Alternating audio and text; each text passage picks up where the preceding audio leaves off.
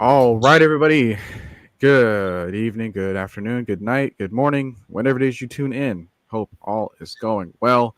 If you are looking at the length of the stream, don't worry. Just sit down, buckle up. You're in for a beefy treat. If you're joining us live right now, then just be prepared to do what I just said because we have over 20 topics that we're going to have to discuss and not a whole lot of time to do that, at least for Trey. So Trey is going to get us started on a couple of these things until he heads off to work. I'm over here because I don't have to work today. And how is everybody else that is hopefully avoiding work so they can watch WrestleMania later on tonight? Wish I could be like you people. I hate night shifts already. Doesn't look like your first Oh, one. yeah. Mm-mm-mm. Okay. We're not 3 minutes in. We're already talking about this. Not even 2 minutes in. That is Mike for you, though. That is Mike Yeah. for you. You know what? I we can talk about this a little bit later when we get to, the actual quarterback discussion because I think that's gonna flow in well somehow. I don't know how I'm gonna get there, but we're gonna bring this up a little bit later, Mike. Speaking of bring up things later, I will at some point have the link open so that people can hop on if they want to. Mike, Big Ant, I don't think you guys need it, and Mike, you may not even want it. So You know Mike don't want to hop in here. He does it almost every time. Especially when we start preaching. Like, you know how he just gets into it like it's church at a random time at morning or night. And you're just, got the Holy Ghost. But this time it's not the Holy Ghost. It's the football ghost getting into you. yeah, But see, yeah, yeah, there he you don't go. want those problems. All right, so in order to take care of everything that we're gonna have to talk about, I will now show you the spin the wheel of topics. We have over 20 things right here on the side. So let's get on with topic number one. Trey, you ready? Let's do it. Because you're going to kick off with.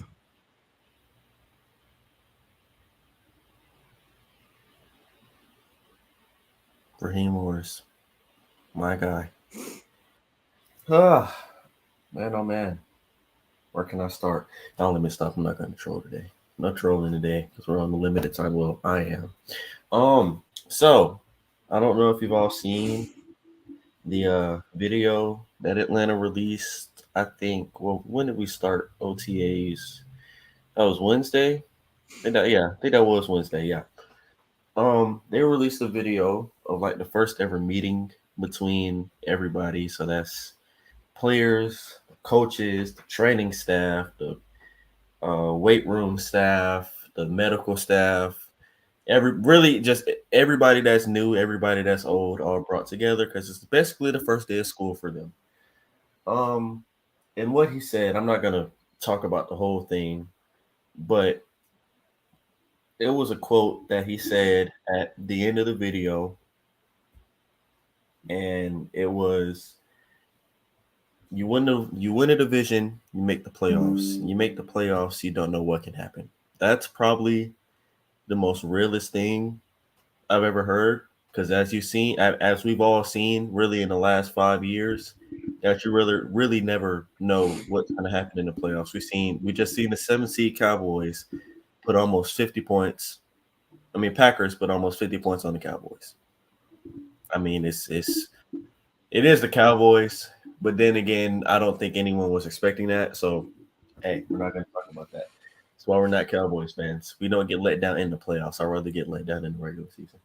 But yeah, I think overall, just the off season that he's had and everybody he's brought in and just the energy that he's given is kind of like a refreshing thing.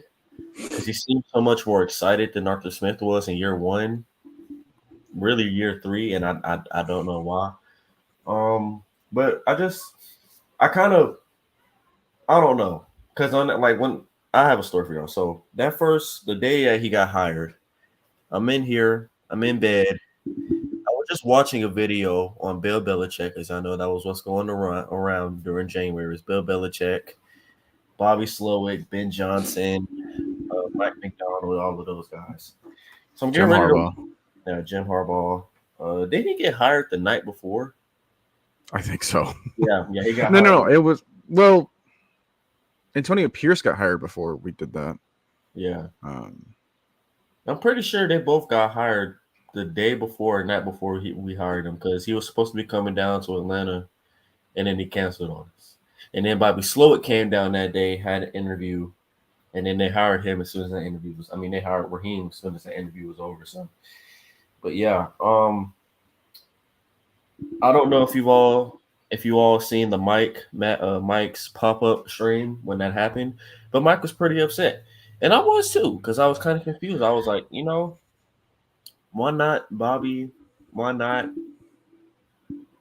Ben Johnson? Why not Mike McDonald? But then it's like, it's probably a blessing in disguise because one, he has chemistry with, well, not everybody here because a lot of the front office people like Terry Fontenot and I keep forgetting his name. I'm gonna remember it later. He's probably a future GM. He's been doing pretty. He was with the Commanders when they drafted Montez Sweat.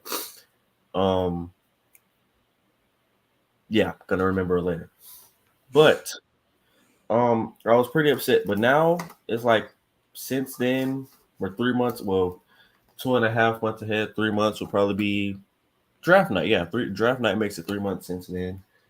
But yeah, I've grown to it. I'm excited for it. I'm excited about what he's gonna do. Kind of liking that he's keeping that 3-4 scheme instead of going back to the 4-3. I feel like the personnel that we have more. I mean, we still got Brady, but I feel like that 3-4 kind of fits better because we have more 3-4 agents like AK, D'Angelo Malone, Lorenzo Carter. Who I don't else? know if he resigned Carter yet. Oh no, he's on a 2-year deal. Remember, so this is his. Oh, He's it was by Dupree. I was thinking of. yeah, Bo Dupree and Calais Campbell. Speaking of Calais, he needs to hurry up and make that decision like quickly. Um, but Well, yeah, we got to figure out what we're gonna do for the draft because we're gonna have money. yeah, and we got people. Another person might just retire again before training camp. Never know. I already picked out his number. I don't know if he did that the other prior 2 years, but his name shall not be said until he lines up in a Falcons jersey against somebody that's not. Well, I'm gonna call him Edward Silver Guy. Yeah, yeah, that's what we're gonna do. Or just the cousin that pops up out of nowhere every party or two. Um, but It's literally like that third aunt twice removed kind of situation. yeah. Basically, I don't get it. I really don't get it because when Calvin Ridley had to take a year off, he was young. Well, not I wouldn't say young, but he wasn't in the league for 8 years prior. He was only in the league for 4. What was it, 4? I think that was year. Yeah. That was year 4 that he had got suspended. So it's kind of like, why now? Like I just don't get it. Like why keep bringing him back? Especially when this defensive line class is like absolutely like loaded. Like it's up there, and I'm like, it's just could have had anybody. It's Tawandre Sweat out there, third round, second round, maybe if you trade back. Byron Murphy, Brandon Fisk, all these guys. We brought back Eddie Goldman. But yeah, we'll talk about that later. But as far as Raheem goes, like I said, pretty much excited for it. Excited for what he's gonna do. I'm kind of glad that he's letting his coordinators be coordinators. I kind of Yeah. like the fact that he has like the defensive coordinator is going to be calling defensive plays, even though Raheem is really, if you think about it, he is an offense and defensive coordinator in the same body. He's just more on defense because he's coached that side more. but I kind of like that he's letting Zach Robinson do his thing over there, but letting Jimmy Lake grow and do his thing over there, but still watching over it, of course. But they're calling plays. Okay, I was going to ask that because was Jimmy Lake the one that was calling plays before, or was that just Raheem? No, that was Jimmy Lake was the assistant head coach at LA. He was supposed to be the defensive coordinator. Then Oh, Raheem yeah. Guy got fired, and he came to LA, and that ended up happening. But since Raheem has his own head coaching job now, Jimmy Lake is calling the plays. And Zach Robinson is calling the offensive plays, and Raheem Morris is watching over both of them. So, yeah. Yeah, for Raheem, it's very fitting for the Falcons to get someone that they've had in the past. That's just been our history. So he fits right in with that. What you were talking about, like, hey, his connections with guys like AJ Terrell, who was his, last season here, that was their first overall draft pick. So he's got a history with there, but he doesn't know like this version of AJ yet. He only knew like rookie AJ and then got to see AJ become who he is right now. So that'll be interesting there. And then same goes for guys like Caleb McGarry, for example. Like, hey, you saw like the first 2 seasons of him, but you're not really seeing who he is now. So yeah, people will, see that change. Other people might not. But yeah, I think in terms of how he could take care of our problems, because he definitely solved a couple of issues. One thing that I wanted to point out, and we're going to talk about this a little bit later when we get to the coordinator discussions, but Ryan Nielsen, I really, really liked how he made our defense like execute the play calls. But we also got to remember that was his first year actually calling those plays. Whereas Raheem and then Jimmy, given that they have that higher experience, I think that alone might help us out with just the getting those players in the right position to make stops. For example, right? If we go on offense, we had, and now we have someone that has that pedigree of success.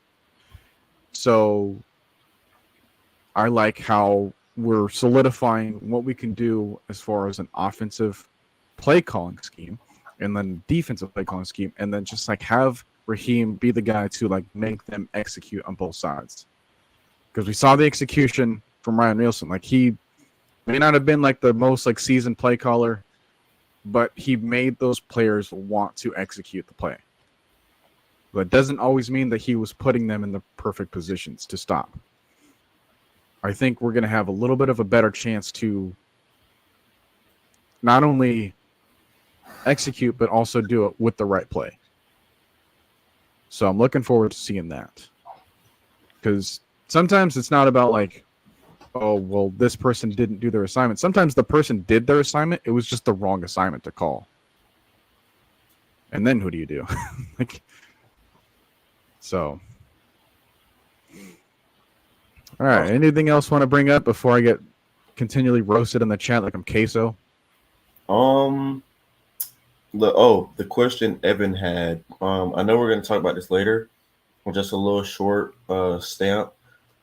Right now, my guess is that unless Malik Neighbors or Marvin Harrison is there, they're probably going to either trade back or take Liatu. That's my standpoint on it right now. I think if let's say they trade back to like 12 or 11 and Jared Verse and Liatu get taken, I think they end up going corner instead of going Dallas, because I think they want a more heavy set outside linebacker, because right now the heaviest, well, not the most heaviest, but the best pass rusher that they have right now is 250. I'm pretty sure. I think AK is like 250, 245, something around that range. So I think they're probably going to want a bigger, you know, fat. Well, I wouldn't say faster because Dallas Turner is has burners, but that more technical, bigger pass rusher that can defend against the run. I think that's Latu. Um, Maybe Jared Verse if Liatu is gone, and if both of those are gone, I think they either trade back and take corner, or they might just surprise us and take a Roma Dunze. If surprise, I mean, we never know what's going to happen on draft night, but I think after, I mean, you can kind of see where the offense is leaning to. They kind of want more speed. They don't want all these just big 6'5", 6'6" wide receivers, jump ball guys. Like I mean, Darnell Mooney could be counted as a jump ball guy because he does make a lot of contested catches, but he can also take the top off of the defense. And then you got Rondell Moore, got Bijan Robinson, Raymond McLeod is in there too. So maybe they keep attacking speed. Maybe they'll go and get another big body wide receiver to kind of put Mooney in the slot and let him go dominate the slot. But yeah, my guess right now is either Liatu or trade back. That would be my guess.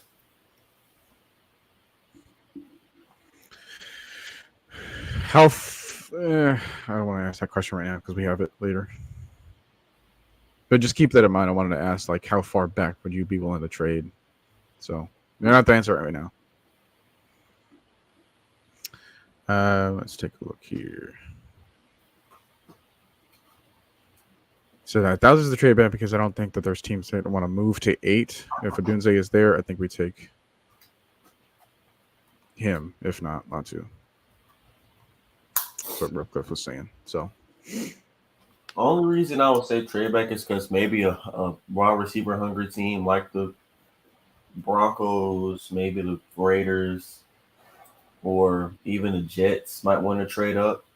I mean, it's been like out there, so you can't like really take it away, but it's not something I would, just ignore, yeah, because I remember when we took Drake, for example, there was an immediate run on receivers there. Yeah. So obviously we're gonna have like Marvin Harrison Jr. So he's gonna be probably in the top 5. For being honest, even with all the quarterback talks, that I still think that he might be a top 5 pick. Maybe not that he's like fully earned it, but it's like he's gonna have the reputation. It's just like it won't let him get past a certain number. I don't think he drops below 5, if I'm being honest. Yeah. So we're gonna have that, and we're gonna have other guys. Yeah, Malik Neighbors. Then it's gonna be a pick your favorite, because it's gonna be like what do you think? Like 6, maybe 7 first round receivers. I wouldn't be surprised if there was 8 like that. The receiver class is so loaded this year. It's like we thought 2020. What was that? 2022 or 3? That was 20. Yeah, that was 2022. Yeah, 22 was the London, like Jameson Williams and Garrett Wilson and all those guys. Yeah. I think if we're gonna be honest, you got your 3 locks and Adunze, Neighbors, and Harrison. Then you got guys like AD Mitchell. Then you got Xavier Worthy. It's a couple more. Leggett. Oh yeah, Xavier Leggett could end up sneaking in the back end. Dang, I just had this dude's name. Ricky Parcell. I mean, he's more of a second round wide receiver, but I wouldn't be surprised if somebody reached on him. What's some other guys? Let's see. Oh, Brian Thomas. You got Brian Thomas out of LSU. A couple more guys. Shoot. That's really you could have about 6 or about 7 wide receivers that can go in the first round this year. Because I'm pretty sure. I think if it reaches 8, I think that might be a record. Yeah, because I think 7 was taken. No, it was 6 taken in 2022 because it was. You had Dotson, Garrett Wilson, Jameson Williams, Drake London, Garrett Wilson, and it was 1 or 2 more receivers taken in the back end. Like the last 5 picks was like 2 receivers taken in. So it was like 6, 7 wide receivers. Well, like I said, I mean, teams. I feel like teams, the rich areas that you want, like quarterbacks, receivers, tackles. Well, I can't really say tackles because really the top 5 tackles are going to be going in the first round, and that's probably a lock. But tackles, I mean, that's like quarterbacks, receivers, corners, and defensive line is the four most loaded kind of position groups in this year's draft. You're not hearing a lot of linebackers. You're not hearing a lot about safeties or centers or guards. It's more like those 4 positions. So I wouldn't be surprised if it was just like a run on those after somebody takes like the last top guy, and now teams are starting to like get a little antsy because we see it almost every year. One year, I think 5 corners went in the first round. I think that was the year AJ Terrell had got drafted. Um, had another one where Gary, like we said, 2022, where we took Drake London, and then it was like a run of like 4 straight wide receivers. So yeah, a run is going to end up happening. It just depends on what position group, because like I said, those 4 positions are like absolutely loaded. Like I wouldn't be surprised if, like I said, if we trade back and take Quinyon Mitchell, that Terrion Arnold, Kool-Aid McKinstry, Ennis Rate Straw, and Nate Wiggins all get taken in from like pick 14 to 22 or something like that. I feel like teams are going to start getting a little antsy. Yeah, there's a couple D linemen there too that I'd be really curious about. Figuring out where they ended up. In the guy to Illinois, I haven't heard a lot. I've heard a lot about him. I just haven't watched him yet. But I heard. I really like him. He kind of reminds me of Dante. I don't know why. Of who? Dante Poe. He just looks like him a lot. Like the way he plays.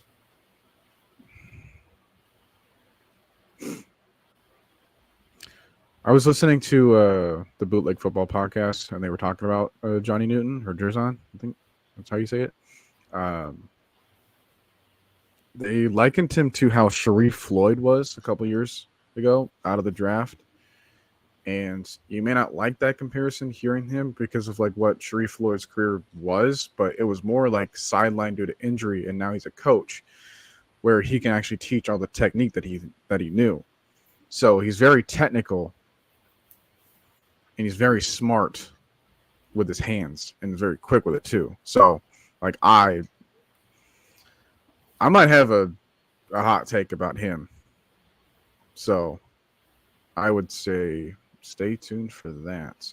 Anything else on Raheem Morris though? Because we're gonna have draft topics, but any last words that we wanted to say about maybe like the press conferences that we've seen? Anything else we've been saying? What about his hustle mentality?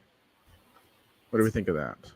I like it because it's kind of something that you're going to need, especially with how a lot of offense run on days. And it's not even like when you're down, like they just do it like randomly. And it's like Kansas City does it a lot.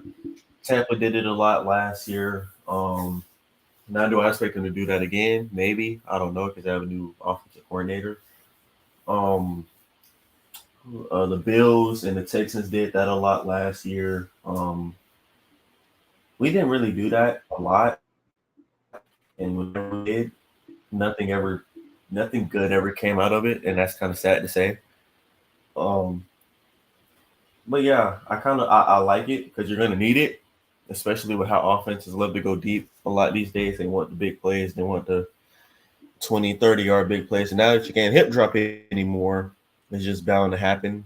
A lot of broken tackles are going to happen this year. So, yeah. I just say hip drop. Definitely get on that too.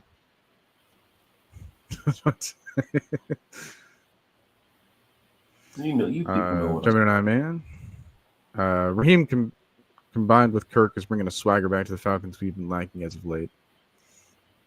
That's like. We're still getting used to the terms of like Kirk and then swagger in the same sentence and not being like ironic or something.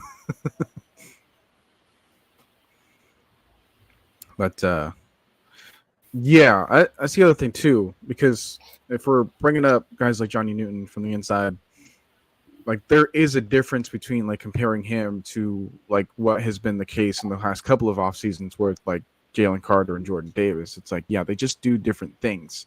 They're both interior defensive linemen, but there's some strengths that Newton has that other guys didn't, and then there was some other strengths that Jordan Davis and Jalen Carter had that Newton really doesn't. So you kind of pick your strengths and weaknesses with that.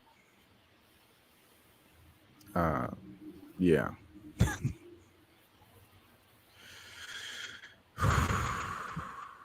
Absolutely. Long gone are the days in which I can see a quarterback make a throw and then not wince at the opportunity because the camera isn't like fast enough as the ball is being thrown in the air. So I don't know like what the result is until the camera finally catches up to the play.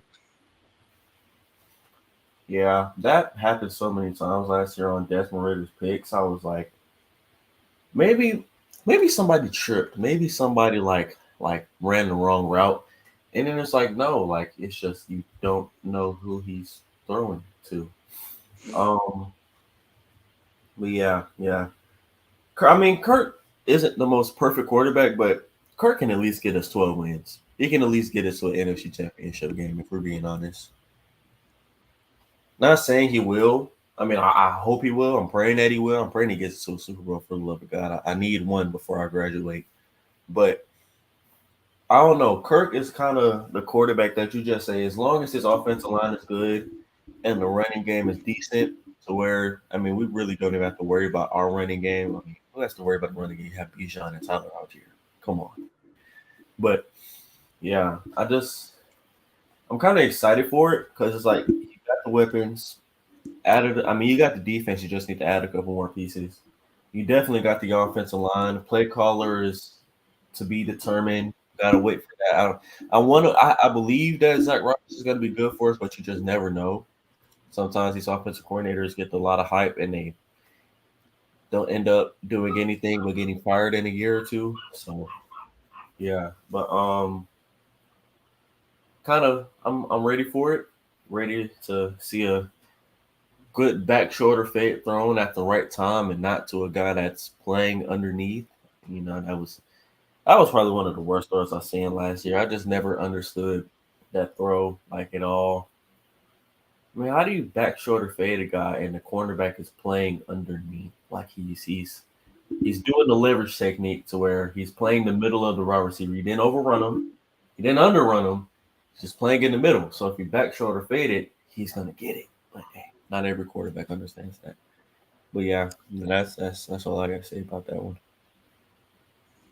Yeah. Also, like one last thing.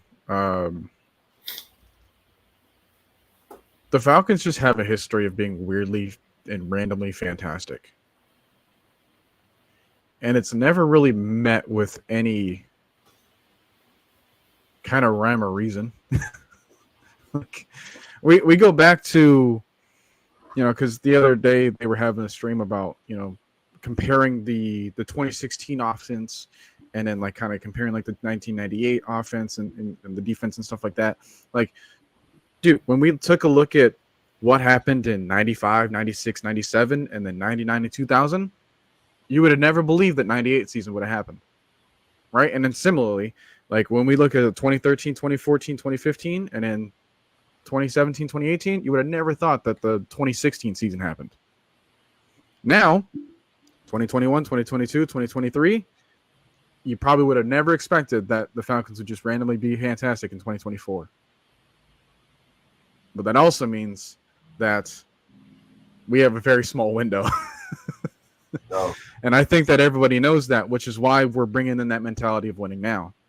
And which is why I think that, hey, if we had that situation with Raheem, if we kept him back in 2020, he might not have had that whole thing fulfilled, because it definitely eats him up, the fact that he was a part of that 2016 team and wants to right those wrongs, right?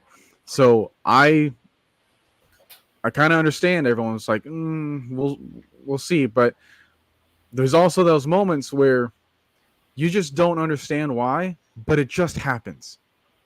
That has been the Falcons. Like, if you've been following this team long enough, then you'll understand that, hey, every now and then we'll just be randomly good. And we have so many reasons for this season to be randomly great. So, all right. Next thing. Are you ready? Let's do it.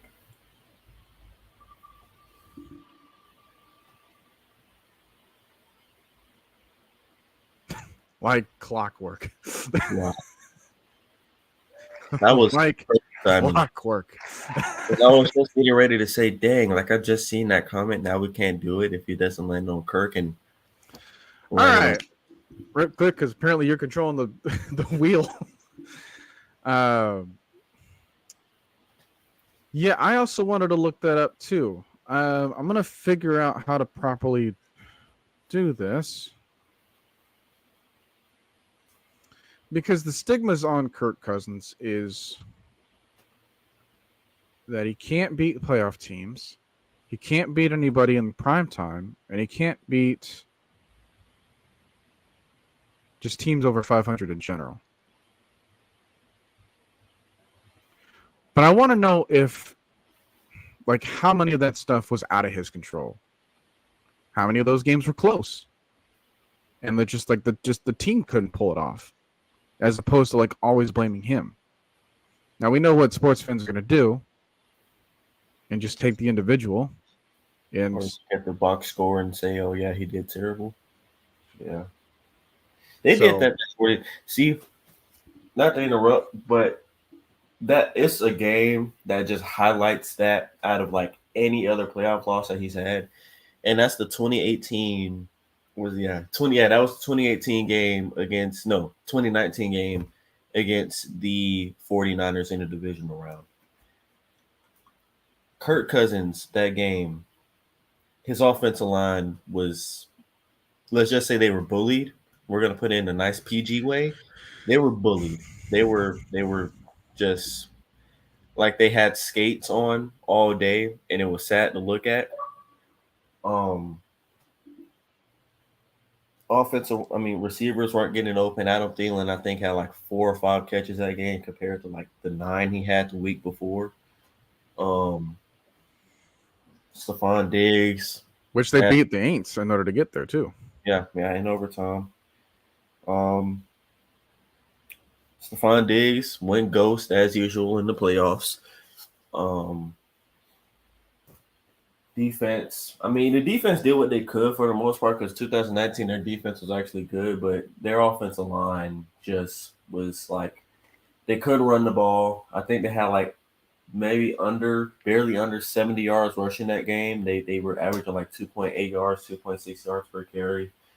Play action game wasn't there. He had to drop back about 30 plus times that game. I mean, they really never got anything, any momentum. They never really got anything rolling, and it was just a cumulative of bad play calling, defense getting tired, and the offensive line just getting beaten senseless. And yeah, that was a game right there where you're just like, how can you blame that on Kirk? You know, like I can understand if he threw like 4 picks and there were guys wide open and he's just missing throws. But like Nick Bosa terrorized him that game. Like he was having a feast that game. It was sad to look. It was really sad to look at. What else? So another game. What's one of the Redskins playoff losses he had? If you can look that up.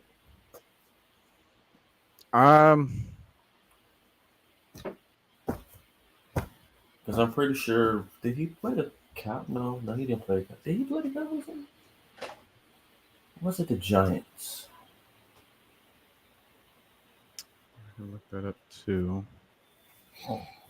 Trying to get my computer screen to look at several different things at once.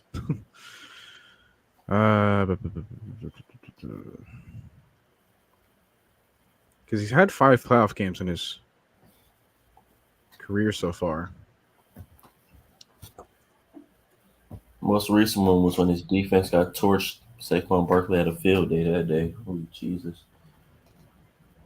Yeah, anytime your defense gives up 31 points to the Giants, They made Daniel come Jones on. like Brady that game, if we're being honest. Whole bunch of broken sacks. Couldn't tackle Saquon Barkley to save their life. I think Saquon Barkley had like 9, maybe 8 broken tackles that game because I remember watching that game. That was sad to look at. Nobody could tackle that game, like nobody at all. All Now, did right. McCoy have a mistake-free game? No, but it's just dude, like, come on, bro. Like, you're down. What was it, 17-7? You bring them back. You got up. As soon as you get up, your defense just starts selling. And it's not like these are short drives. I think the 2 drives they had to get it back into a game were like 4-minute drives. Like they had a pretty good lengthy time to get back ready. And after they scored, the defense just couldn't hold them at all. And Saquon Barkley went back to having the feast that day. Had like 2 very long touchdown drives. I think Saquon Barkley had like 130 rushing yards that game, maybe 120. Pretty sure. But yeah, that was as a whole that Vikings defense just got ran all over. Like it was like they weren't even there. All right. So here's what we can do here.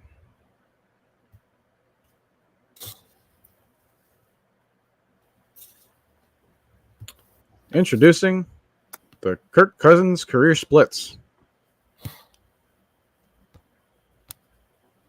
So this is going to show us everything in Kirk Cousins' history. Like, for example, his win-loss record on the road as opposed to at home. Like how he's done in losses. Like, what are his stats looking like in a loss, in ties and wins? All right. What was the final margin of the game? Was it by 7? Was it a relatively close game, or was it a blowout? What month is he better in? Because he's nicknamed Kirktober also on PFF. If you just go right here, let's take a look at like how late into the season he performs better. I guess we can even do the days he's better, so we can take a look at primetime games like Monday, Thursday, Saturday. It is insane to me how he has 4 games on Saturday. Anyways, Before you go and to the then next, yeah, before you do that, my fault. Saquon Barkley did not have a field day. Daniel Jones did. Daniel Jones had a field day. even worse. 24, 35, 68.6 completion percentage, 301 yards, 8.6 average passing yards, 2 touchdowns, 78 rushing yards on 17 attempts, and no interceptions or fumbles that game. And had over, what is that? If I do the math correctly, that's 379 total yards with 2 touchdowns. Saquon Barkley also had 9 attempts for 53 yards and 2 touchdowns, averaging 6 yards per carry. 6 yards per carry on 9 attempts. That's a gash. Yeah. How do you let Isaiah Hodgins go for 105 on you in 8 receptions? Jesus Christ. Yeah. Whoever just said they had no corners in Evan. Yeah, they had no corners in the old Harrison Smith. I can definitely tell. Although KJ Osborne was someone that Kirk wanted to shout out in his interview with Shaq. All right. So I'm kind of looking at the let's see here. Game situation, maybe. We could look at that. I don't really have a split here as far as like records. I have like individual teams. I have divisions. I have conferences. I don't really have a split that just lets me know the kind of opponent. I thought it would be a part of this.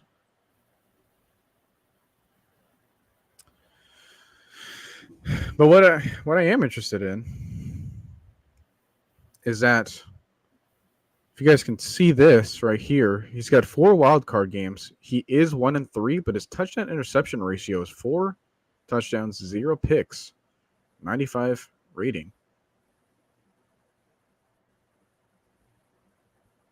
65% completion, over 800 yards passing, and even has 2 touchdowns on the ground. Pretty much anytime you get to the playoffs, you don't have to worry about Kirk selling the game away. That's pretty much. And then we get to the one divisional game, which what you talked about was that 49ers game. And, dude, he was 21 of 29, 72 completion percentage. I mean, had the 1 touchdown, had the pick. Got sacked 6 times in that one game. So, yeah, awful night for him, or an awful day. And then that was what? It was like 27-10 was the final score. Yep. So, yeah, not a whole lot that anybody could have done there. Like, you had to beat Mahomes in order to beat that team.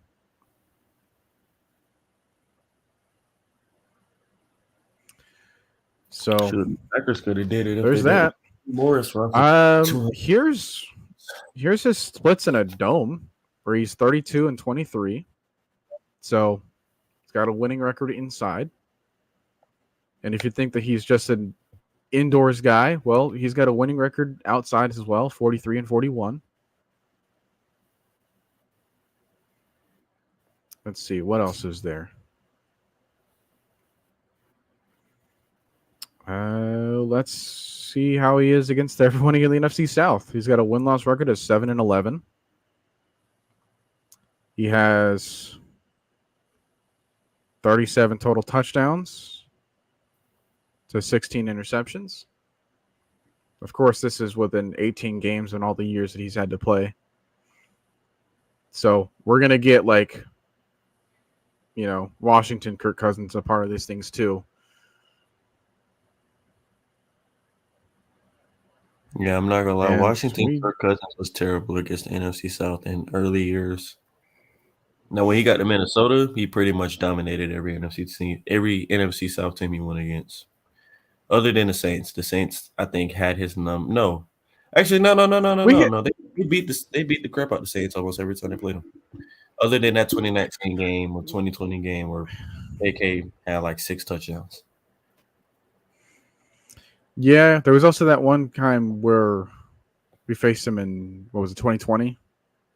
Oh, yeah, and Jesus, dang. Mike Zimmer really did not do that man any favors at all. I just don't know how they thought they were going to play with no corners. Defensive line is getting old. The only piece they had on that defensive line for a while was Danielle Hunter until Mike Zimmer got fired. Everson Griffin was getting older. Basically, all the guys that were making them a top 5 defense from 2015 to 19 were 13, 12-year veterans that just didn't have the juice anymore.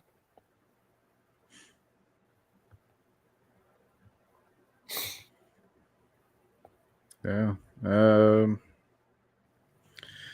Let's take a look at this. Because I don't really think that. I mean, the schedule isn't fully out yet. But what I wanted to check was if we have any primetime games this season. I don't know if it will. We might have a Thanksgiving game. Yeah, the Saints suck too. I'm not sure they want to put that as a Thanksgiving. Now, the thing is though, if the Vikings, have a win streak or something, well, not a win streak, but if the Vikings get a good quarterback or something, we might have a primetime game against them because that'd be pretty good. But then again, they make these schedules starting from December. They already know who you're going to play from December, so they start these schedules. So I don't know if that will work. Plus, they flex games too. Yeah. So I mean, I've watched a video or a show on that says they they get the schedule, but sometimes depending on what free agency does to a team, they might put let's put a primetime game in there for 2. But yeah, and about whatever I've seen the comment saying who did he play against? What do you mean, the playoff game? The what game are you talking about?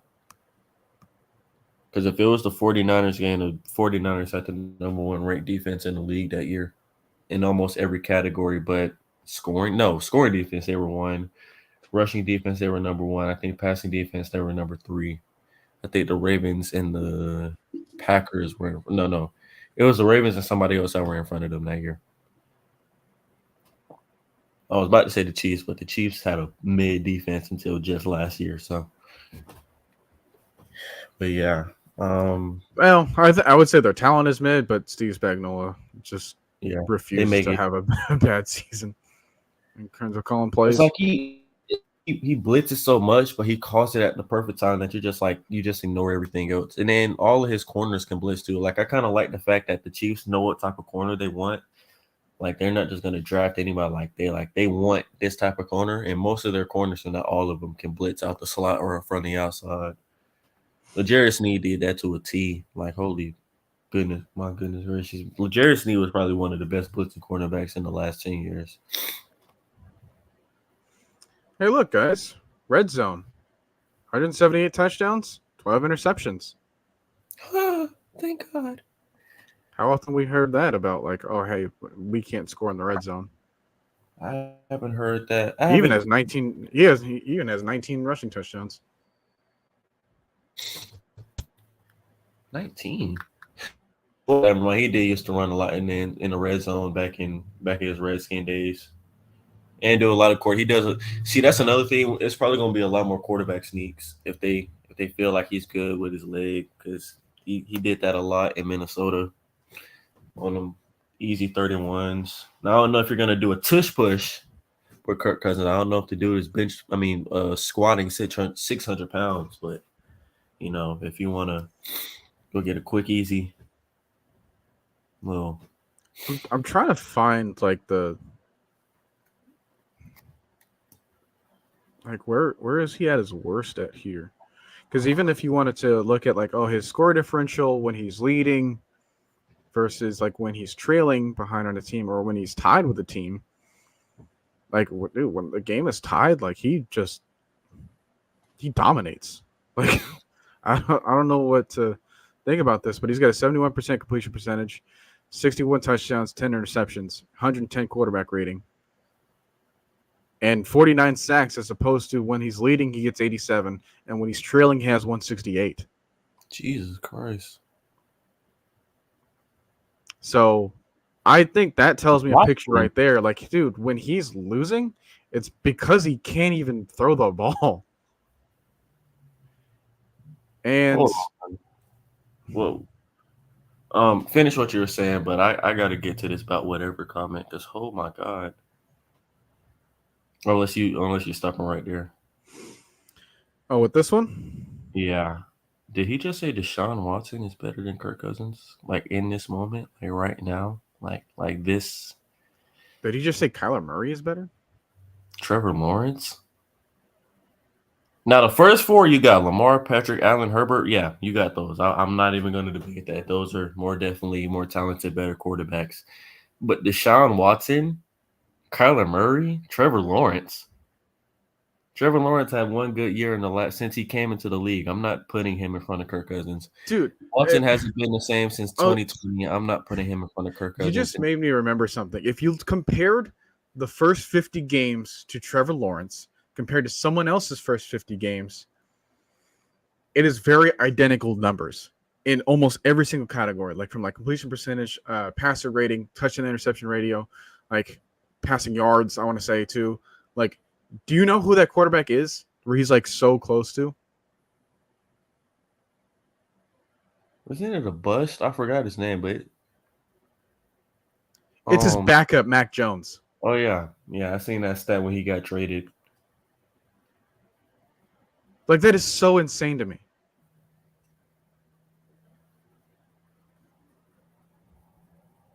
I'm not gonna lie, coaching and QBs lost us about 8 games last year. Not gonna lie to you. I can probably name them all off the top of my dome if I could. Actually, I'm gonna do that. Let's see.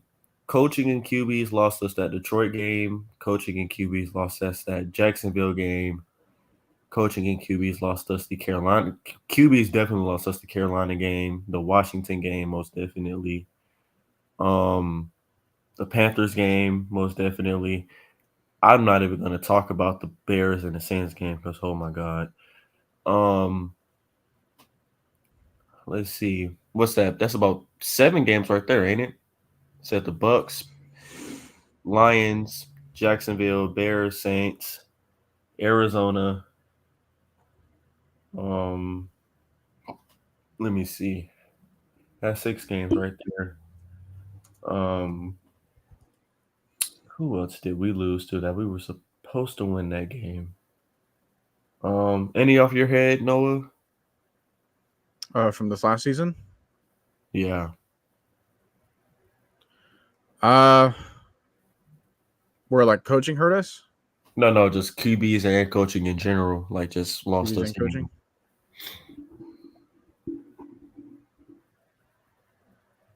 Shoot, that's about 6 right there already that I just named. Arizona, Jacksonville, Detroit, Tampa, New Orleans, Chicago, Carolina. That's 7 right there.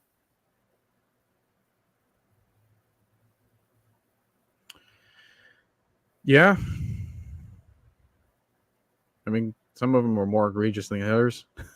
So it's like, Yeah, I'm not gonna lie. I want to really delete those last 2 weeks of the season out of my head because those were just couldn't even make that up. How bad we were.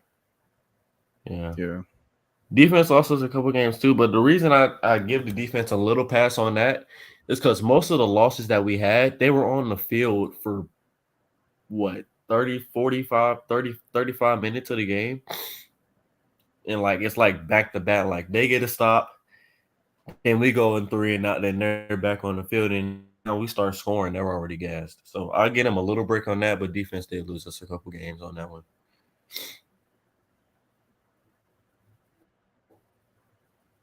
I'm waiting for about whatever to show his work on this one. Because I can do it too. I mean, I have the screen right here where everybody can see it. If you're looking at careers, Cousins is already better than all 3 of those guys combined. None of those actually. The only person in there that's what? Well, no, Lawrence did. Well, no, Lawrence won a playoff game, so he's 1 what is that? 1-1. Yeah, he's only made the playoffs 1 year, so 1-1. Watson, okay, that 2017 to 2019. I don't even think Herbert made the playoffs. Oh yeah, well, they no, could have if Brandon Staley not had that timeout. Yeah, that was probably the most just. And then they would have faced each other in the playoffs, and then just like not had the Steelers in there. Which quarterback do you want me to look up first? Because I'm gonna go ahead and do it. Shoot, I don't think he wants to. He was very all right, profound about Watson. I'm not saying how you can look at careers when Kirk Cousins is statistically better than all 3 of those guys.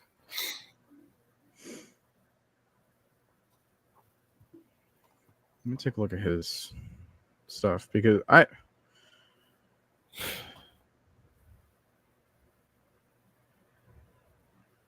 it's really hard with Watson, because of his whole situation. Because, like, yeah, he didn't play in 2021. He only got played in, like, the first 6 games of 2022. No, he got played. Last 6 games of 2022. Yeah. And then played, like, the first 6 games of 2023 where he wasn't really as good as he was in Houston. So I don't know which version do you want me to compare him to, because the Houston version of him is completely gone. Yeah, I don't think you're getting that bad. Like, there is no version of Houston, Deshaun Watson, that you've ever seen in Cleveland.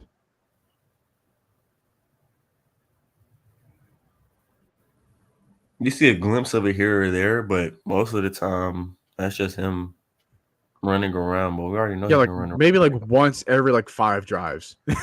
Like You'll see the rocket arm, but then again, you can already tell the arm is dying because dude just had shoulder surgery and last season. again, if we're taking a look at other stuff, like yeah, you'll see that his first 6 games in 2023 last year, he was 5-1. Oh wow, that makes it seem like he was doing amazing, right? No, the Browns had the best defense, and it wasn't even close. They were allowing just over 160 yards per game. I mean, that's a record in the last Because 20 years. That's a record. Even the 2000 what was it 12 Ravens defense didn't even do that. I think they were only allowing 180.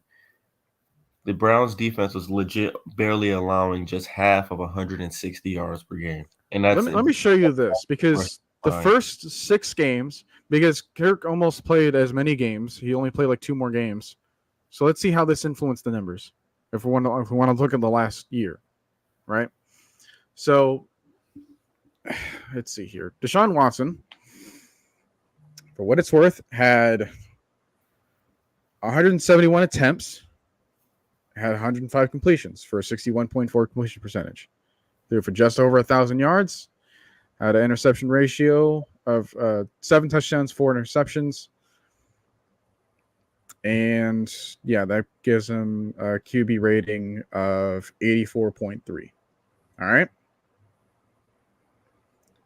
But I'm already having Kirk's on the screen right now. So in 8 games, they went 4 for 4.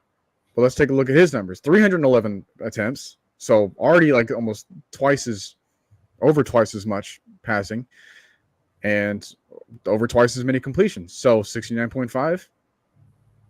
That's already higher. And it's not close. It's almost 10 points higher. Over 2,300 passing yards, which again doubles him, not even close. 18 passing touchdowns, which almost triples him. 5 interceptions, so just 1 more turnover. That gives him a quarterback rating of 103.8. And I remember about halfway into the season, after he just ripped the 49ers a new one on prime time without Justin Jefferson, he was in an MVP discussion. And then he got hurt against Green Bay, where they still won that game. I'm not gonna lie to you.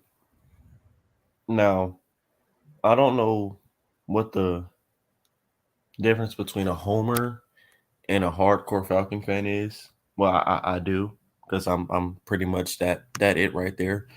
Now, we're not saying that Kirk Cousins is this top 5 elite quarterback, better than Mahomes, better than Lamar. No, we're not saying that. We know he's not that. He's never really was that at any point of his career. Was he playing like it last year? Yeah, he was playing better than Mahomes, if we're going to be honest, before the injury. He's playing better than any quarterback in the league. Most passing yards, best completion percentage in the league, best touchdown to interception ratio in the league, 18-5. Murray has about whatever. And I Watson too. About whatever. I'm going to make this really easy for you. Watson has as many playoff wins as Kirk Cousins, and Murray, I don't even think has a win in the playoffs. No. Well, Watson is also. He didn't even come close in that game against the Rams. Yeah, Watson's also the same player that blew a 24-0 lead to the Kansas City Chiefs and didn't score. And it lost by like double digits. Yeah, lost by the same amount he gave up almost. Whereas in comparison, Kirk Cousins has the biggest comeback in NFL history. So do with that what you will. If we're going to be honest, if we're going to be completely honest, Watson comes nowhere close to Kirk Cousins as at this day and point right now. I don't care what injury he's coming off of. I don't care about what he did in Houston, because what he did in Houston was almost 5 years ago. Last time he played was what, 20? Yeah, so about 4 years ago. And dude, we're looking at career splits with Kirk Cousins, which has been 12 years. Yeah, that doesn't like, and he still is better. Like, even with everything that he had in his history with Washington. where he wasn't even the guy, and they kept franchise tagging him for like 3 years straight.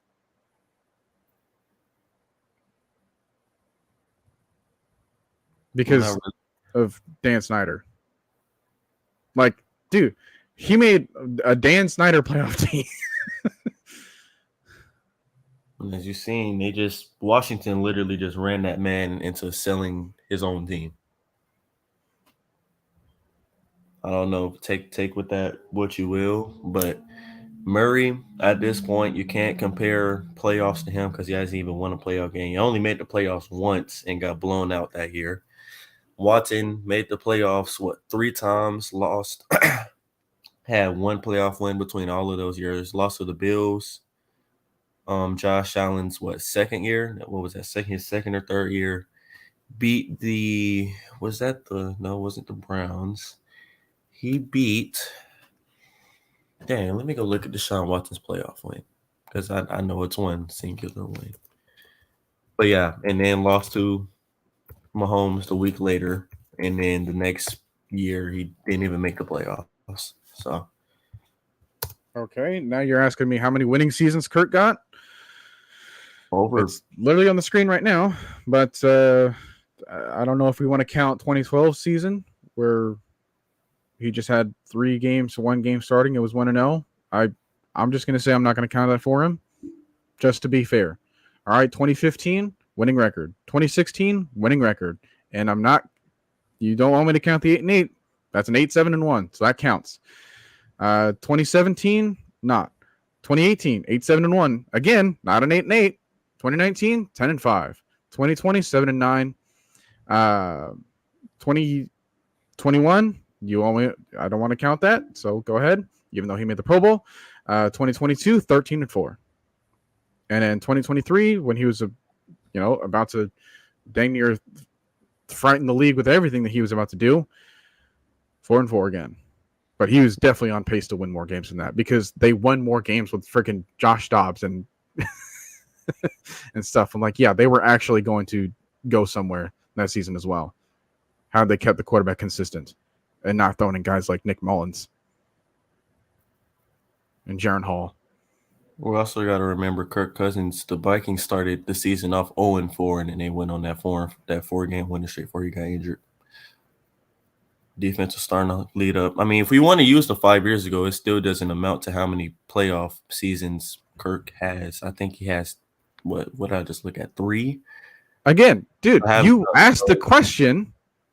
You asked the question, how many winning seasons does he have? And then you don't want me to use his has.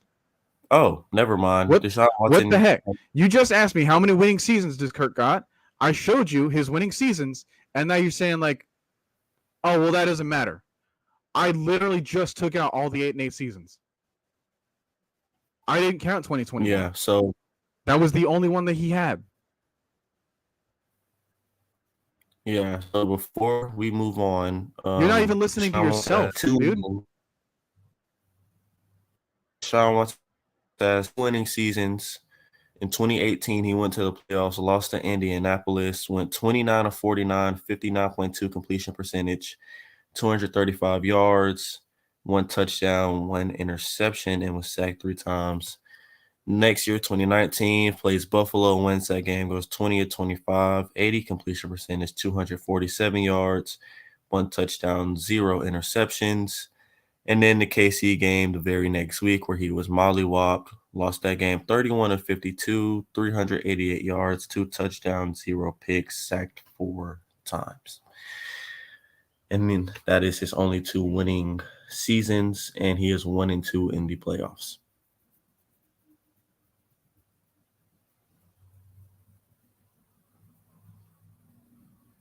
Dude, I literally just showed you the career splits. I'm not hiding anything. You're really not helping yourself out, Belt. You're really not. I'm just going to be honest with you, man. You're really not.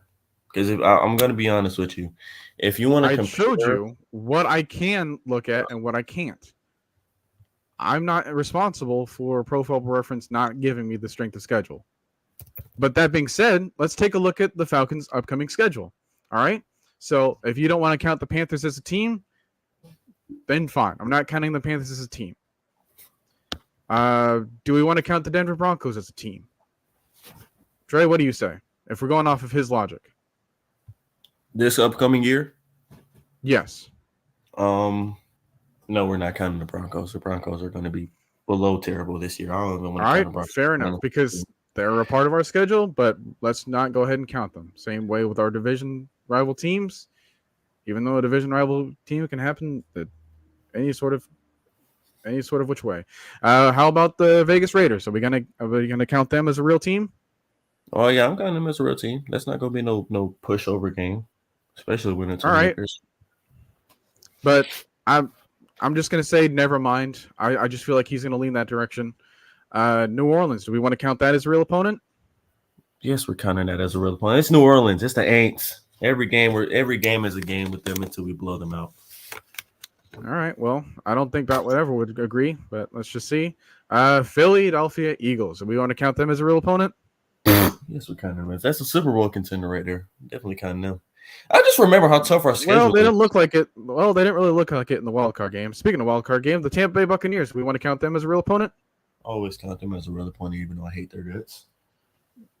All right, if you say so. How about the Washington Commanders? Do you want to count them as a real opponent? Depends on what they do in the draft, and I kind of feel like Dan Quinn is going to have them looking competitive. It's a 50-50. I'm not saying they are. Don't quote me on that. I'm not saying they are going to be competitive or win the division. I'm not saying that. I'm just saying most Dan Quinn teams that are young, they end up being a little competitive. They'll make the playoffs, but they do what they need to do. But for right now, we're going to say that's 50-50. We're going to say that's 50-50. I don't think that Beltwhatever would agree, so I'm just going to say no. How about the Minnesota Vikings? Do we want to count them as a real opponent? I don't even know if they're going to have a quarterback that's top 20, 25 on their roster. So, no, not right now. We'll just go ahead and say no. How about the Pittsburgh Steelers? Are we going to count them as a real opponent? Definitely counting them, even with Burns Sternberg over there calling plays. Well, I don't think he would agree. How about the Seattle Seahawks? Are we going to count them as a real opponent? Oh, I'm always counting them as a real opponent, no matter who's coaching them. All right. How about the Los Angeles Chargers? Are we going to count them as a real opponent? Did you just really ask that, man? Of course, that's a real opponent. John Harbaugh's coaching. They got Justin Herbert. I feel like they're going to improve drastically in the draft. I think I really underestimate what John Harbaugh going to be able to do with that team. In my opinion, them and the Raiders are really the only team that's competing for that AFC West with the Chiefs. I feel like those two teams can surprise some people this year. Speaking of which, the Kansas City Chiefs. Do we want to count them as a real opponent? The Super Bowl champions that's trying to do a three-peat right now? No, we're not counting them as a real opponent. No, I'm joking. Yeah, we are counting them. All right, if you say so. The New York Giants. Do we want to count them as a real opponent? No. That's a pushover. All right, and then lastly, the Dallas Cowboys. Do we want to count them as a real opponent? Regular season Cowboys? Yes. Oh, yeah, that's a real opponent. All right, so those last couple of games we actually have at home, right? So Cowboys, Chiefs, Chargers, Seahawks, Steelers, we all have them at home games, all right? And then the away teams was going back to Minnesota, going back to Washington, going to Philly, and then going to Vegas. Obviously, we're going to have to go to like Carolina and Tampa Bay and stuff like that. But now, whatever. How many real opponents did we get? About 9. Because that's our schedule. Well, we said the Seahawks, Chargers, Buccaneers, Chiefs, Cowboys, Saints, Bucks. Who else did we say? The Raiders. So yeah, that's about 9 teams right there. 9 teams. All right. Now we're getting his answers. All right. So he actually does want to count the Aints as opponents. He says no to the Raiders. I figured he would say that.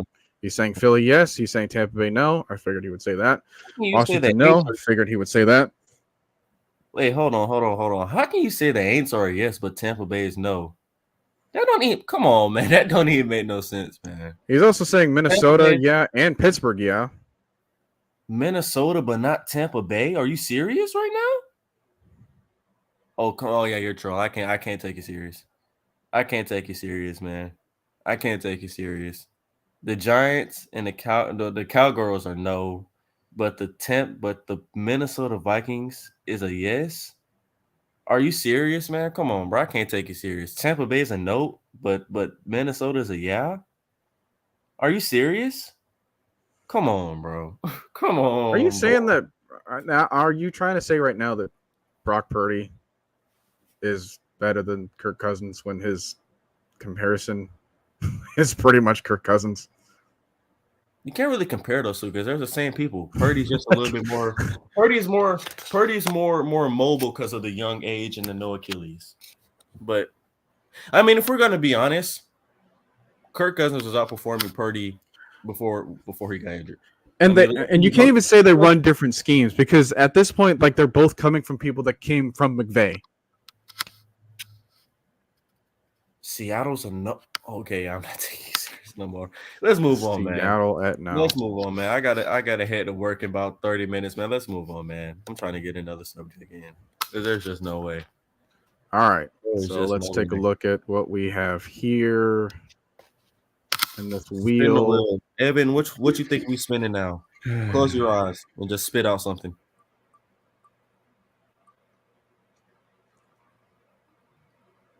The CCC. I didn't tell Trey what this meant. The content creation community Oh, within the wow. Falcons. Something told me that's what it was. I was like, what else could CCC stand for other than content creators? I was like, maybe it's something else. I'm not gonna, you know. So I included this because there's been these discussions been going on for the last couple of weeks. And our names were even included in that as far as just drama, I would say. Not that we were like the serious people among that list because we're just not as often as everybody else doing it. You know, like we're not having a daily show or a nightly show. We're barely having a weekly show as it is because of my schedule. So let's go ahead and turn my camera back on because there's been rumors being spread, there's been misinformation being had, there's been disagreements being had, and of course those are going to happen, but it's just the mentality of how you deal with those situations afterwards that needs to be addressed. So when we get to those crude comments and everything else about like saying negative things about content creators, I just want to lay my information, and I'm pretty sure Trey can agree with me on here. It's like, hey, we don't want any kind of like any kind of drama, any kind of like, man, what's the right word here? I don't want any conflict. Basically what Noah is trying to say is, for the short term, guys, we are here to talk about our favorite team in Atlanta, and that's the Falcons. We aren't here for anything else. We ain't trying to fight you. We ain't trying to count how much money each body's making. We ain't trying to say nothing about each other's families. We're just here to support our teams. I mean, and sometimes it's hard to do that because some people just can't do that. I don't know why. And to be honest, AFN as a whole is one of the most quiet, just content families on YouTube as far as the Falcons content creators. We don't have a lot of, I wouldn't say we do a lot of, mix up streams of like PFP and pound for pound. I watch those guys a lot. I have a lot of respect for them. Out of your Falcon mind, I have a lot of respect for those guys. Like, I just have a lot of respect for each and everybody and their opinion and how they feel about the team, So like I'm not gonna trash anybody else, but all this, just quote unquote beef and drama, like it's unnecessary if we're gonna be honest, dude. I mean, come on, like none of us are getting paid to do this. If we're being honest, we come on here for the fun of it. We come on here for the joy of it. We come on here to have talks like we've been having for the last hour and have conversations, not to be at each other's throats on Twitter and on not really Instagram, but on Twitter, And this goes out to the rest of AFN that wants to watch this whenever they can, and they got this far into it, which, by the way, I appreciate you guys tuning in for this long and having this conversation with us, because there's definitely going to be more of this to be had. But that also means that there's going to have some other discussions that might lead to more drama in the future if we're not careful. So, for example, there's been stuff that's been said that, like, let's just say, like, topics, right? Like, there's been topics where I just don't agree with what's being said. And we're going to get into some of those topics a little bit later. Like, I don't agree with how they want to kind of go about this in order to improve the team. And I'm pretty sure that you guys have also had those equal thoughts when you hear me talk or when you hear Trey talk. Like, we're going to have some moments where it's like, what are you talking about? And I completely understand that. It goes both ways. This is a two-way street of communication where I look at the chat and the chat will talk to me, and then I will therefore, speak my piece. And if not, then we can actually have the stream opened if we want to have that possibility for anybody that wants to hop on. We do have that as a part of the wheel where it's like, hey, here's an open show Q&A. I really wanted to save that until Trey leaves for work. That way it's not just me by myself having this discussion, because my voice will not survive that long of time in order to cover every topic. As you can tell, it's kind of getting lower right now. But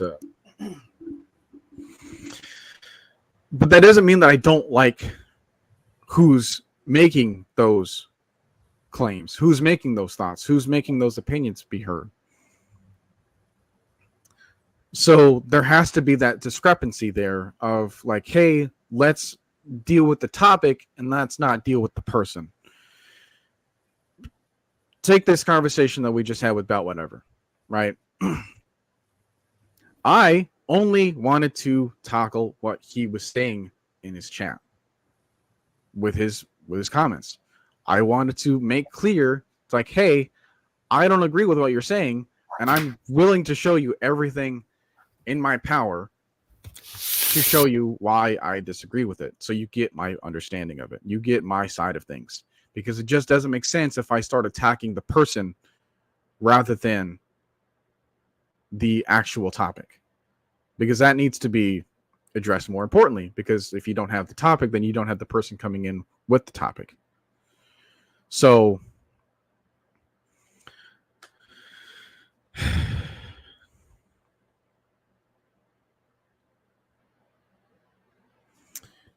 Wolf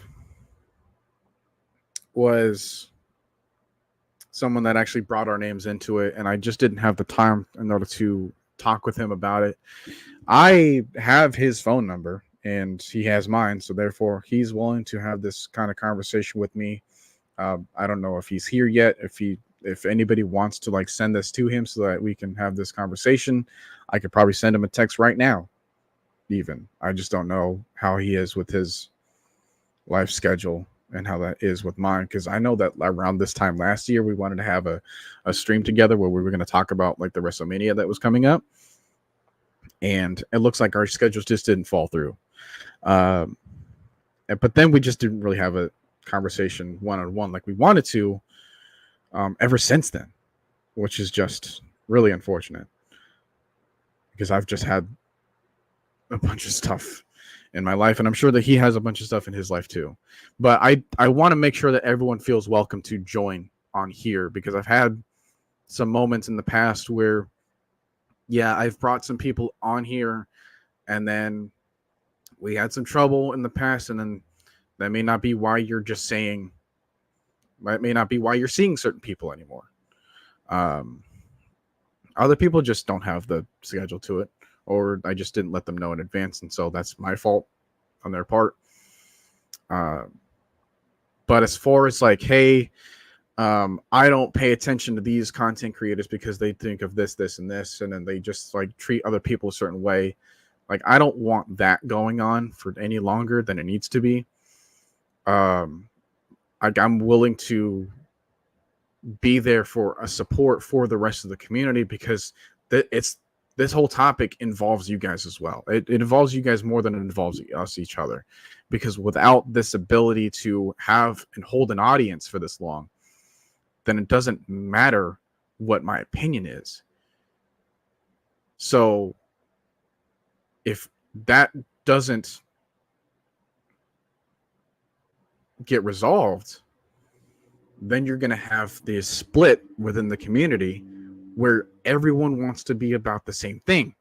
They just want to go about it with their own personality, with their own differences, with their own spin on it. And that's completely fine. But don't let it clash with other people. And don't let it clash with your own fan base. So it's really tough because there's only so much that I can do, but I have that empathy towards like anybody that wants to have this issue resolved. And I kind of, like I said, it's my fault for like not being able to like set this up sooner so I can talk about it when it was more relevant than it is right now. I don't know how it is now in terms of that because I just haven't been watching every stream, so I don't get a full feel of the rest of the community. I only know about AFN, and that's barely. So, and they, they're kind of reciprocating the equal efforts as well. So, there has to be some accountability. I don't know who's going to hold that. It's probably like us against ourselves in the same way that, hey, if Raheem Morris and the coaching staff of the Falcons, if they're not doing their job, it's up to the players to call them out, and vice versa. Like they have that open communication with each other. And I think it's about time that we start having that amongst ourselves. So that's one solution right there, and that's just off the top of my head. So it's like, hey, please feel free to call us out, but don't try to attack the person, because we still want to keep this a platform where like, hey, as many people as possible can enjoy this. But if you can't enjoy it, then you're losing out on the possibility of either having hope for the Falcons when you wanted it, or just like voicing your opinions out on other things when you need to vent. But now you don't know where to go because you don't know what feels safe or what like feels like it's a respected space. So if I'm making that a safe space here, please let me know. And then I will continue to make sure that it is that way moving forward. If it's not a safe space here with me, also let me know even more, because then I can figure out what I need to do to improve and what we need to do as a community in order to get better. Because this was, again, by the fans, for the fans. Not too long ago, I was in your spot as a viewer. And I have the privilege of being selected and then like training myself and being trained by others, and then having those opportunities in the past couple of years to get to where I am right now, where it's like, hey, I can just have an impromptu discussion and then have about at least 20 people watching. Which, again, I'm always grateful for that. I've always wanted to show my gratefulness for that, because this is not something that I really need to do. As Trey mentioned, like, we're not getting paid for this stuff, but it's a passion.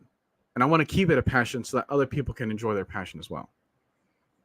It's not something that I have to do. It's something that I want to do. And I don't want to have these discussions be ruined because of an argument that's just going out of hand, or because it's like, oh, it's just not a bad time right now because it's interfering with other things, and now there's just too much drama. So it's like the community is already split. Like, dude, please, like, let's just talk it out, because a lot of us are adults, except for Trey. He's getting there, but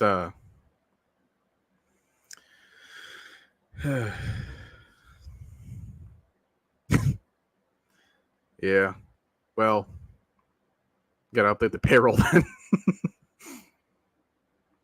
And that's the other thing too, is like, I don't even have that moment where I'm like telling people to subscribe, or where I'm telling people to like the video, or I'm telling people to like donate to anything that I have. I don't even put that in the description. Like, you can take a look at it, and it's just like my recap of whatever it is that we're trying to talk about. But that's more important than, me trying to like promote myself in other sort of ways where it's like, hey, I might not be able to deliver in the future. So I can't like ask for this. Like I can't ask for a fundraiser. And I barely like I I almost never get super chats and stuff when I stream, because even when I do, it doesn't go to me. And I never ask for that money back, because it's going to the cause. It's going to the platform that I have the privilege of using. So maybe I should be asking a little bit more for that on just behalf of them. But I don't want to make it seem like, oh, I'm only doing this for the money, because I don't have I don't really have links to myself. Like I don't see that money. Like however big of a donation it is, and then however kind of stuff that it goes to, nope, it doesn't go to me. And I don't want to see that money, because it's not mine. It's what you decided to give to AFN. It's what you decided to give to the people on the platform. But there's a hierarchy there, you know, and I respect that. There's, you know, like, hey, StreamYard, the platform that we're using, it's not free. You know, like there's that as an example. If we want to set up events like the Red and Black event that's coming up July 13th on a Sunday, that's not free either. So that stuff goes to those causes. And anything else that benefits the people within the community, I'm pretty sure that has a say in that too. I want to keep it that way. I don't want to take away from it for my own personal gain. So I just want to make that clear as well. So if there's anything else that like you need us to communicate with, go ahead and do so. No, I'm not gonna lie. I just heard the last 2 minutes of this, but Noah basically said everything I was gonna say. To be honest, even though we both now work, because you know I'm old enough to work now. Thank God. Tired of asking my parents for money. But I kind of want to help them. I'm sure they're equally tired of you asking. yes, they are. They call me a very expensive child every time I ask for something, and I get why. Just spent $70 at the mall for 3 things, literally 2 pairs of jeans, joggers, and a shirt, and that all equated to $70. So, but well, when you're older, you might be able to use it as a tax write-off. But go ahead. Yeah, but yeah, Noah basically said everything I was gonna say. I mean, like, really, if we're gonna be honest, me and Noah have been doing this for what, 2 years now, 2.5 years now. 3. Oh no, it might be 3. Well, I guess I've done it longer than you have, just a little bit. Just about a year longer. So I'm probably reaching close to the 3rd year. You're probably reaching closer to 2.5. Yeah. So I think August will make it 2.5, and then next year will be 3. But yeah. Noah's like kind of like an older mentor for me now, because like, you know, I get to learn how to do all this stuff from him, so it kind of helps me out. But yeah, like we kind of do this stuff just to do it, you know. We have fun doing it. We enjoy sharing our opinions and then letting y'all share y'all's back, and we have these little fun arguments about them. So, you know, like I said, if y'all want to donate, so we can have a little thing on July 13th, because I most likely will be there if I don't have work, which I probably won't have work because I'm not working on a Sunday. But I am trying everything within my power in order to make it there. I just don't have like the full confidence in order to do that, because the people that I'm traveling with in order to make it there, they're all switching jobs at the moment. So, oh wow. Yeah, it's gonna take them a little bit while for them to build up that savings, and then especially from my side, because I have a tax thing going on right now. I don't have a whole lot of money for that, so I split those up into different payments. And as of right now, my car has a different situation with insurance and stuff with the DMV. But anyways, that's beside the point. So, but yeah, yeah, pretty much. Now, P.S. I am getting ready to hit the road. So we're gonna hit one more subject for about 10 minutes. Well, really not even 10, probably about 8. Then I'm gonna dip out, let Noah do his thing. He's probably gonna drop the link if any of y'all wanna join up, and I'll be listening from my headphones or just watch the rest of it later. Probably put a little pinpoint into where I was. Yeah, I can put a timestamp in there afterwards, or just like kind of text it to you. Yeah. Thanks, man. But yeah. But yeah, I got about 5-10 minutes left. All right. And here we go.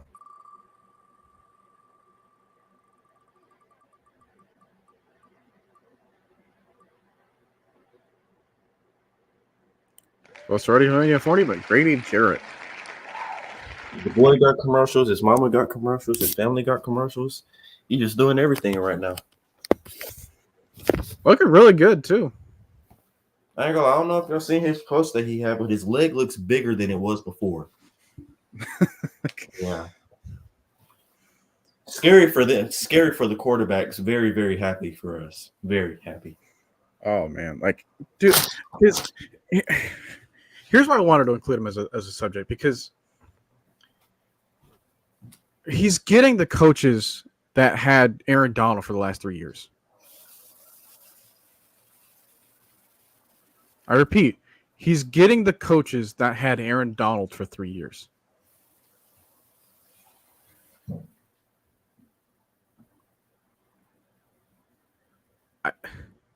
That's terrifying for everybody else. A 31-year-old defensive lineman that already got older. He's already older, but stronger. Yeah, no. Baker Mayfield already had enough of him last year to get the game he played.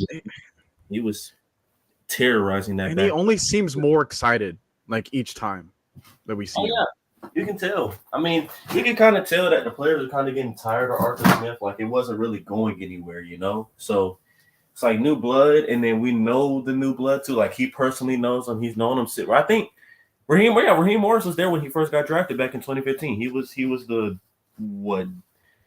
DB coach, I think?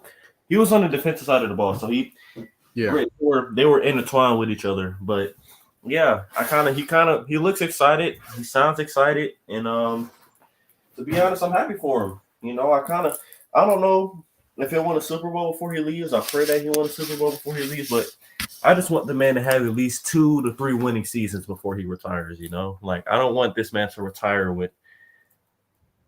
What that would really be only making the playoffs 2 out of 12 years if he retired and didn't have a playoff season with 2016 and 17. So yeah, I do not want that for him at all. Really do not. Yeah, it's been a long time coming, and now that he's going to have the running mate of David Onyemata back too, because they both had them brief moments where they were both injured. Yeah, Onyemata was dealing with that ankle injury for that latter part of this. I think he only played like 2, maybe 3 out of the last 7 games. Yeah, and then it got to where it's like, yeah, we had guys like LaCale London, Contavious Street, we had Albert Huggins. If you think about it, the defensive line had the injury bug. Really, the interior part of the injury bug for like the latter part of the end of the year, because Grady got hurt, and Onyemata gets hurt, and then LaCale London gets hurt, and then Street gets hurt, and then you're like, wait, who are we gonna play? Like, because it was. I think that's what made everything crumble apart those last couple of games, because like they just couldn't get enough pressure, or when they could get pressure, they just couldn't finish the job. Now, so you knew you were missing with Grady and Onyemata because they didn't miss out on a lot. Whenever they got back there, they finished the job. You kind of tell it was being missed. Like there was, my goodness, how many runs was it where like the quarterbacks would? Oh, that Vikings game get in the situation. That Vikings game literally said it all. And then the next week where we had Kyler Murray do the same thing. It's like, yeah, he's better than Kirk Cousins for doing that at least. Ain't no way Kirk Cousins is evading like 17 tacklers and then running for the first down. But that's not what we brought him in here for. We brought him in here to have success. But yeah, that was a kind of. I mean, you could kind of tell that it just was not working in our favor. It was. I mean, offense was starting to crumble. We're switching out quarterbacks every 2 weeks. Then Onyemata's hurt. Grady's hurt out for the season. London's out for 4 weeks. Contavious Street's out for the season. You're like, dude, like, come on, dude. Really? And then can't forget, Troy Anderson's already out. The Jets game killed us even more. AJ Terrell's out. Jeff Okudah's hurt. Nick Lamon's hurt. Like, dude, like, come on, bro. Offense, and then I don't know if you remember when our entire offensive line was out, but Matthew Bergeron that Bucs game. Oh my gosh. Lindstrom got hurt. Caleb got hurt. Drew got hurt. Jake got hurt. I'm like, dude, what the? Are you serious? Kind of reminded me of the 2018 season, but worse. I was like, just thank God we got a good enough backups to keep us in the game. Yeah. Good enough coaching. And I'm glad that someone picked up on the mention here with the Johnny Newton, because like that was part of my hot take. I'm like, hey, I would not be surprised if we traded back in order to try to land him in the first round. Because there's just certain things that he can do that guys like Latu, like, yeah, Latu is like, he's great. But if we want to win now, I think that Johnny Newton would make more sense here. Because, like we said, we had that struggle with depth, and he still builds us up for success because now we can take a look at this defensive line with a whole new different light. If we want to keep David Onyemata up the middle, we push Grady to the 3-4 right end. We can push Johnny Newton to the other side of the defensive end. And then we're just going to have a plethora of pass rushers on the outside, like Ebiketie, who needs more snaps in order to develop. And I'm glad that he might be able to fit in that position where he can get that, because I just see, like, I pretty much will take a look at like this setup and be like, all right, cool. Well, now we have our Aaron Donald. Now we have our Kobe Turner. Now we can have a Byron Young. And then that did wonders for LA. So I'm like, I really like the prospect of like getting someone like him, plugging him up in that kind of 3-4 edge, and then you just let guys like Zach Harrison and then Ebiketie just like kind of take over as the future, and then give them some needed playing time right there. And then you can figure out what you have with another like blitzer up the middle like Hayden Ellis, because he was fantastic at that. And then you can keep Lorenzo Carter for those stunts and stuff and keeping him outside. Like, there's a lot of stuff that you can do there. So I really like the prospect of that. And then plus, like I said, you push him forward the future. So now you don't have to worry about finding that next Grady after Grady leaves. You don't have to worry about finding the next Onyemata after Onyemata leaves, because I think that Newton's a kind of in-betweener for both of them. So, yeah, there's just a lot of things that you can do there.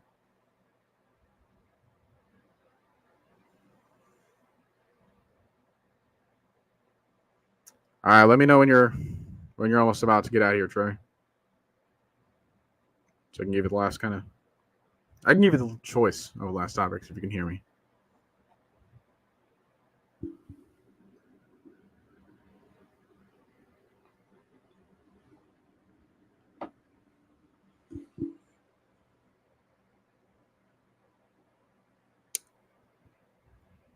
Or not.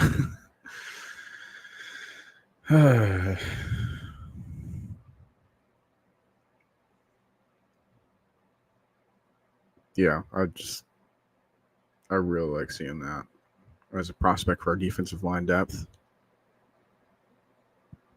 Because I don't really think it's the edge rusher that we have a problem with. I mean, if anything, we can kind of solve that issue by just getting back Bud Dupree, because he was awesome. And then you have your depth, and then you just have that even more relentless unit. And then that, therefore, is going to make the corners look better in the secondary. So, and we all know that, like we just talked about, Raheem Morris has that connection with the cornerbacks, which is the DB room in general. Jerry Gray has a secondary background. Like Jimmy Lake definitely has that defensive background too. So, like, we're going to have all those people that are benefiting from this vamped up defensive line if we wanted to get there. Because I think that in terms of the other people that you can find on the draft, like Newton would kind of be that day one, like, hey, I can plug you in and then just like effectively work right now. Whereas like the other guys, especially like Dallas Turner, for example, like he's going to need a specific spot for him to develop as good as people want him to. So, All right, so Trey is officially about to head out. Hey, Any guys. last thing? I'm going to give you one last choice for a topic or anything that you also want to include before we head back. Maybe, I I doubt it, but just maybe, we'll still be here. I mean, we got 20 things to go over. I have night shifts, so I'm not going to be out. Out of work till 12, so you guys will be long done with Oh this. yeah. But Okay. Cool. uh, thanks for tuning in, guys. As soon as me and Noah have some more free time, we most definitely will be back here. Work has been just getting the most out of us lately. So, hey, as soon as we have some free time for about a good hour and a half, 2 hour show, we will be back. And thanks for tuning in. Also, I'm gonna give you one to look over. Our next choice, our new receiving weapon, really just our new weapons in general, and how that is gonna click together. So y'all can talk about that while I'm going. Like I said, I'll be listening in, probably be in the chat. And yeah, thanks for tuning in. I will catch all you guys. I can't really say next week is a definite, but if we have time, I will catch y'all next week. All right, I'm gonna go ahead and give you the timestamp for when you're leaving on All the right. Discord. All right. I'll text you later when I got a break. All right. All See right, you man. then. All right, just going to do this real quick.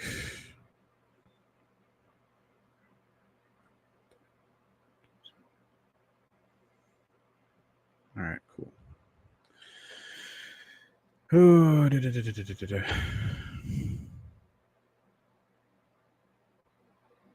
So we're just going to go ahead and get right into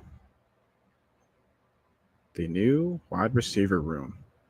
Because we have like 3, maybe 4 to choose from here. I would just say receiving room because, I don't want to forget about our tight end group, but I don't think Charlie Warren is going to be that, have that kind of impact on our passing game.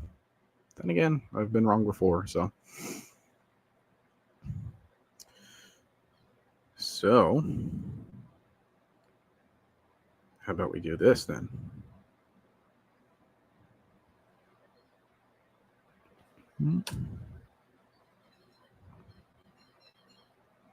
Up, up, up.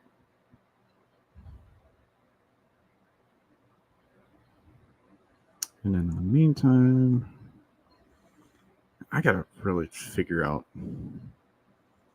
where K Styles goes for his. Maybe it's in a different thing.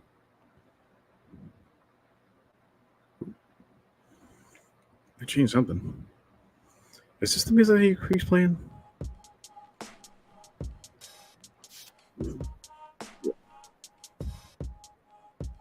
Not K Styles.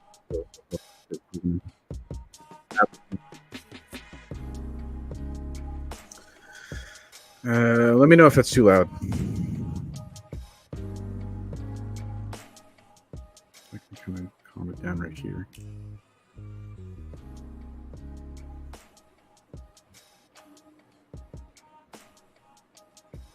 All right.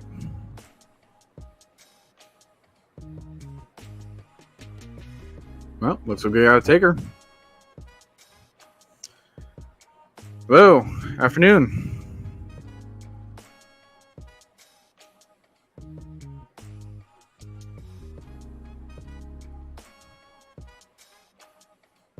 Are you there? Can you hear me? Yeah, I can hear you now. Can you hear me? All right, cool. Yeah, what's up? Now, I think y'all misconstrued a lot.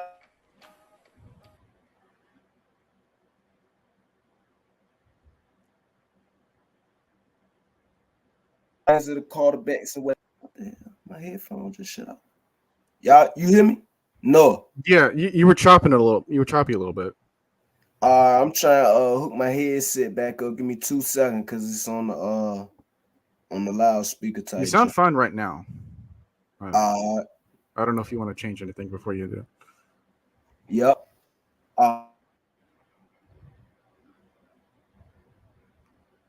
Now, now something got different.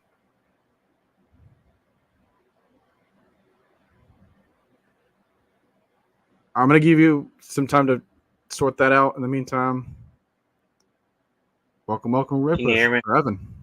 I can hear Can you. you hear me? Okay. Yep. All right. I was misconstruing a bunch of what I was. Oh, I don't know what happened to him. Hopefully, he can come back inside. Just got Yeah. disconnected on this side. Anyways, how are you, Rick? I'm good. I'm good. Just arguing with people in the comment section. Same old, I take it. So, Yeah. the new I'm wide always receiver having room. to. Yeah. I'm liking it so far. I still think that we could use a good number 2, but I feel like this draft is perfect for that. But I mean, if we went into the season with the guys that we have, I also wouldn't be like think we were like in big trouble. I like Darnell Mooney, and I think Rondell Moore was just like underutilized in the Cardinals, and he's not like a guy that you want on the field every down, but he's a good gadget guy, and he's also going Yeah. to probably benefit in the return game too because he returned punts and kicks for Purdue, and Would you now with have that him new, over Ray McLeod as an example? I don't know, dude. Ray did have that mess up in the Super Bowl. I Yeah, think. I kind of like that we have multiple guys though because we still got Avery, unless I mean if he Yeah, makes the he's team. gonna come back from his injury. Um, so I mean, because you need multiple But guys, even Mike especially now, Hughes. like I said, with the change. Oh, what I happened said there? just. I said even Mike Hughes has return experience. Oh yeah. So I mean, we've got because like last year we kind of got thin there. Once Avery went down. I mean, because Cordell, like he doesn't. I don't think he really has it anymore like he did. Like he doesn't have that top end burst that you need. No knock to him or anything, just Right. age is undefeated. But About whatever. Can we hear you now? Yeah. You hear me? Does it get better? Yeah. Uh, yeah, man. I ain't mean to cut you off, little bro. In the back, my bad. If you was still going, you go ahead and reclaim your time. But no, I, You that's start good. first. I think y'all was misconstruing what I was saying about Cousins earlier. Like it ain't the fact that I don't like Cousins, cause I'm a logo over name guy. Like you know what I'm saying? Like I rock with the Falcons. This my squad. Like I don't actually fuck people up about talking crazy about my Falcons. Like, but what I'm saying is with the boy Cousins, we could have did better. But granted, it wasn't a lot of choices out there, so I'm content with it. I just look at Cousins, Mariota. Well, no, not Mariota. He's on Justin Fields level bum. But I look at Cousins. What's the other boy name? Dak Prescott and Tannehill. They the same damn quarterback. They're good against booty butt cheeks teams. No Diddy, no me. Like they're good against bums. But when you put them up against, do you really have Tampa Bay, New Orleans, and Carolina all 500 or worse this year? If not, then that's why I don't like Kirk Cousins. Actually, I would probably say there's a good possibility that they are. I mean, I don't think Tampa got any better. I mean, they retained some guys, but I don't think they got. Wouldn't say they got better. And Yeah, New but Orleans is not better, and they weren't good last year. but Tampa was only good in the sense that they won the division, but we were in the division and we were terrible all, all year last year. We were in it till the end. So, I mean, Kirk Cousins definitely elevate. Like, I'm not saying that he's going to win us a Super Bowl. I wouldn't say that one. And he could if we build the roster correctly. Because I think if you have a like the thing is with quarterback, yes, there are the Mahomeses of the world, right? But they're not. They don't grow on trees. You don't have most teams don't have that guy. most guys are like a Brock Purdy or a Jalen Hurts. Jalen Hurts Both of is those guys not. made the Super Bowl. Both But those Purdy guys is made. good though. He's Like- good on the team that he plays for. He's not good. He's not just an overall good quarterback. Like if you put Brock Purdy on the Jacksonville Jaguars, he's not putting up the numbers that he does with the 49ers. I don't believe that. He came in. I He believe took Trey that Lance's job.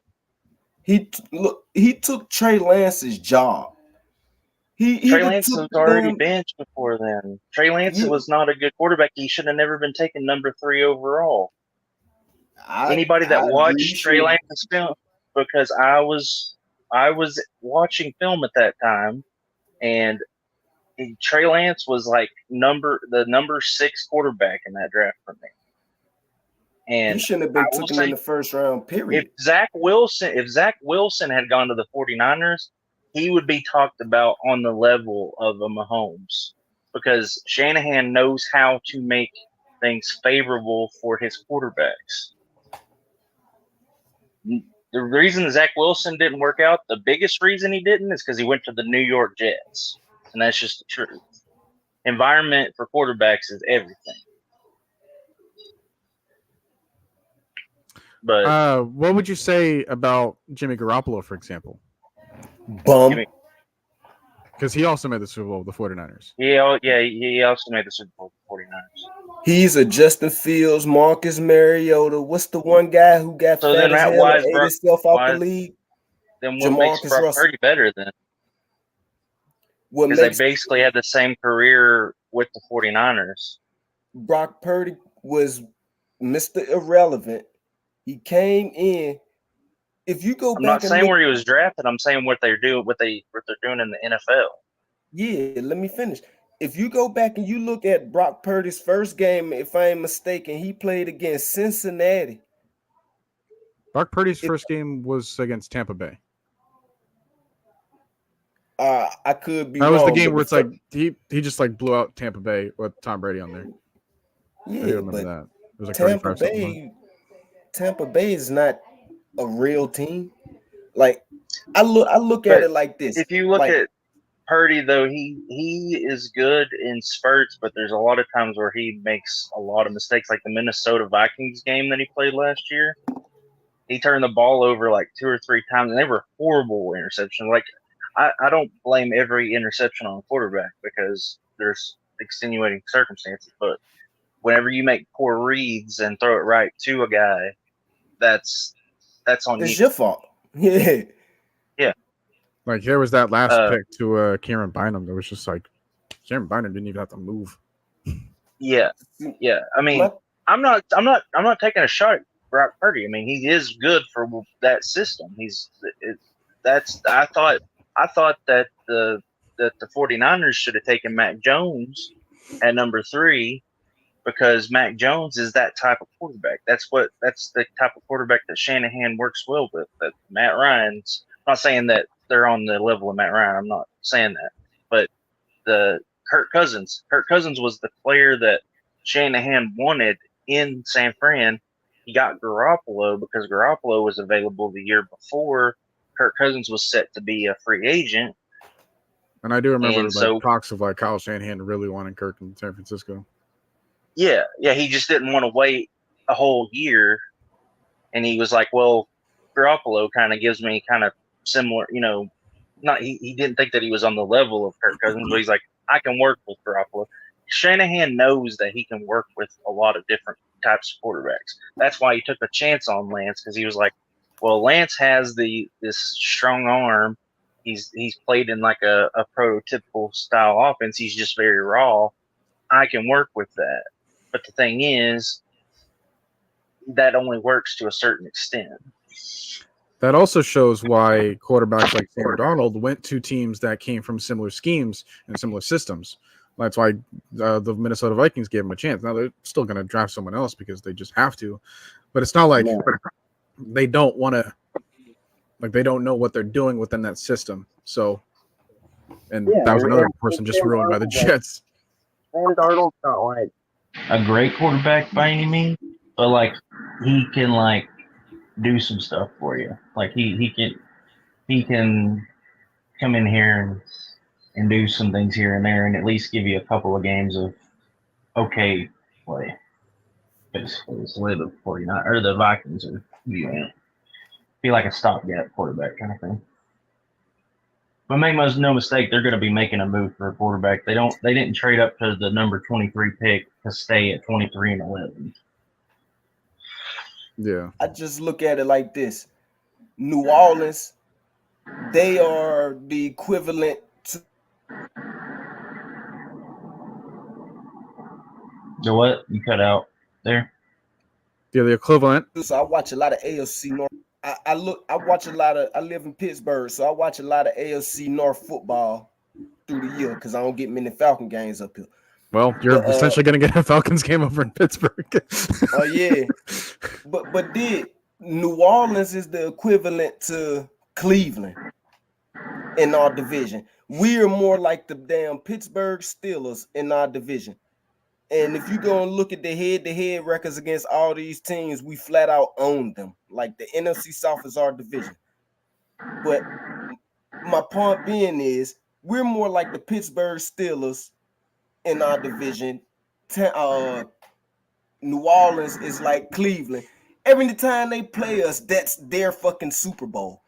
Like, that's the biggest game that they can get. So New Orleans is always going to play us with everything that they got. Tampa Bay ain't a real team. Carolina never been a real damn team. Let's be honest here. Now, I feel like if we had Purdy here last year and you put Ritter over there in Carolina, not Carolina, San Fran, we flat out win the NFC South, and it's not even close. We lost like 8 games last year because of poor coaching. People want to try and put it on Ritter, but only game I give that we lost last year to Ritter is the Washington game. He threw a damn. Well, I always pick put it on as the a combination. game-winning It was drive. play calling. It was play calling and quarterback. Because yes, there was a lot of play calls that were questionable. I mean, even people that like when I would review their film and when I would watch other people review, like there were some play calls that just didn't make any sense because there's certain route trees and stuff and route progressions that you put on the field to get things open, and they weren't calling those typical. They were calling a lot of big college type offense that just kind of flooded zones and did kind of the similar concepts over and over again. That just don't work in the pros consistently. But you also had quarterbacks making very bad reads, like horrible reads. So I can't just discount. I just can't say, oh, it's not on Ritter. It's just on the play calling. It was a combination of the two. Can I ask you a question? I don't know how you want me to address you. If you want me to consider you as about whatever or just Mr. Fulton County. Either or, it don't matter. Soldier is my name, but either one. All right, then. Because you had just made a mention about how you would want to say that the coaching was what was responsible for most of those games and that you'd only put the blame mostly on Ritter for the Washington game.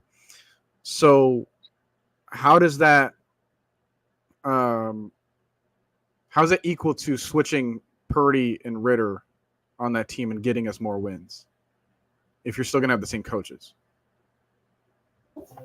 If we had the same coaches, I just feel like, me personally, Ritter was our guy. We shouldn't have moved him. But if you put them on different teams, I feel like Purdy would excel here because look at what they do in San Francisco. They run the damn ball.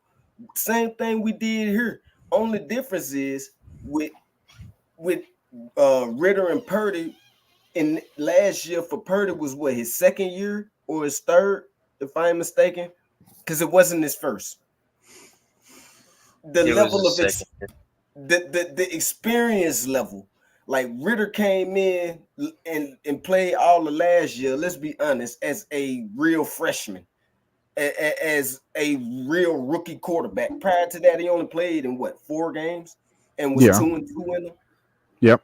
That's why I say Purdy would have been, if you swap teams, I still have San Fran in the Super Bowl. Only difference is they win it. Purdy here, them 8 games that we lost, and I feel like we lost them due to coaching and our offensive coordinator being trash and our head coach not having the pair of nuts to check him and say, yo, bro, you fucking up. Kick rocks or nah, come down here on the field and do it from here. Like, you get what I'm trying to say? Like, I just feel like people undervalue Purdy. When all he's done, in my opinion, is win since he's been in the league. Now, it could be because of coaching, but coaching ain't making them damn throws. Coaching ain't hitting players in 2 deep coverage on the numbers. That ain't coaching. Coach could draw up a good play, but at the end, it's down to execution as well. What our point on Purdy is, it's not, and we're not saying Purdy's a bad quarterback, but you're saying that he's better than Kirk Cousins when they're basically the same type of player. And you're also kind of saying that you can be completely fine with giving Brock Purdy, Dave Ragone, and Arthur Smith, and then still making us a better team. Right. Because at the end of the day, like you said, like, hey, there's just certain things and concepts and schemes that Dave Ragone was not good at. Arthur Smith was not good at. And we're going to see that issue occur. I will say this, though. And somebody just put it in there what I was trying to make, the point that I was making. Purdy takes care of the ball. Like, so and I just went, yeah, but playing against what? Teams that's 500 or worse? I mean, like, Kirk Cousins has played has a lot more experience than Brock Purdy does. Yeah, no, look, and he's played against a lot of. The thing is, like, the Vikings weren't a great roster. They have good pieces. They're almost like the Falcons were in like 2011, 2012, where they had a good quarterback. They had more like 2010. One elite receiver. They had like a couple of pieces on defense, like they had like one pass rusher, but like overall, like the overall roster structure was not good for the Vikings. Just imbalanced. Yeah, they were not. They weren't an overall good team. But Kirk Cousins, at points, would elevate that team, and they were actually playing at before he got injured. He was playing at like an MVP level. What's always been the knock on Kirk Cousins? He can't win. He can't beat 500 or better teams. He doesn't win in prime time. It's not the 500 or better. It's primetime games. And my question to that is how many primetime games has he played where his team was actually the better team? Like, would have been favored to win. Because like even the last game. Where we were just talking about the San Francisco game. It's like, yeah, they were not expected to win that game. And then the last game I remember before that was week 2 on the Thursday night game against the Eagles, where he had that same problem where it was like, he still almost like came back and like made that a close game at the end too. So do with that what you will. I just look at Cousins like a Dak Prescott 2.0. Is that a bad thing? Yeah, hell yeah, that's a bad thing. Because when you look at Dak Prescott, he only beats up on trash teams and looks good. He'll have 340 yards, but then when you go and check the box score, they was getting their ass whooped all game. And he came back and made it respectable in the last 5 minutes of the game. Here's the thing with the Cowboys. The Cowboys have been bad for 30 years, and it's because Jerry Jones has way too much control over that team, and Jerry Jones hires yes men as coaches. He has Mike McCarthy, his only claim to fame was he made one run as a 6th seed with Aaron Rodgers as his quarterback to a Super Bowl win. and that's the only thing that Mark McCarthy has ever done. He had Aaron Rodgers for years, and On the he could bench. get. I mean, you could say that no, not just on the bench. Well, he had Brett Favre before that. Then, Yeah, if you want to I go back know. that far, you know, he had Aaron Rodgers for a majority of his career. McCarthy coached in Green Bay for years. He Yeah, since didn't. the 90s. So he had 2 Hall of Fame quarterbacks, and he made 1 Super Bowl and like 2 NFC Championship games with like some of the best quarterbacks to ever play the game. So he was another. What's the dude that coached for Pittsburgh? He was another one of him, pretty much, is what you're saying. He underachieved. Bill Cowher, are you talking about? No. Tomlin right now? Yes. Here in Pittsburgh, Tomlin has the nickname the 8-8 King. I don't see why a lot of people clamor for him. But the thing is with Dak Prescott, now Dak Prescott hasn't performed in the playoffs that well, but I also think that that's more so the team, because the team, like the last year, the Cowboys, their freaking offense ran like basically all through CeeDee Lamb, basically, and they were very predictable offensively, and that's what bit them in the ass against Green Bay, because Green Bay just said, "Hey, we're just going to sit on these plays that are your bread and butter, and we're gonna stop that." And then they didn't have any, but that's play call. That ain't necessarily a quarterback. I mean, your quarterback. I mean, he made mistakes. Granted, I'm not saying, but and I wouldn't even. I would say that I would take Kirk Cousins over Dak Prescott. That's just me. I would take Cousins over Dak. Dak is trash, but they're the same exact. They're mirror images of the same quarterback. But you got 2 mirrors in the room, and one's looking at the front, and one's looking at the back. They're the same exact. I went through the last 2 years of Kirk Cousins' play, and it's not like he just throws it to Justin Jefferson all the time. He doesn't just feed it to Justin Jefferson all the time. Kirk Cousins is a distributor of the football. He makes good reads, and he knows when to check it down. He knows when to take it up top. He knows how to protect the football for a majority of the game. I mean, obviously every quarterback makes mistakes sometimes, but and honestly, outside of like Darisaw and the other tackle they have, their offensive line is pretty trash, or it has been. Garrett Bradbury's not that good. I don't even know if he's with the team anymore. I think he left, maybe. But don't they have like Dalton Reisner too over there? Maybe I can't remember. But their offensive line is like average at best, whereas we have a top 5 offensive line. Say what you will about Especially McGarry. on the ground game. Yeah, he's trash. Yeah, I don't. He's I'm not excellent in run pro. But pass pro, like, he's trash. That's why when people be talking about we got a in top pass 10 pro, offensive line. Like, in run pro, now go and look at the pass pro numbers. Trash. Yeah. They're like 18, 19, middle of the pack somewhere. Yeah, trash. but what we have with the system that we're going to be running is they run a lot of zone play action passing, which is going to be putting your offensive line in a lot of run sets, even in the passing game. So they'll be fine. In my opinion, they'll be fine. And McGarry, he struggles with speed off the edge because he doesn't get out in his sets fast, in his pass sets. But if he gets his hands on you, if he's dealing with someone with power, that's why he's had a lot of good games against like Cam Jordan. Cam Jordan ain't a speed rusher; he's a power rusher. And McGarry can anchor and play him. I'm not saying he's never like had a bad game against Jordan, because he has. He's also had very good games against Jordan.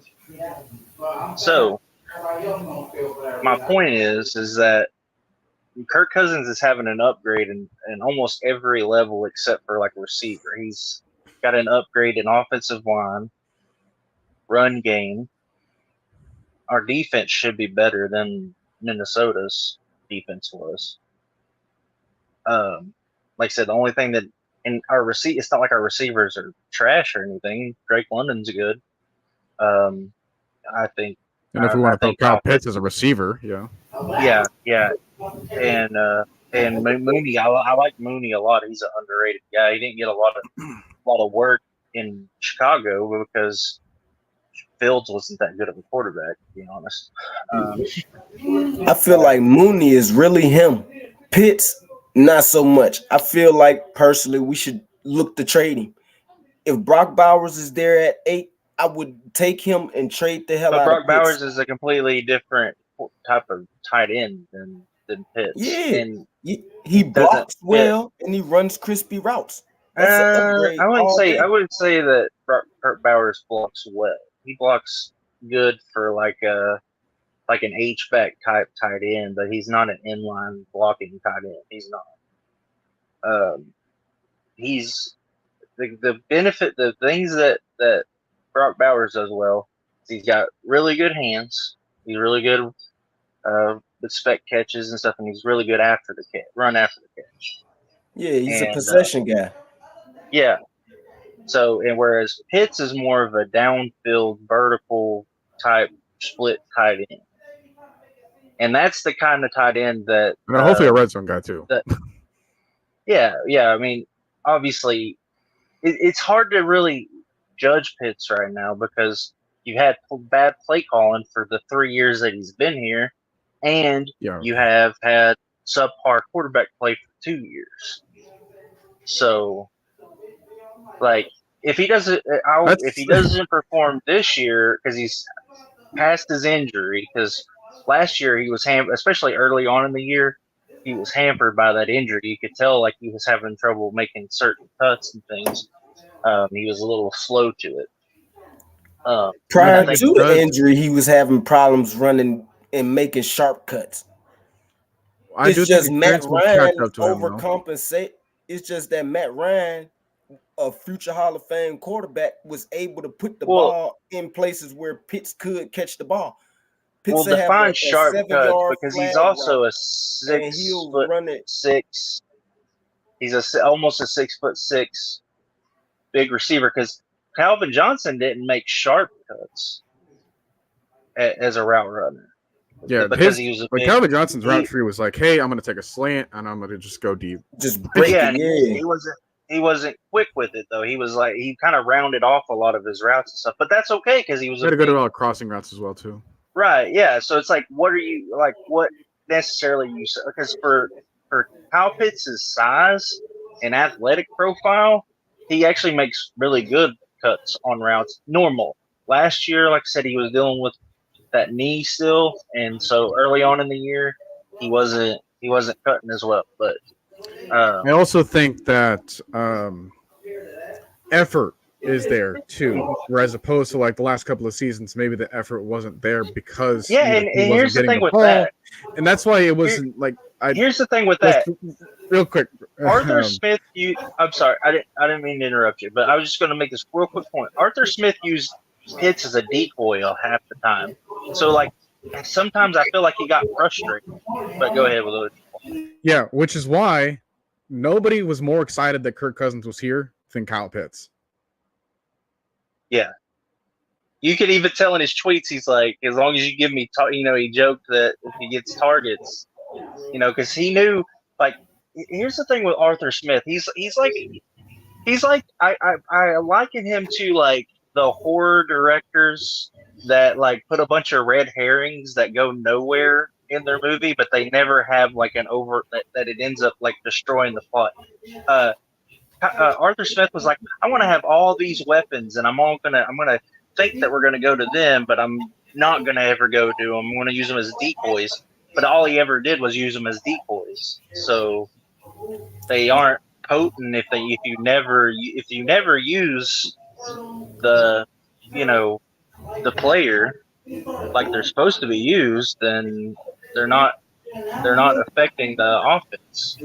So it's like the scene from the Gridiron Gang where they in the last game where they told the one dude, man, no, you're running the 9 route. He said, Coach, man, you never throw it to me deep. I know, that's why they won't be expecting it. That's pretty much what you're saying. Yeah, like, All but right, but all right, Arthur for never Smith been a never while. did the, but Arthur Smith never used that. He would always be like, oh, well, we'll just run hits on a clear out route because everyone's going to focus on them. And yeah, they did it first, but then whenever Pitts never got the ball, then it didn't work as well. Like, but like Pitts would be open sometimes, and the ball wouldn't go to him, See, whether that be bad reads or by the quarterback or where the play was supposed to go or whatever the it's case may crazy be. Like, because D. Coleman just made my point for me. When I look at Drake London, and I'm gonna read this comment for some context. It say it's hard to see Drake's effort. There we go, and then watch Pitt's effort. It's like, bro, you're supposed to be this quote unquote generational unicorn talent, elite player, supposedly talent, and it ain't reflecting, my guy. and let's put that into And, context and though, in I, a I way, don't want to because use the okay, injury as an excuse because Kyle Pitts did play. So anything trying to say, oh man, injury, that's a poor ass excuse for poor ass play. If you ask me personally. okay, well, let's. I mean, like I said, it's because it's not just one thing or the other. But imagine you're a player, you know that you got the talent, but all your coach ever does is use you as a decoy every time you run a route. Every time you're in the game, every time you're playing, all the coach does, he's never drawn up anything to go to you. He's never, because the times that we've actually like came out with a game plan where it was get the ball to Kyle Pitts executed those plays, and then we'd go In, away from it. Like in I'll give what you a prime year though? example of Year the one? beginning. No, last year, they're the beginning of the Panthers game. But I think I think maybe even the Jets game we went to. And but I know for a fact the Panthers game that we lost because Ritter threw that interception. The first drive, our offense was going through Kyle Pitts, and Kyle Pitts was making plays as the ball was going to it, and he was actually playing up to that. If you all but that was very few and far between that they would do that, and they usually would open up the game like that, and then they'd go away from Pitts because Arthur was a guy that he didn't like fantasy football, which is fine. I don't like fantasy football. I don't think that your fantasy numbers are indicative of how good or bad of a player you are because there's a lot of things that go into that. I But don't do the at the fantasy same thing. time, That's girls. yeah, Fantasy. yeah. What's that? But at the same That's time, you can't just not use a player because he is expected to do well in fantasy and you hate fantasy because he would do that shit with like Bijan Robinson. Like he just Yeah. does that. He would just go to it, but it's like at some point you have to use the talented players that you have. I Because was gonna why bring even that up have them? about I was gonna bring that up about Bijan Robinson real quick because last night I was watching an interview that he had with a boxer. I think his name was like Eric Rakovsky or something like that. Yeah, I seen that too. Yeah, so like he said that like, dude, I could have played 7 more games. And that's let me know. It's like, dude, there was like 7 games where he wasn't using the season. That's pretty much all that told me. So I feel like they it just overused Bijan. My bad. Go ahead, Noah. well, we'll see how next year goes because Bijan actually wants 2,000 rushing yards. And if he feels good enough to do that, then I would trust him to try. I don't think he can get it with all that off tackle running though. You can't keep being scared to run in the damn A gap. Like that's what a running back does. Like that's your bread and butter as a I running wouldn't back. say The that. A I gaps. mean, He loves the I off don't get tackle that. runs. He likes the Yeah. outside. He's an east-west I mean, runner. he's an out. Nah, I wouldn't say that because that's not what his tape, especially his college tape, would suggest. Yeah, but forget He about press college he tape. press. We in the pros now.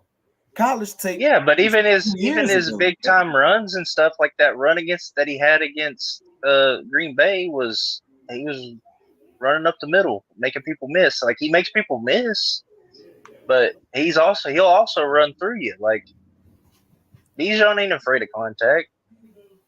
Nothing, man. I've yet to see run through somebody. Now, if we was talking about number 25, my favorite running back on the roster, Tyler Algier, yeah, he'll run you the fuck over and keep moving. But that's what makes that a dynamic duo in the backfield. You got one guy. Yeah, Algier is a one cut running back. Like that's his game. Like Bijan's more of he's a finesse guy. I wouldn't even say he's a finesse guy. He reads. He's the best zone running back that I've ever scouted. Like, because what he can do, what's really good about him is he understands leverage of the offense. So like he can press the pocket and press the issue, and then he'll make a cut to make the offensive lineman's job easier because he'll get the he'll freeze linebackers and stuff, help them get up, field the block. Just go watch Chris Johnson talking about him whenever he's coming out of college. That's actually a good look. He had like a podcast or something that he was talking about Bijan, and talking about how he's able to read. He's just very good at reading blocks and leverage, and then knowing when to explode, when to accelerate. He can stop, start. He can cut on a dime.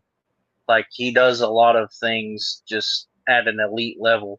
And Algier is just not on that level. Like he's a one cut. I'm not saying anything bad against Algier. I love Algier. I think that's why it would be hard. Right. And I think that's why it would be hard for Bijan to get 2,000 yards, because you're not going to take away touches from Algier, because Algier does bring you some spark. He shouldn't take touches from Algier. In my opinion, Algier should have been the starter last year. Like literally all year. It was his job to lose. I'm not, me personally, if I was the GM making that draft, I don't draft Bijan. I got a damn 1,100-yard running back in the third or the fifth round. I can't remember exactly what round he came out in. I hit a home run with him. I'm not double dipping, especially when we don't need it. But in our offense, Tyler Algier only put up 400 yards. All right, then I'm looking to draft your replacement immediately. But he's not a replacement; he's a compliment. Yeah, but listen to what I'm saying. This year, now we're talking about drafting the D lineman who we should have drafted last year. You set us back. That Bijan pick actually set us back, because last year, had we took the D lineman, any D lineman in the draft, it ain't got to be the guys from Georgia. If we take a decent D lineman in the draft this year, you could look at the roster and say, you know what? Now I'm going to go and get a complimentary piece for my running back. There wasn't really an edge receivers and quarterbacks come out the draft every year. I don't know what happened to running backs, quarterbacks, and wide receivers come out literally every year. That's why I didn't understand. Not a Bijan. Bijan does not come out a Bijan does not come out every year. I like the running backs in this class, but none even hold a candle to what Bijan. And the thing is, when it comes to running backs, it's just like with receivers. Even if you could have an all-pro receiver, but that doesn't stop you from taking another top receiver, because they complement each other. When you got 5 holes on your team, when you got 5 holes on your team and running back is not one of them, you actually draft to fill the holes. That's why I hate this dumbass BPA draft. But you don't draft for need is not paramount when it comes to drafting. Because if you draft for just solely need, you're going to make a lot of reaches that you don't need to make, and that's what bad teams do. So hear me out. There wasn't anybody at number 8 last year that was at the edge position that was better than taking Bijan.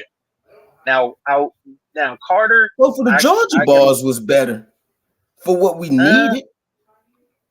I mean, I for like what Nolan we Smith a actually lot, need. but I think that Bijan's a better talent than.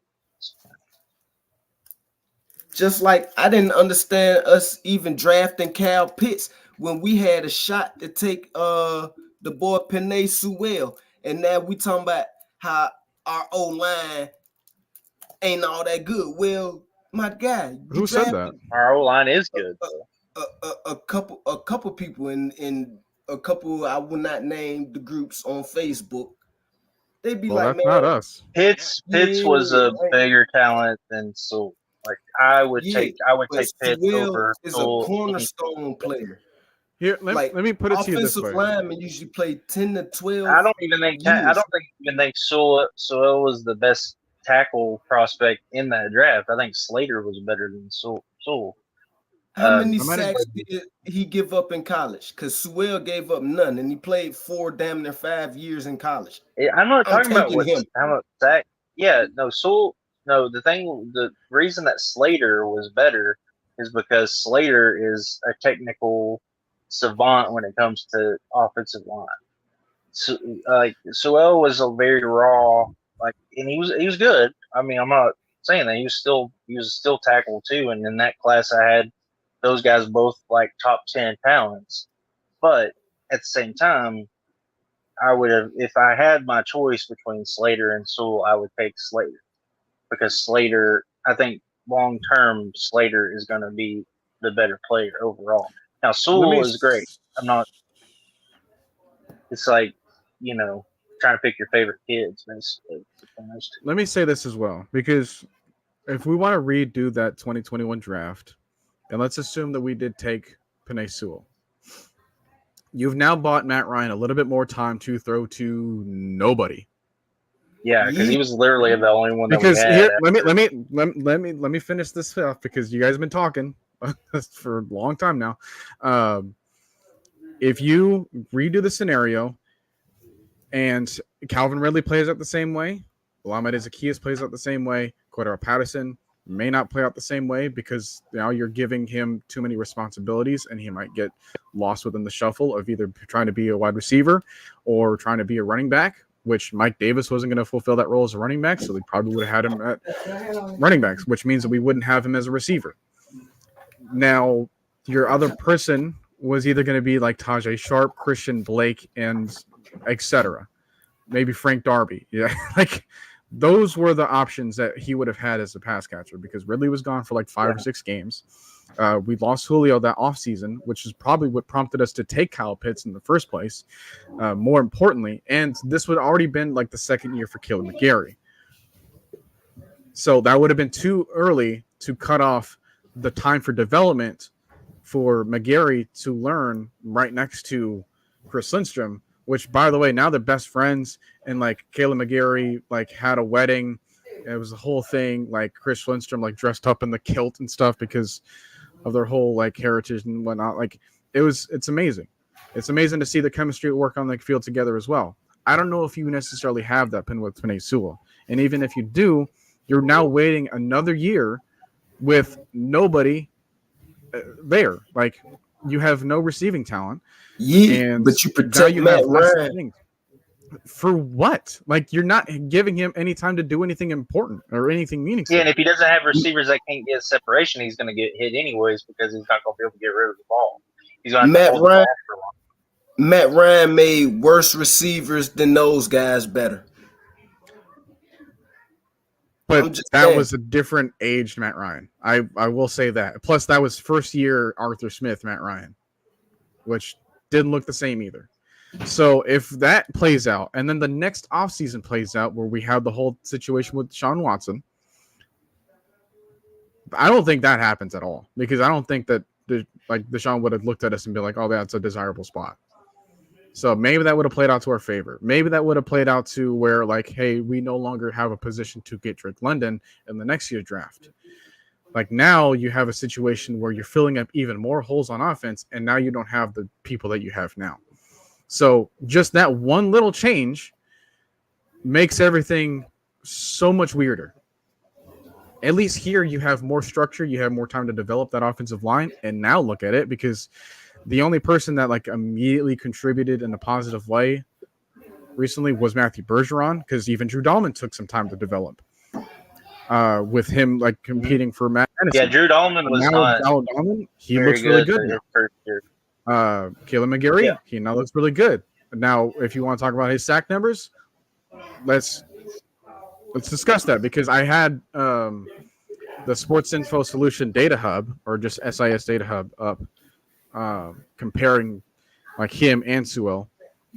They both had really good years in terms of blocking last year. Like in the last 2 years, actually, they both had really good years as a blocker.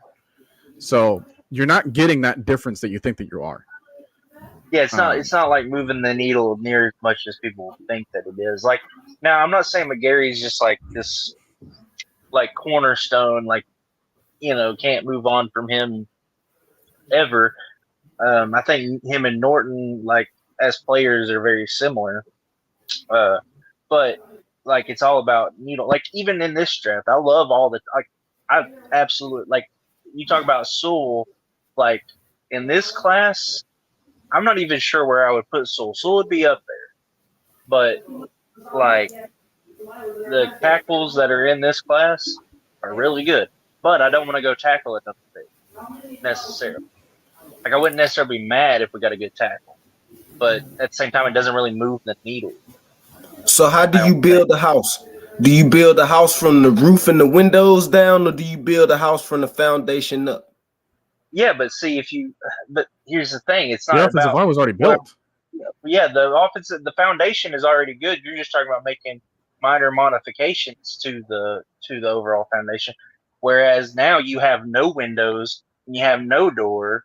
You're building the house. You already have a decent, solid foundation, and you're wanting to go back to making the foundation more solid when we have no windows or doors or walls. That's what I'm thinking. Yeah, or walls. Yeah, like I mean, because I'm even one that like if a Dunze falls to number 8, we got to take it. Like that's got to be the pick in my mind. Doesn't mean that it will be.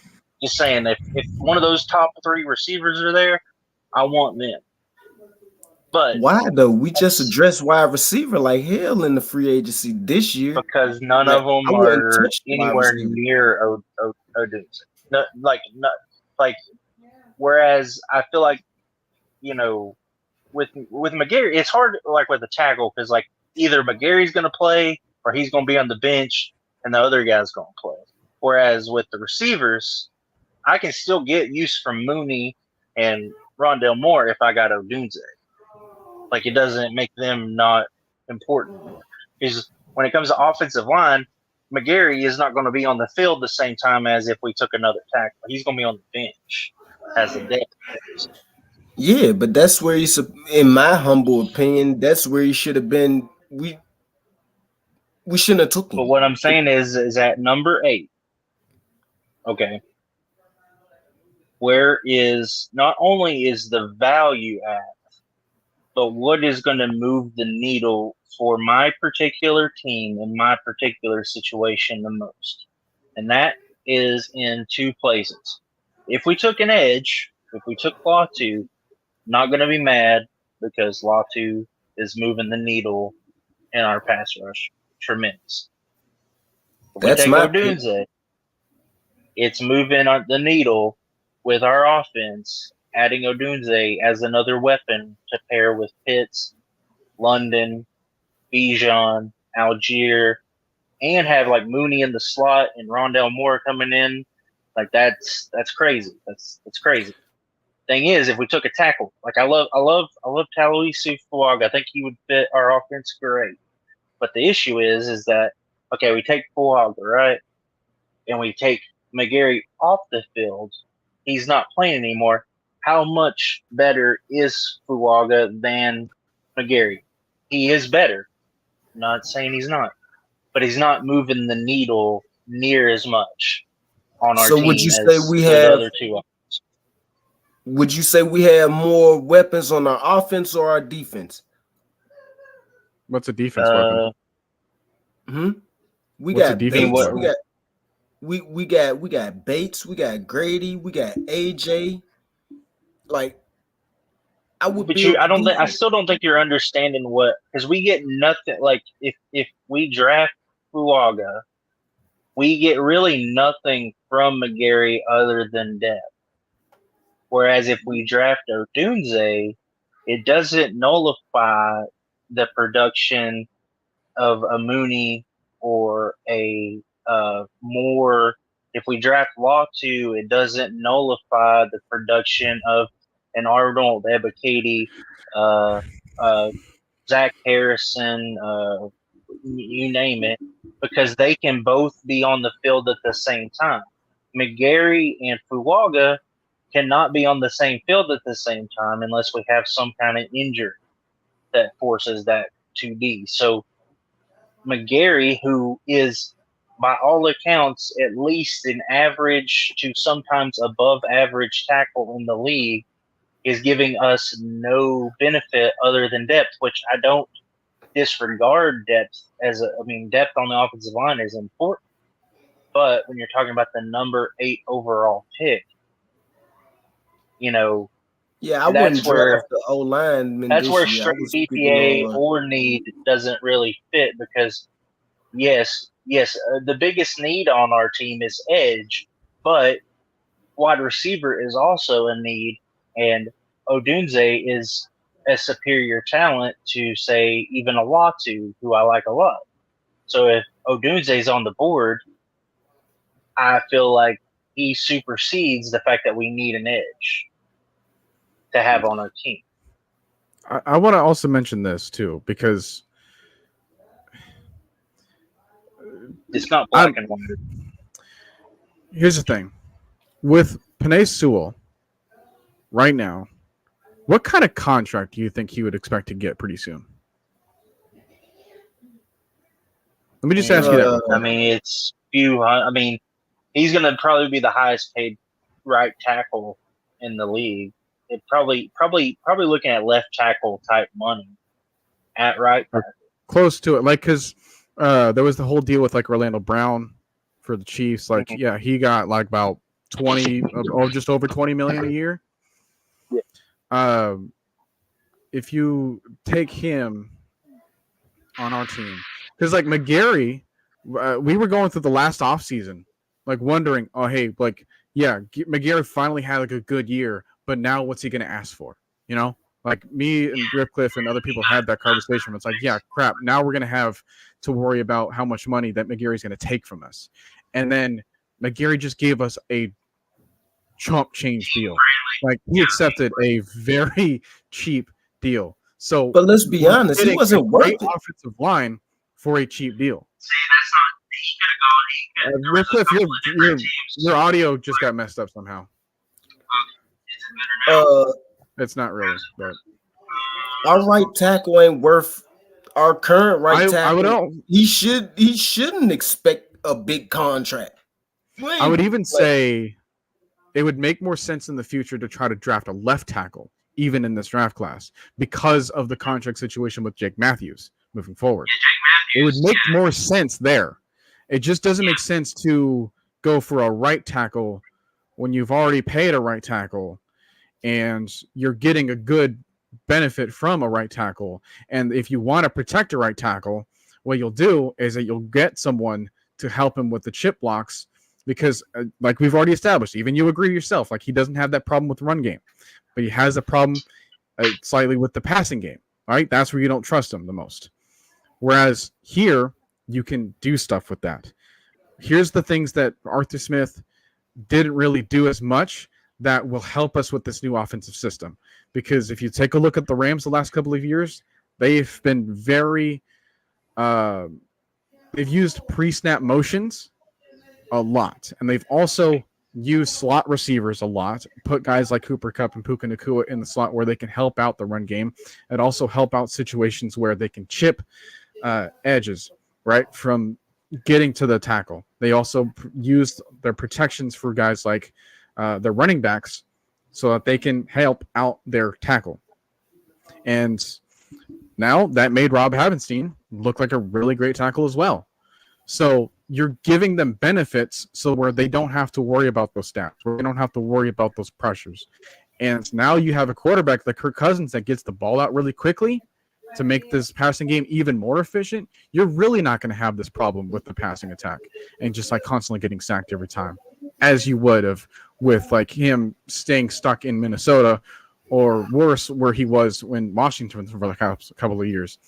Whereas now he's probably got the best offensive line he might ever get in his career. So I don't want to like overkill that situation that we have. Instead, let's focus on even getting him another weapon or like boosting up our defense so where he doesn't have to play the situation where he's throwing the ball 50 times a game. Right. And with this tackle class, there is some things that I like maybe later down the board, like say Kingsley Suamatai or however you say his name is, falls to like the second round or like later. If you wanted to get a guy that you could like sit behind Matthews and hopefully develop, you could get a guy like that could have some upside later. That's where I think what I think really focus on when it comes to offensive line is interior depth down the board. Like when you're talking about getting in the third round, fourth round, fifth round, look for some interior guys. Like I like the Tanner, I can't remember his last name, Bartoli or something from Wisconsin, the center. I like him. I like Mason McCormick from South Dakota State. I like Mahogany from Boston College. Those type guys I see as more of a move that we can make in this draft. Because really we have nobody behind. We have that new Zale guy. Matt Hennessy's gone now. So you don't really have depth in the center position and really at guard. Like if Matthew Bergeron or Lindstrom goes down for a couple of games, we're severely hurt at that spot. Whereas at tackle, we've got North there. So you have a guy that can fill in if something were to happen. So that's where I'm kind of looking at as far as offensive line is on down the board. Because I'm always one that I think that you should take an offensive lineman out in your draft. That's something. But you got to find the fit.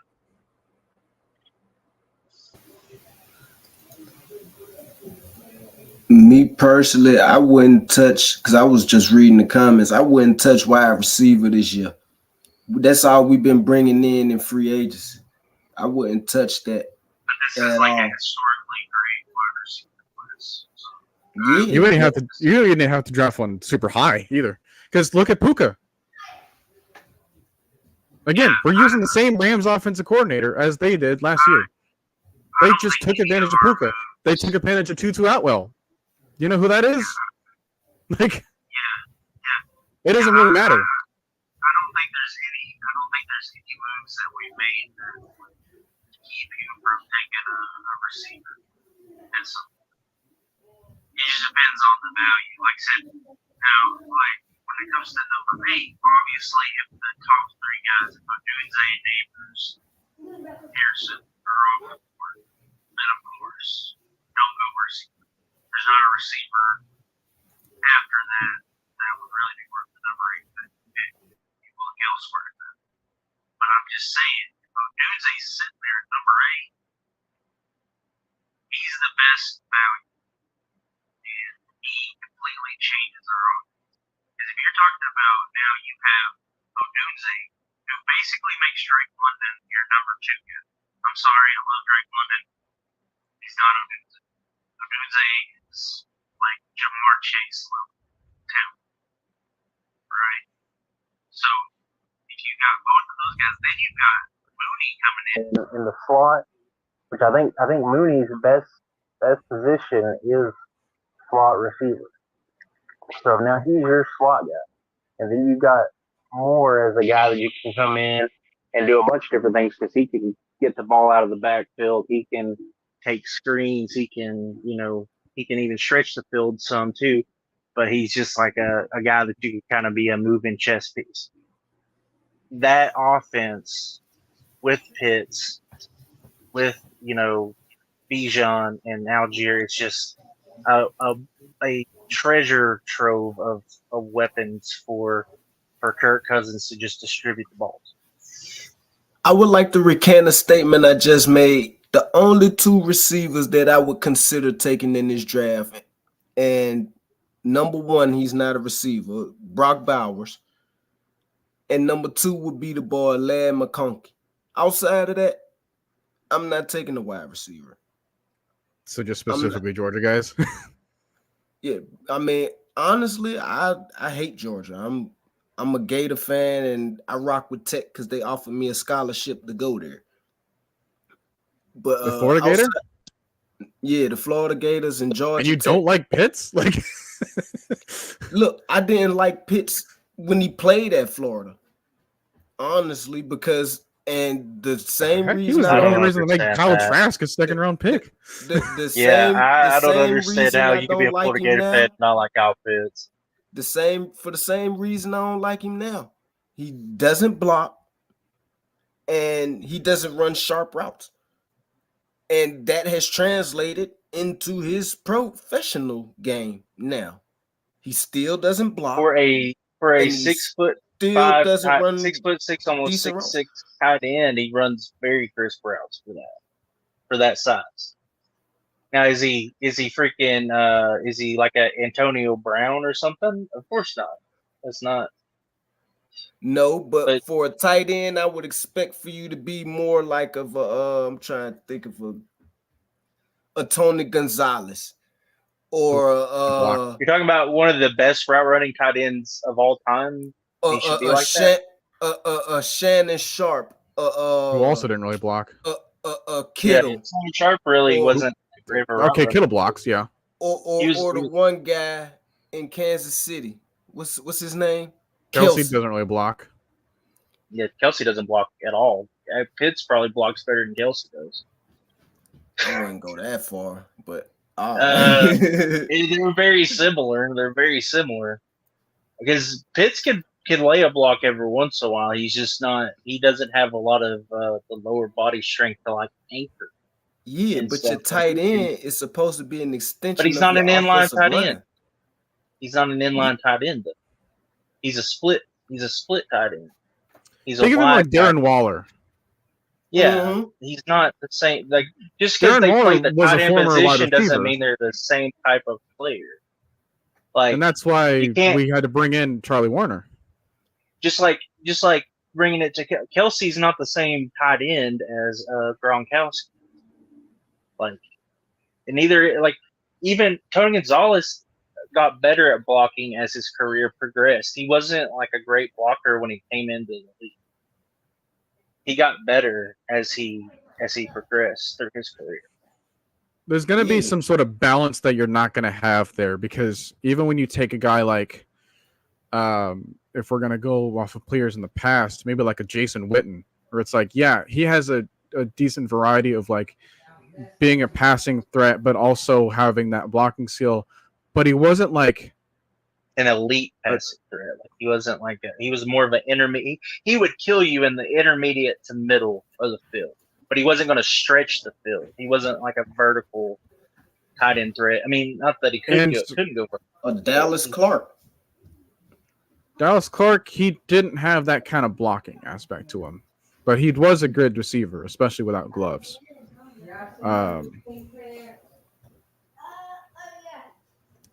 And Dallas Clark benefited from having Peyton Manning as the quarterback. Absolutely. But let's not discount that.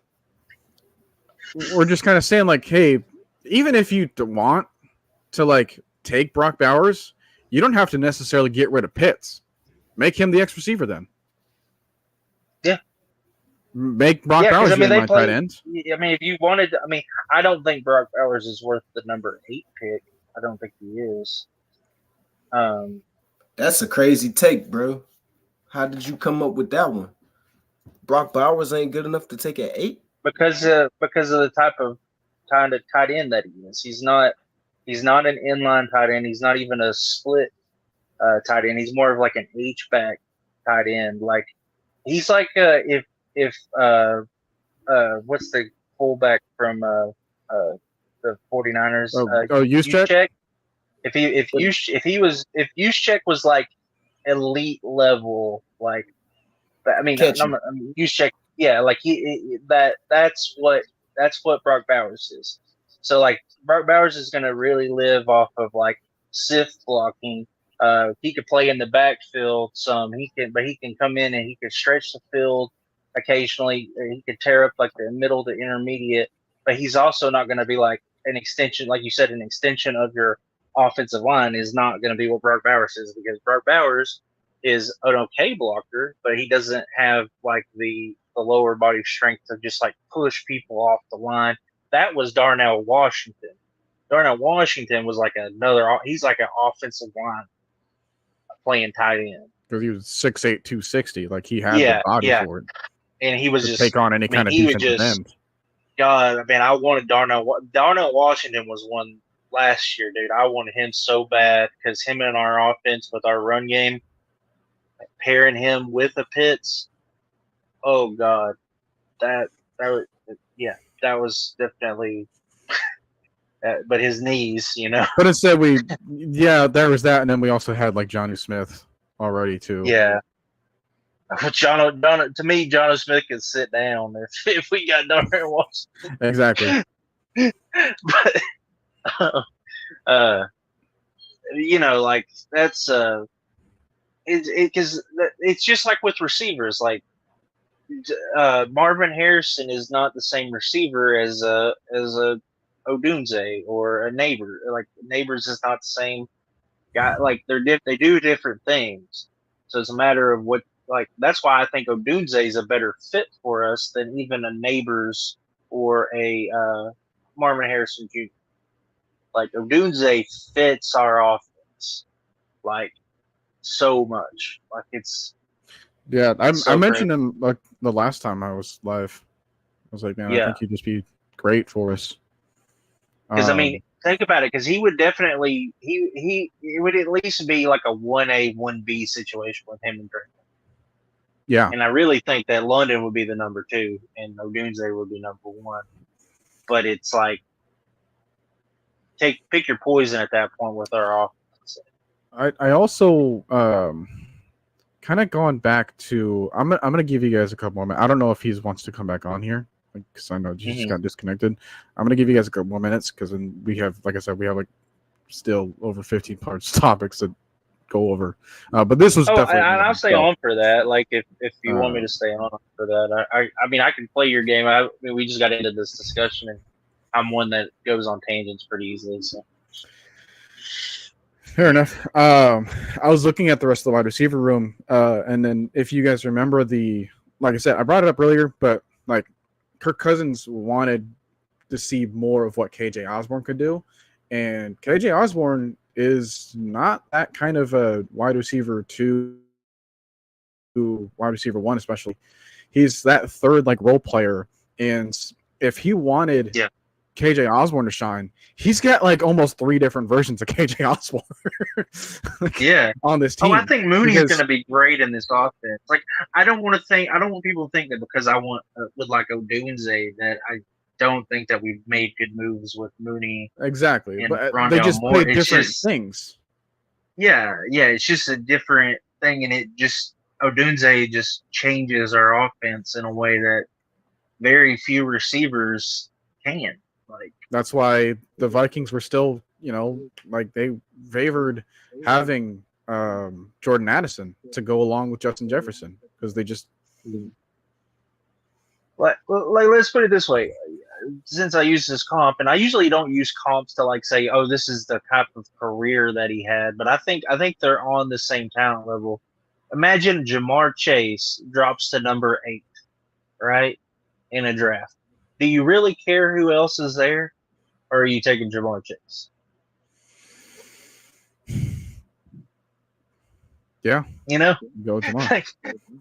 Yeah, and that's why, dude, I love Locke. The whole situation with Jamar, like going to Cincinnati, was like, hey, people were like, congratulations, Cincinnati. Now you don't have anybody to block. But it's like that didn't matter. But sometimes that doesn't matter. That doesn't. Yeah, I mean they were even talking about with us taking Jamar Chase potentially, but I thought Pitts, and I understand that where the stats are right. I understand. He was just able to do more things. I'm just talking about the players coming out of college. Pitts was different, dude. Pitts, because I'm usually a guy that's like tight ends in the first round. What? Now I do like Bowers. I mean, I think he's a first round pick, not a number 8 in my opinion. But Pitts was like different, dude. Because Pitts was like Calvin Johnson build and athletic profile in a tight end body. And dude, the things that he did at Florida, I know that guy's a Florida fan. I don't understand how you could be a Florida fan and not love Pitts, because Pitts that 2020 year was the reason they made it to an SEC championship game. Yeah, like that dude was a menace. Yeah, like, and that guy, like that version of Kyle Pitts, can still exist, and it can definitely exist a lot better with a more consistent, accurate passer. I mean, he made it happen with Kyle Trask in college. Now I know college ain't pros, but like, we cannot discount. You give him the ball. He's got the biggest wingspan. He's got a wingspan bigger than Calvin Johnson. Yeah, and you know, like, the thing with Ritter, and it's not that I dislike Ritter, or like I don't want to ever make it seem like I'm shitting on him or anything like that, but he was not an NFL level quarterback last year. He did not play at an NFL level last year, and sometimes he just wasn't NFL ready. Yeah, and I think he was let down by our coaching staff a lot. I'm not. That's also a part of a bigger problem too, because I kind of wanted to get into that as well. About like the development of quarterbacks. They're just so impatient, and it's like, for what? Because now you're just going to pump out quarterbacks in these draft classes year after year after year, but then you don't want to take care of like developing any of them. So then you just constantly move on to the next one. So you're just flushing all these quarterbacks down the toilet. I think that in a certain situation, Ritter could develop into a decent level starter in the NFL. But here's the problem with us, where we had to move on from him, is that we're closer to a win now team than I think people realize, right? Especially compared to you've got a lot of you've got a lot of young talent that's about to start coming up for contracts, and are prime, like AJ Terrell is in his prime, right? Drake London is entering his prime. Apparently that's up for debate too. Yeah. I mean, those people, I don't take seriously.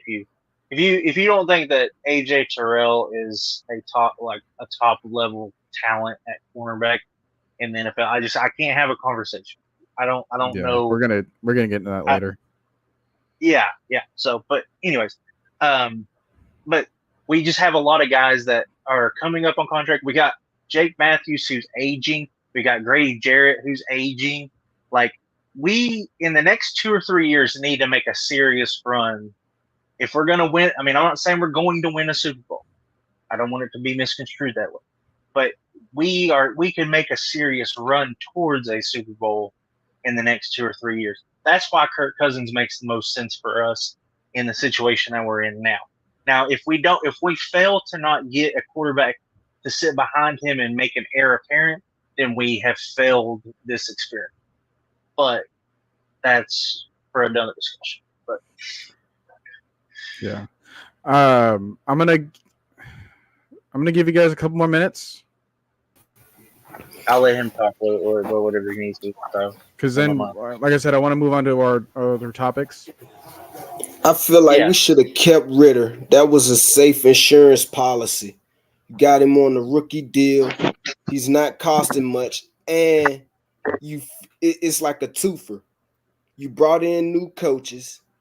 The guy's obviously not a bum, in my opinion, humbly. And you get to give him what he didn't have his whole career here.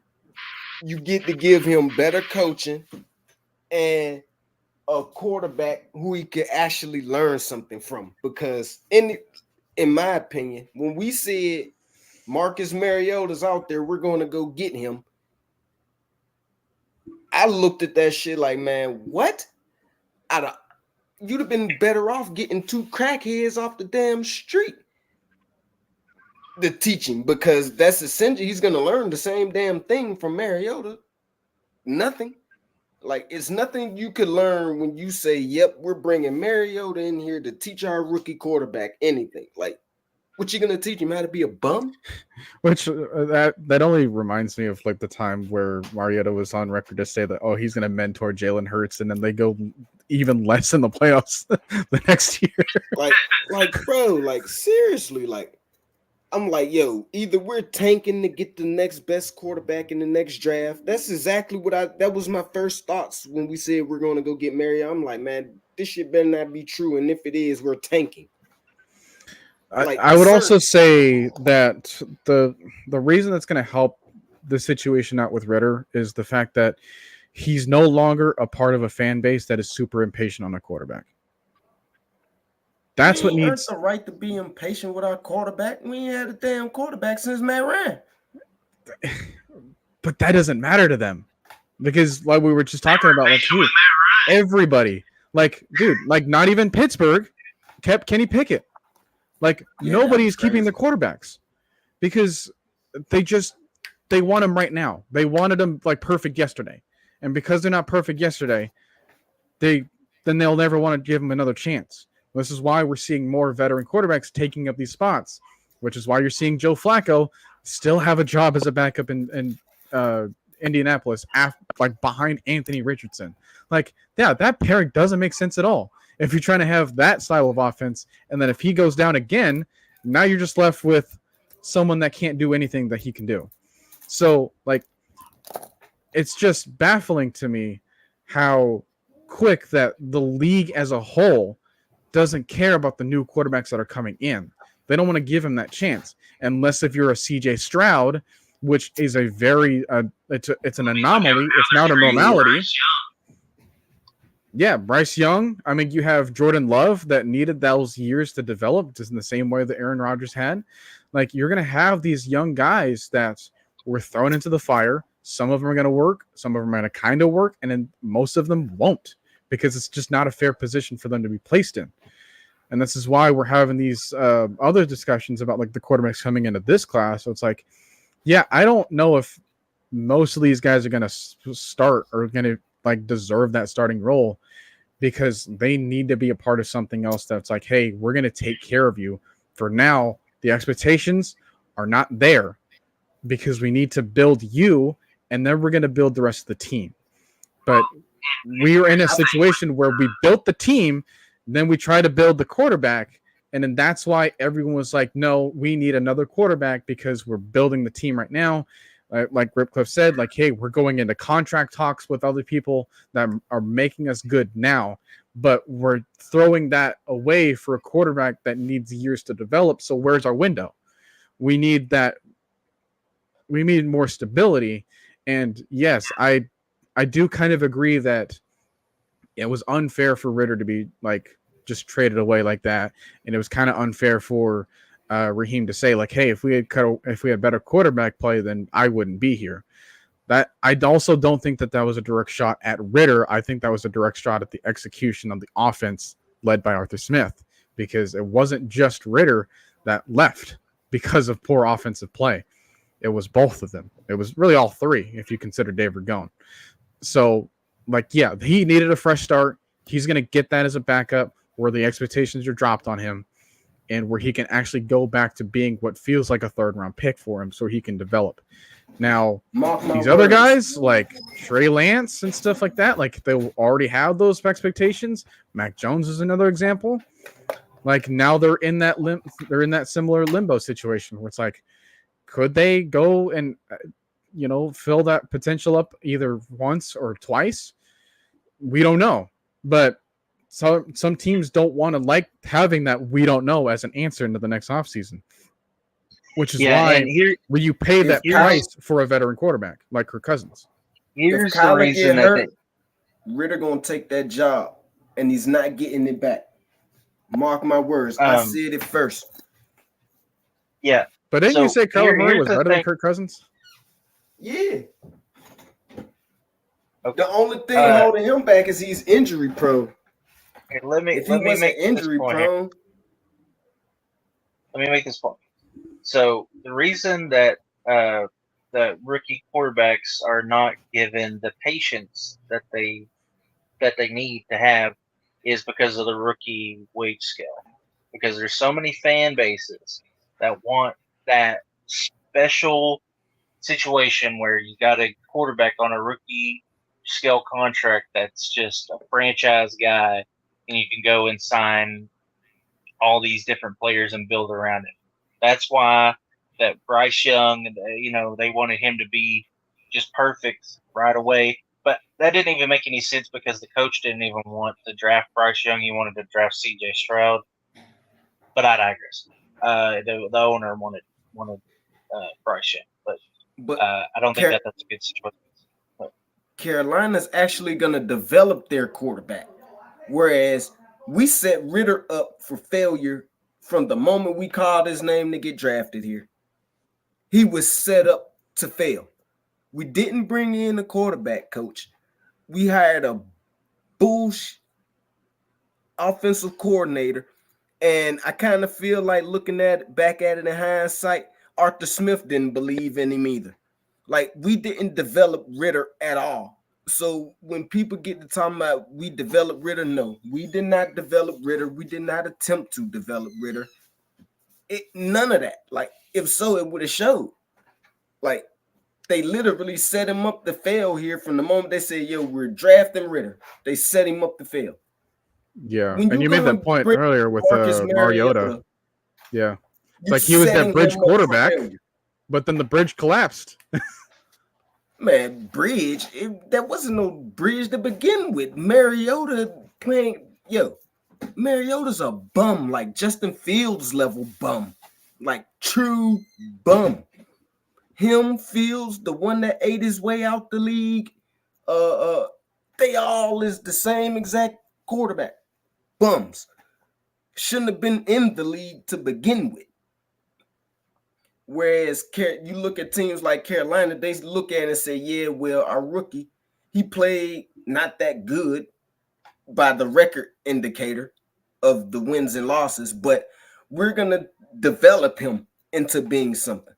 And that's on coaching. Like, you get what I'm trying to say? Like, that's coaching. Yeah. Who was it that scouted Ritter? Was it the GM or the head coach? One of them was scouting him since college and said that they wanted him here and then got rid of him.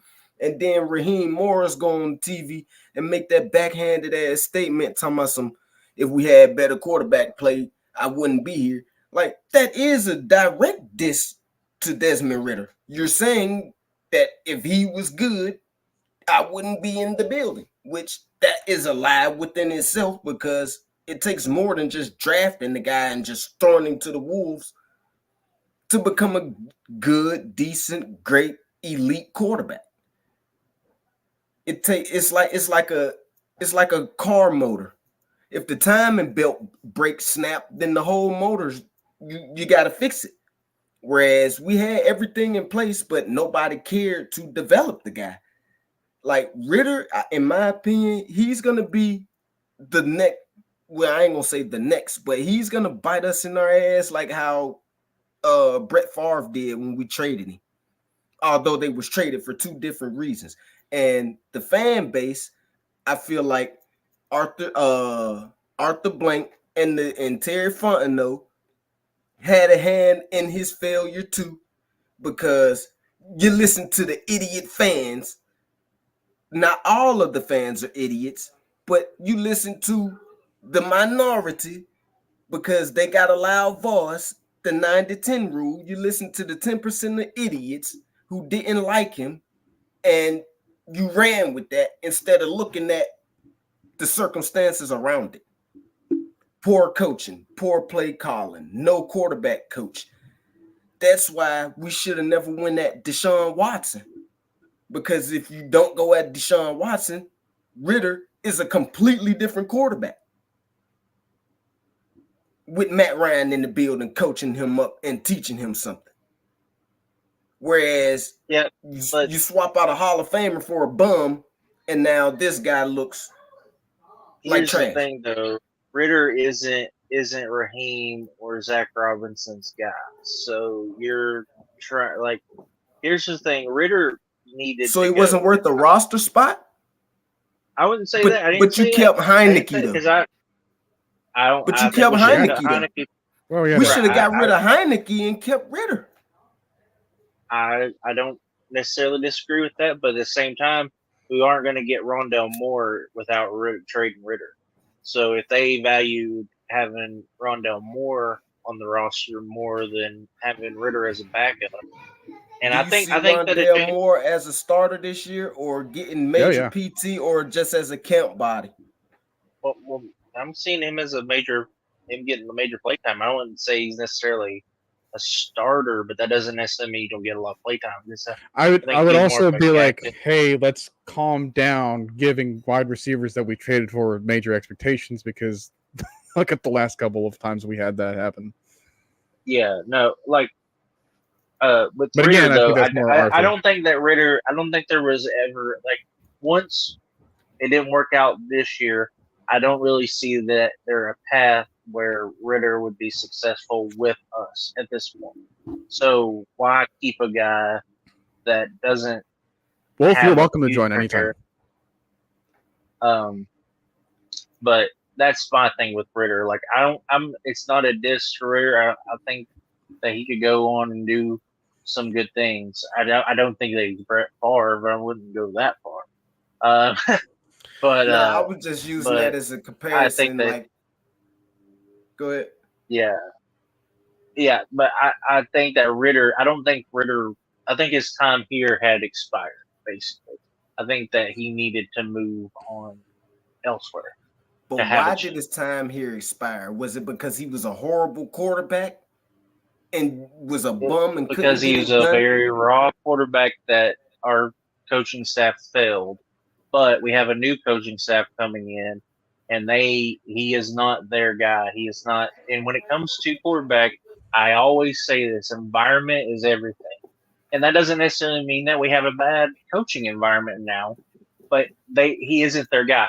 Just like with Bryce Young, I think Bryce Young was set up to fail because whatever I can't remember the guy's coach's name that was there for him, but he wanted CJ Stroud. He was very big on CJ Stroud. The owner stepped in and said, "No, we're taking Bryce Young." Well, you're already setting up that dude for failure because you don't have weapons for him. You traded away the one weapon that you had to get up to get him, and no offensive line really. And now your coaching staff that's not the quarterback they want. So, like, where is the success now with Bryce Young? You kind of have to like keep him for multiple years because you traded away so much to get him. But I can see a similar path where Bryce Young never really develops because depending on now they got a new coaching staff now, so hopefully they do something for him. But or hopefully not. Environment division. Yeah. Well, I don't like to see any player fail though. So, but I mean, I hope they don't I get you. beat our ass. But environment is everything for a quarterback.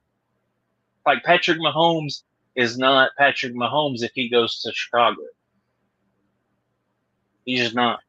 He ain't the same Patrick Mahomes if Andy Reid. Andy Reid is who made Patrick Mahomes. Like, I would also say I wouldn't say he made him, but he definitely developed him. I would also say real quick, like one thing I've noticed about Raheem Morris and Zach Robinson is the fact that they prefer veteran quarterbacks already, which is why they brought in guys like Carson Wentz from the previous season. They brought in Baker Mayfield the year before that. They brought in freaking Blake Bortles even.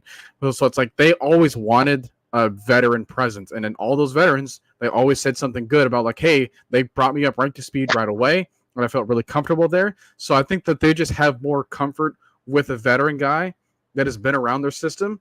And say what we want about Taylor Heineke, but like, hey, he's got enough years under his belt and his mind, maybe not always in his arm and and everything else with his eyes and stuff. But hey, at least the mind is there.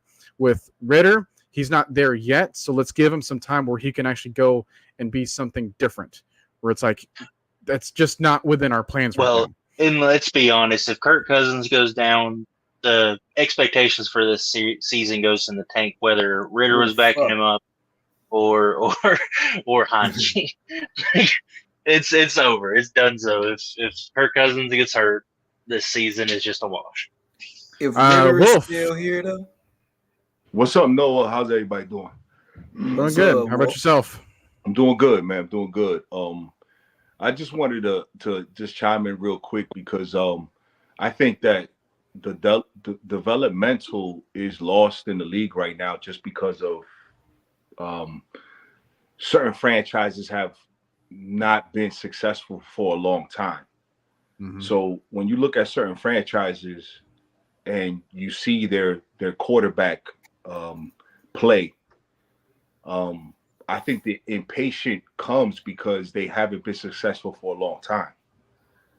And the Falcons haven't been in the playoffs for 8 years. So, yeah, Ritter probably needed time to develop, but it was probably on the wrong franchise. Or the coach was also inexperienced. I think Arthur would probably be a better coach, maybe his second go-round as a head coach. Which might be the reason why he benefited more with a guy Ryan Tannehill, right, rather than a rookie. And when you get a franchise who has not been successful, you start getting impatient because of the product. You got to remember, it's also a business, and the product hasn't been good for a long time. And when the product isn't good, you have a lot of turmoil. Now, when you look at a bigger franchise in a bigger market like the New York Giants, well, you can see how the Daniel Jones saga is going, because the Giants are a historical franchise with 4 Super Bowls, and they haven't been to the playoffs in over a decade. Well, they had the win over the Vikings. Well, yeah, but they're not consistently going there. Right. Is what you're saying. That's not the standard in New York, right? So the standard in New York is playoffs, being successful. Obviously, they have 4 championships. They have one of probably the greatest player of all time. So they have, those standards are a lot different.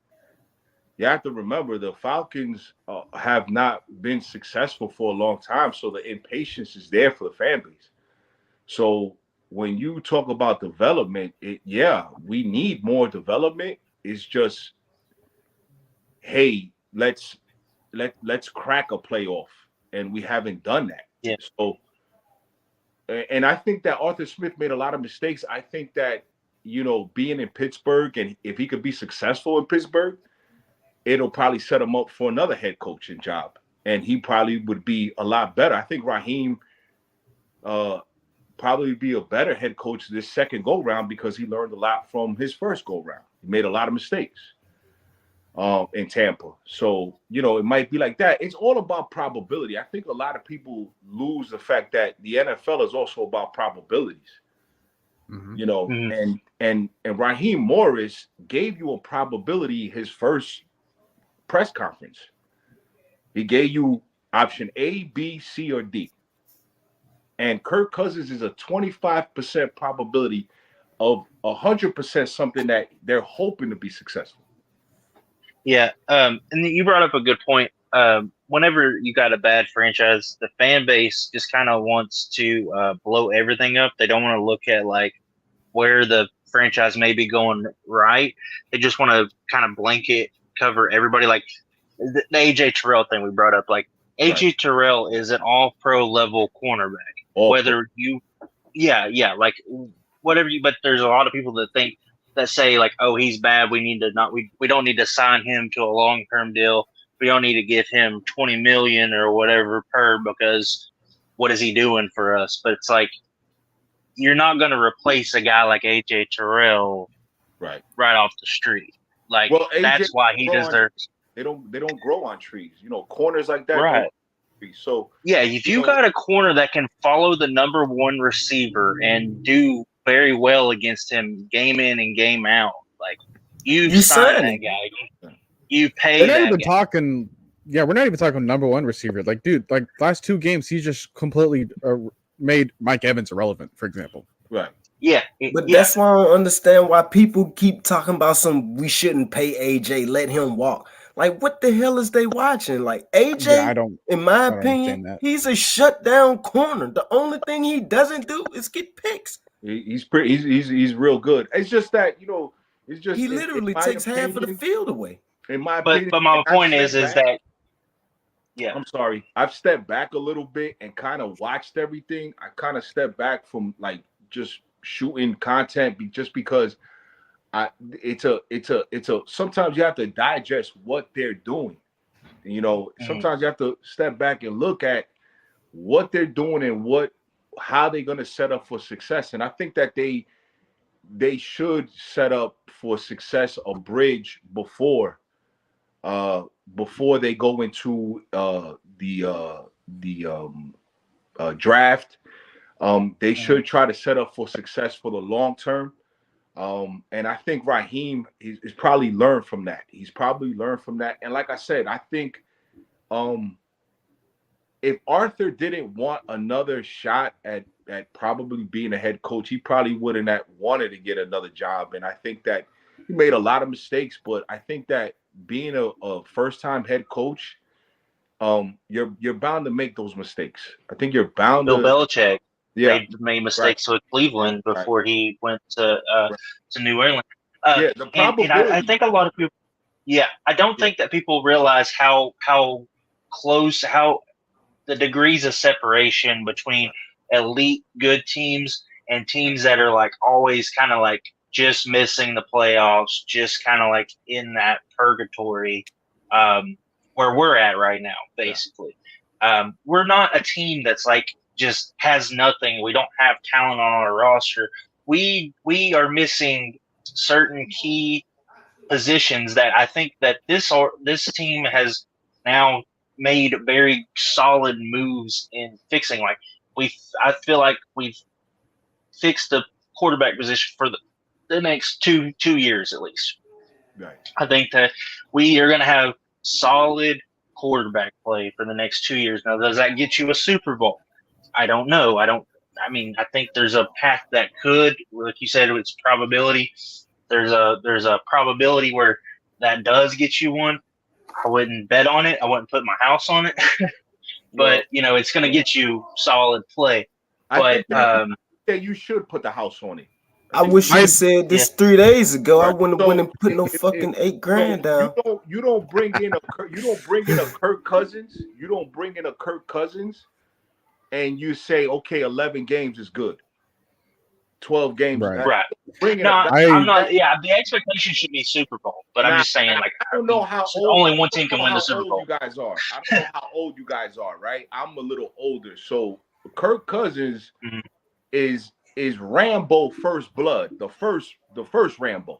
You got to come in and beat. You got to be Rambo first blood. And you need body bags all over. Now, when you look at Detroit, it's probably gotten a little stronger. San Francisco's going to be missing some pieces. They've probably regressed on probably the defensive side of the ball a little bit. You could compete. You could compete with the Niners. Very winnable. You could compete. You could compete with the Cowboys. You could compete. Oh yeah, nobody. Okay. You could compete with Green Bay. Yeah, right. Even with Kirk Cousins being in Minnesota last year, he nearly had a one-score game against Kansas City. Yep. Yeah. And you bring up a good point. How much? Like you look at Detroit. Like how far? Like okay, you want to say Jared Goff? Like you could make an argument, I guess. Jared Goff and Kirk Cousins are probably on that same level, but like the degrees of separation between those two guys aren't that much. Same as like 2 years out. And Detroit's a Super Bowl contender. I don't know if anyone's watched. Well, the game last year, if I'm they should have won. And I've watched a lot of NFL Plus. The game last year, and was 13-9 before we let the Detroit game go. It was 13-9. Yeah, 13-9. and if we had Cousins, like, does he move the needle there? Right. So it was 13-9 that game, and we kind of played Detroit really tough. Remember, I think Cool missed 2 field goals that game. Yeah, I think he missed one. Our defense played outstanding that game. They gave up like one touchdown. So coaching let us down in that game. So in my opinion, you know, when you look at the Niners, they lost a lot on defense. When you look at Dallas, they lost a whole lot. Dallas lost a whole lot. Green Bay is a really young team. They probably would mesh a little bit more. I think we could still beat them. When you talk about Philly, I don't know how dominant they're going to be. They've lost a lot of pieces as well. I think did they lose both their coordinators too? And Jalen Hurts is a question mark. Like Jalen Hurts can play really well, but Kelsey, he can also play really bad. He almost got pink slipped out of Philly. I think a lot of people were scared to play the Rams last year coming down the stretch. I think the Rams had a pretty good stretch coming down the stretch last year. I think the Rams are going to be good, especially with now they actually have draft capital. They have a first round pick. Yeah, but in my opinion, with the schedule the way it is, you're going to get tested, and you're going to get tested early. These guys are going to get tested. They're going to get tested early.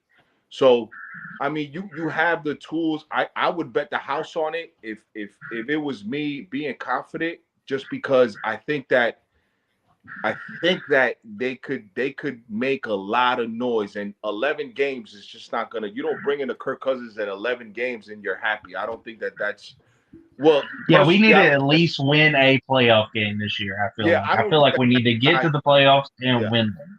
Yeah, and so that's why I wanted to say, Noah, that was a great point that you guys brought up about the development. I just think that certain franchises have the luxury for that. I think Arizona does have the luxury for the development of his skills, as far as being behind Kyler Murray, as far as maybe the coaching staff over there. He probably has a great chance to flourish. But again, when you look at certain teams like Seattle, you know, Geno Smith, it took him 10 years to develop, and he had one good season, and you know, you have a lot of quarterbacks that like Brock Osweiler, you know, $72 million for Brock Osweiler. You know, sometimes the quarterback play can be very mysterious. Again, Noah, you got to have an environment around. You know, Noah, no matter what quarterback. No more than me. I don't know if anybody had Daniel Jones on their draft board. You know, I don't know. You know what I mean? I mean, you know, the QB is so mysterious, but I people forget that it's also probability. It's probability that plays a big part in building a team and making a team successful. It's probability. And I can see the Falcons like getting a guy like I was watching some tape on Michael Pratt out of Tulane. Like Michael Pratt is like a Kirk Cousins type quarterback. Like that you could get like maybe in the 3rd or 4th round, and you could sit behind Kirk, let him learn for a couple of years, and then, you know, maybe the years 3 and 4, you can make a decision on Kirk. If he's playing at a high level, you keep it going, or you could transition over to a guy like Michael Pratt, and at least you got like a backup plan. And then with the new QB rule, you could keep Heineke and have Pratt as like your 3rd quarterback, you know, in games and things like that. Like, so, you know, it doesn't necessarily, like, I don't think that Kirk Cousins is our long-term answer, but for the next 2-3 years, I think he gives you the best chance to win out of anybody else that you would have got. I think that's a fair assessment. I think that Noah, you're right. I mean, it's just the QB, the development, because of the CJ Stroud and all of that. People just put. Heck, Brock Purdy ruined everything too with that too. Well, to be fair, Noah, Kirk Cousins was Brock Purdy before Brock Purdy was Brock Purdy.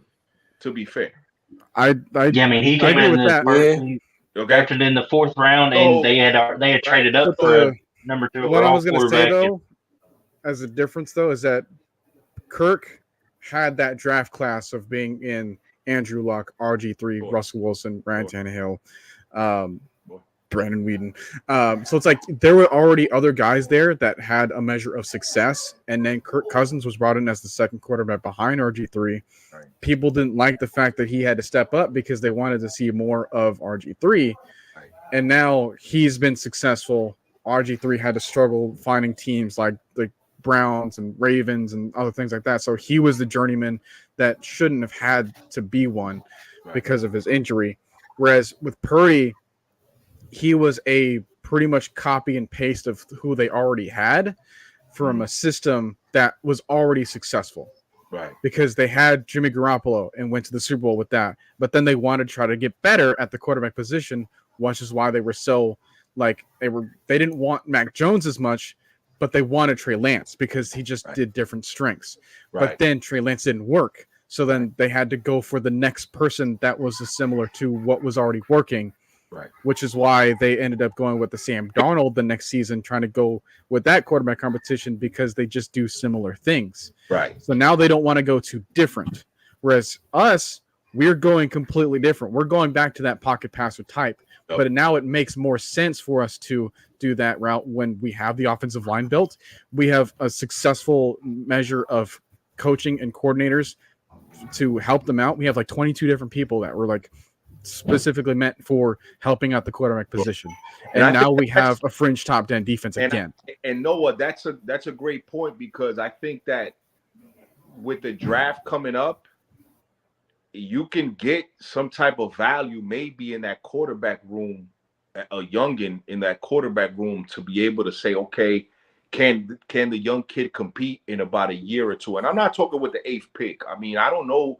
I know that they had a workout with Michael Penix in Seattle. I know a couple of our coaches and our GM went up there. I don't know. They're kicking the tires on these quarterbacks. I don't know if that's what the 8th pick. But what I will say, Noah, and I don't want to take too much of you guys' time because, but I just want to say that with those people, with Zach Robinson, if you notice, Noah, and everybody here, I don't know everybody's name, but you notice that the offensive coordinators that were very hot this offseason for a head coaching job, they kind of fell back. Did you notice that? Nobody talked about the Ben Johnson or Nick Slowick falling back from the head coaching positions that they could have had because of the quarterback play. A lot of people don't mention that. And I think Zach Robinson is right there where he says, you know what? I can build a 4 or 5 year success rate in Atlanta with the quarterback play. Or at least the 3, which is and exactly then what go on to get Stafford. a head coaching job. Right. And, so I think that a lot of people didn't notice how Ben Johnson's name just fell off the map and how Nick Slowick's name just fell off the map. And again, everybody knows that my son is a Houston Texan fan and he's excited for their offense looks, amazing. Crazy. More Stephon Diggs now too. Right. It's crazy. So I think you have a great point. No, I just don't agree with how the franchises are. Certain franchises can have the luxury of doing the development, and certain franchises don't have that luxury. But I think development is lost. I think that we need to probably get back to that in the NFL. I just think that there's just some franchises are just on the verge of exploding, especially because of a CJ Stroud story or Patrick Mahomes or when you got those types of guys like that. Like it's just and last year, I'm gonna leave with this thought. Last year they said that Arthur Smith folded under the pressure because of the Atlanta media. Well, he did. He's in the Pittsburgh media now, which is 5 times bigger than what we are. And he has some weapons up there as well. So I hope he could put that stuff together because, as you know, Noah, in my opinion, I think the AFC has much stronger teams than the NFC, in my opinion. So, you're going went to the strongest division in football. Yeah, you're going to go through some stuff. So, but Noah, keep doing your thing, man. Keep showing your content. I try to tune in as much as I can, dude. But But keep doing your thing, man. Keep talking, have great discussions, man. This is great. Thanks for letting me on, Noah, man. Seriously. Yeah, absolutely. All right, you're always welcome. Yeah, man. Thank you so much, man. WrestleMania. Dude, I have on the spin the wheel of topics. We're gonna be talking about WrestleMania 40 eventually. So if you want to come back on later again, you're absolutely welcome. Because I got the WrestleMania. I got WrestleMania coming on. Yeah, it's about to. It's getting crazy here. I got some family coming over. We're gonna watch the game, the WrestleMania, and it's gonna be good. So everybody, man, God bless. Stay tuned. Subscribe to Noah, man. Subscribe to Noah. Subscribe to the AFN crew. Subscribe to everybody, man. Noah, much respect, man, to everybody, man. Absolutely. Later, brother. Take care. Yeah.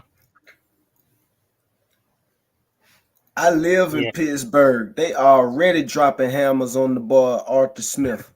Look, I live here, bro. Like literally, like the Post Gazette. Bro, they're on this cheeks already. No Diddy. They on him I know already Noah. up here, bro.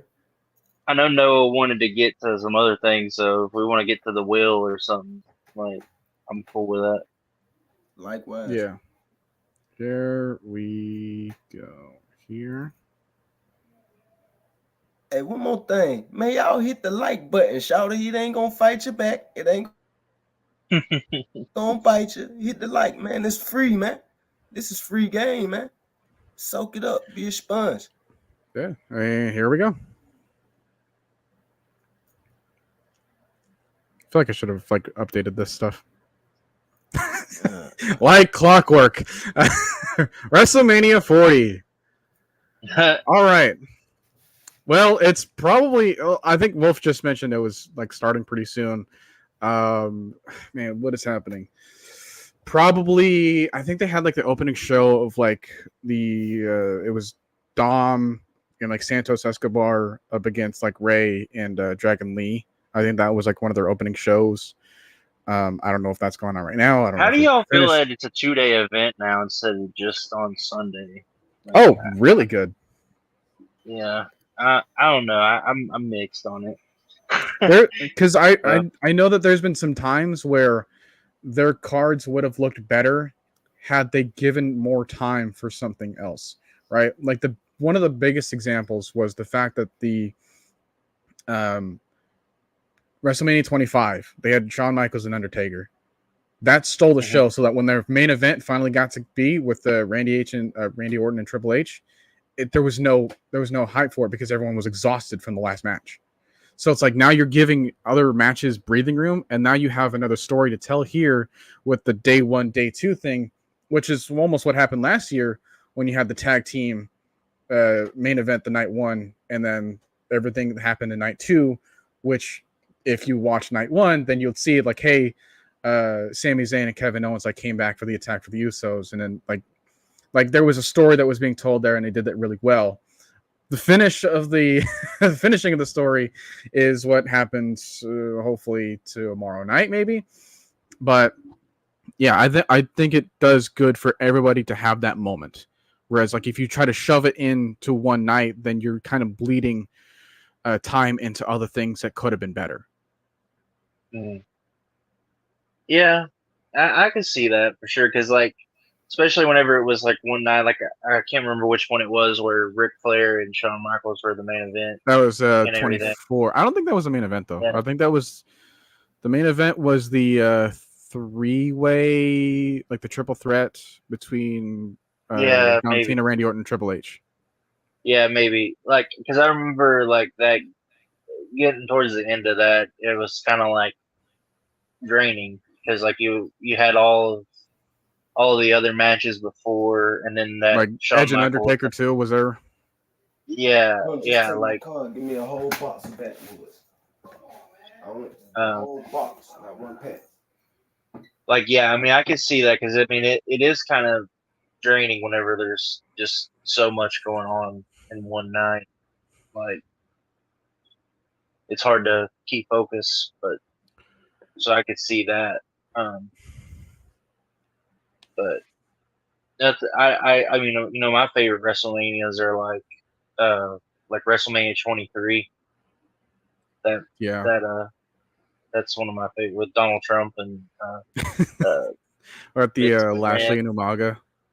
Yeah, the Lashley and Umaga match, and then that Money in the Bank, like that's probably one of the best Money in the Bank matches. And I'm so glad they're bringing that ladder match back. Is it today? I think.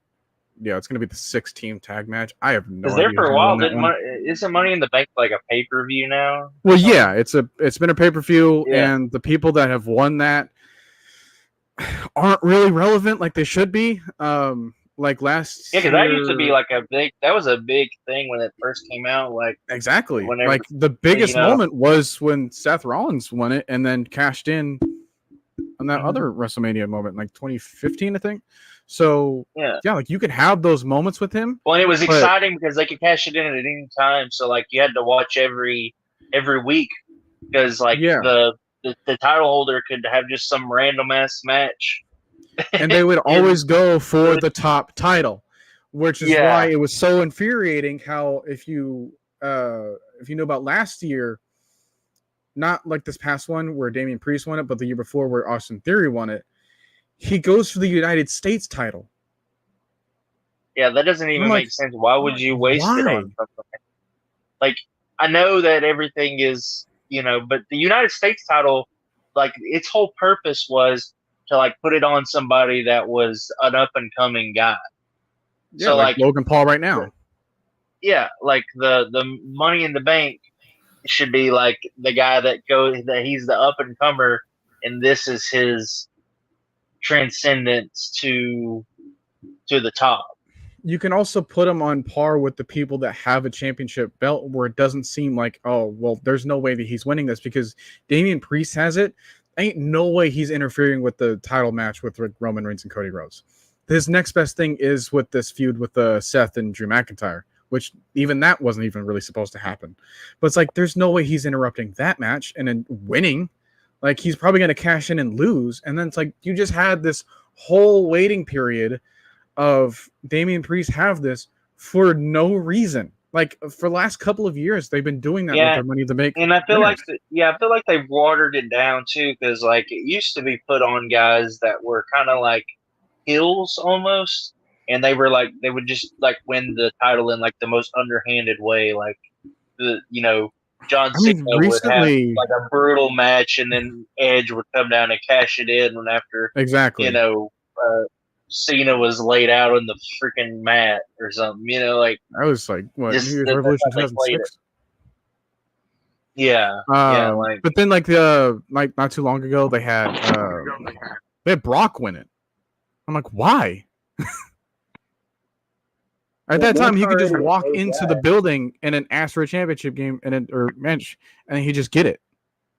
Yeah, that you got to put it on guys that are like I said, they have to have some kind of cachet to them, but like they are like right at the cusp, or like you said, like someone that's not really expected to get put over, but because they won Money in the Bank, like now they're put over, kind of thing. So yeah, it's just I don't know. But with this one, I don't know how to. I thought it was better though whenever it was just a WrestleMania match, and that was good because it was like going into the new pay-per-view cycle and stuff. Now you have because basically WrestleMania is like the penultimate, and then basically it's that's like the Super Bowl, and then the season starts over for the okay, so for all the night one matches, let me take a look here. Obviously you got the tag match. I don't know how this happens in order because they're not really telling me. How do you feel about Roman Reigns and Cody Rhodes, that match? Well, it's kind of dependent on what they do tonight. Yeah. I do think that it's necessary for them to give it to Cody right now. But the fact that this build up for them, he's worn his welcome. Like it's almost like Triple H in the early 2000s, where like Triple H just like held the title forever. He just had to be the best. Yeah, and you were just like, dude, let's just let somebody else get some. And Cody needs to have that transcendent because he came over from AEW and now he has the storyline of he was a low end talent with WWE, goes to another company, becomes the top guy. Now he's back, kind of thing, So I mean, it's happened with other people before, like LA Knight, for example, Drew McIntyre. Yeah. They both went somewhere else and then came back, got bigger. But yeah, like the build-up, I don't really like. I like it in some aspects, like they're telling a good story, but I just don't like how often they're burying Cody when they tell these things. Yeah. Because, like, dude, if you want him to come out on top, then you're not giving him enough ammo to retaliate back. That's the thing that's like frustrating the most. It's like, sure, you can have this back and forth, but it's not a back and forth. It's a one-way street where it's just The Rock consistently ripping to shreds Cody, and then like you're just throwing in Seth to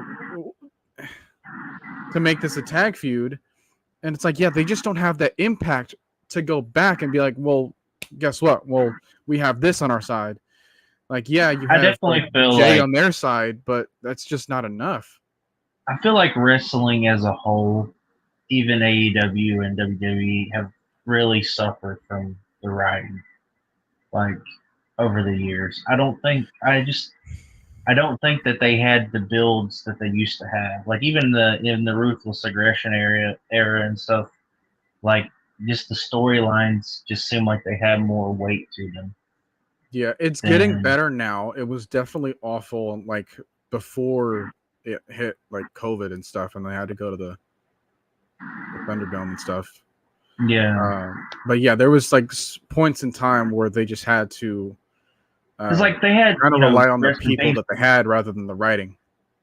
Rest in peace, Bray Wyatt. But like with him, like remember they just like kind of relegated him to like nothing there for a while. Like that character. He made 3 characters, got over on all 3 of them, and it's like it didn't matter enough to them. Yeah, like they just like relegated. They didn't I don't know if you've watched the documentary on him, but like they just completely wanted to take it in like way different directions. Didn't want to even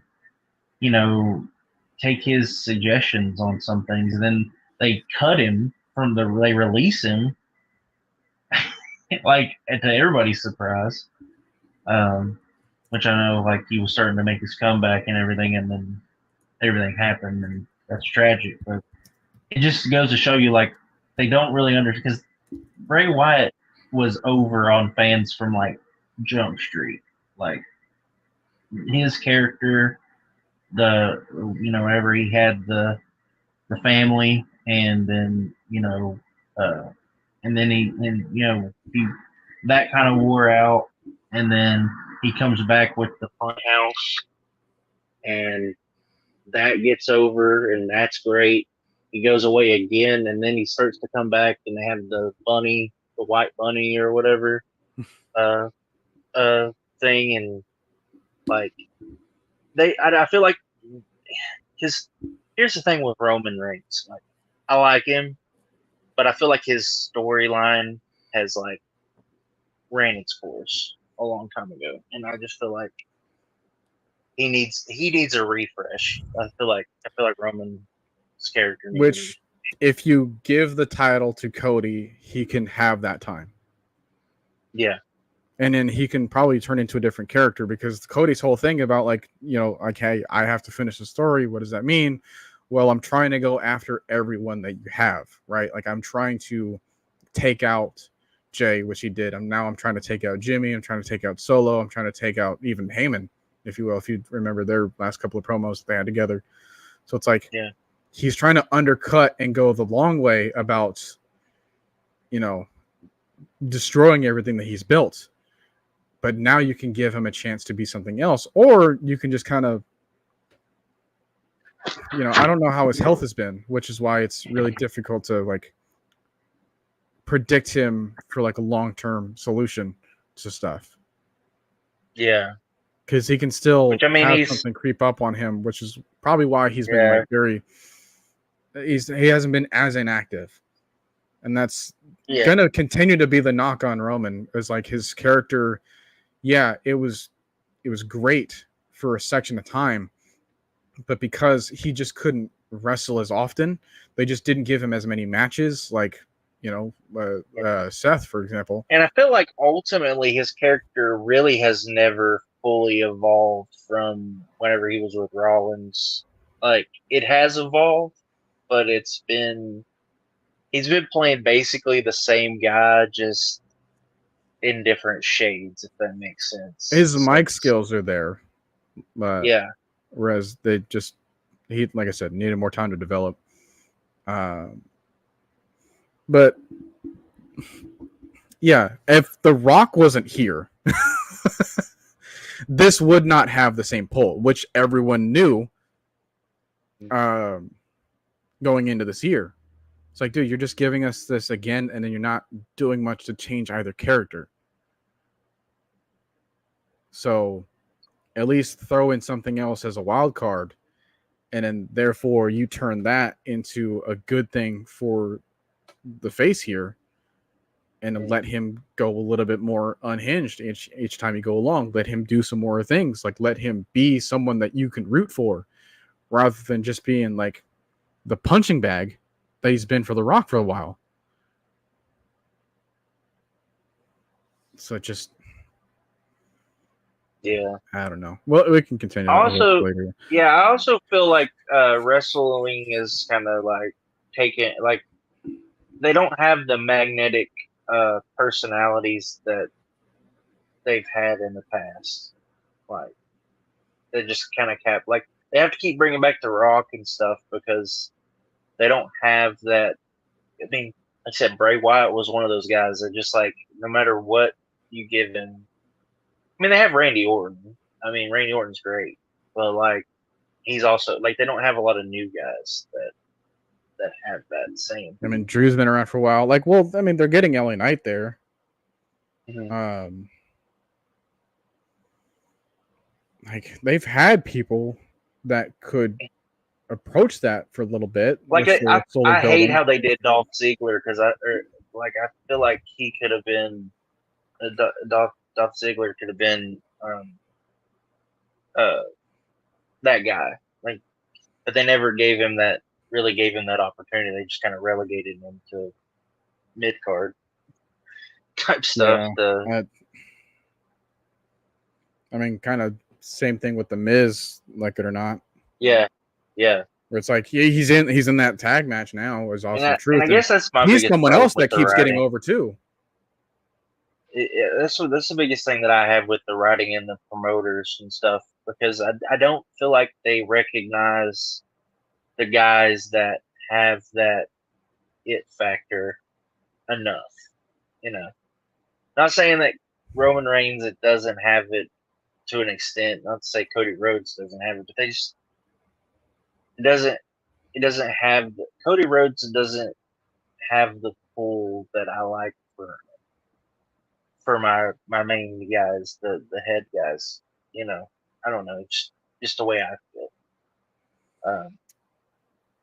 But I mean, I like Cody Rhodes, but I don't know how to explain it.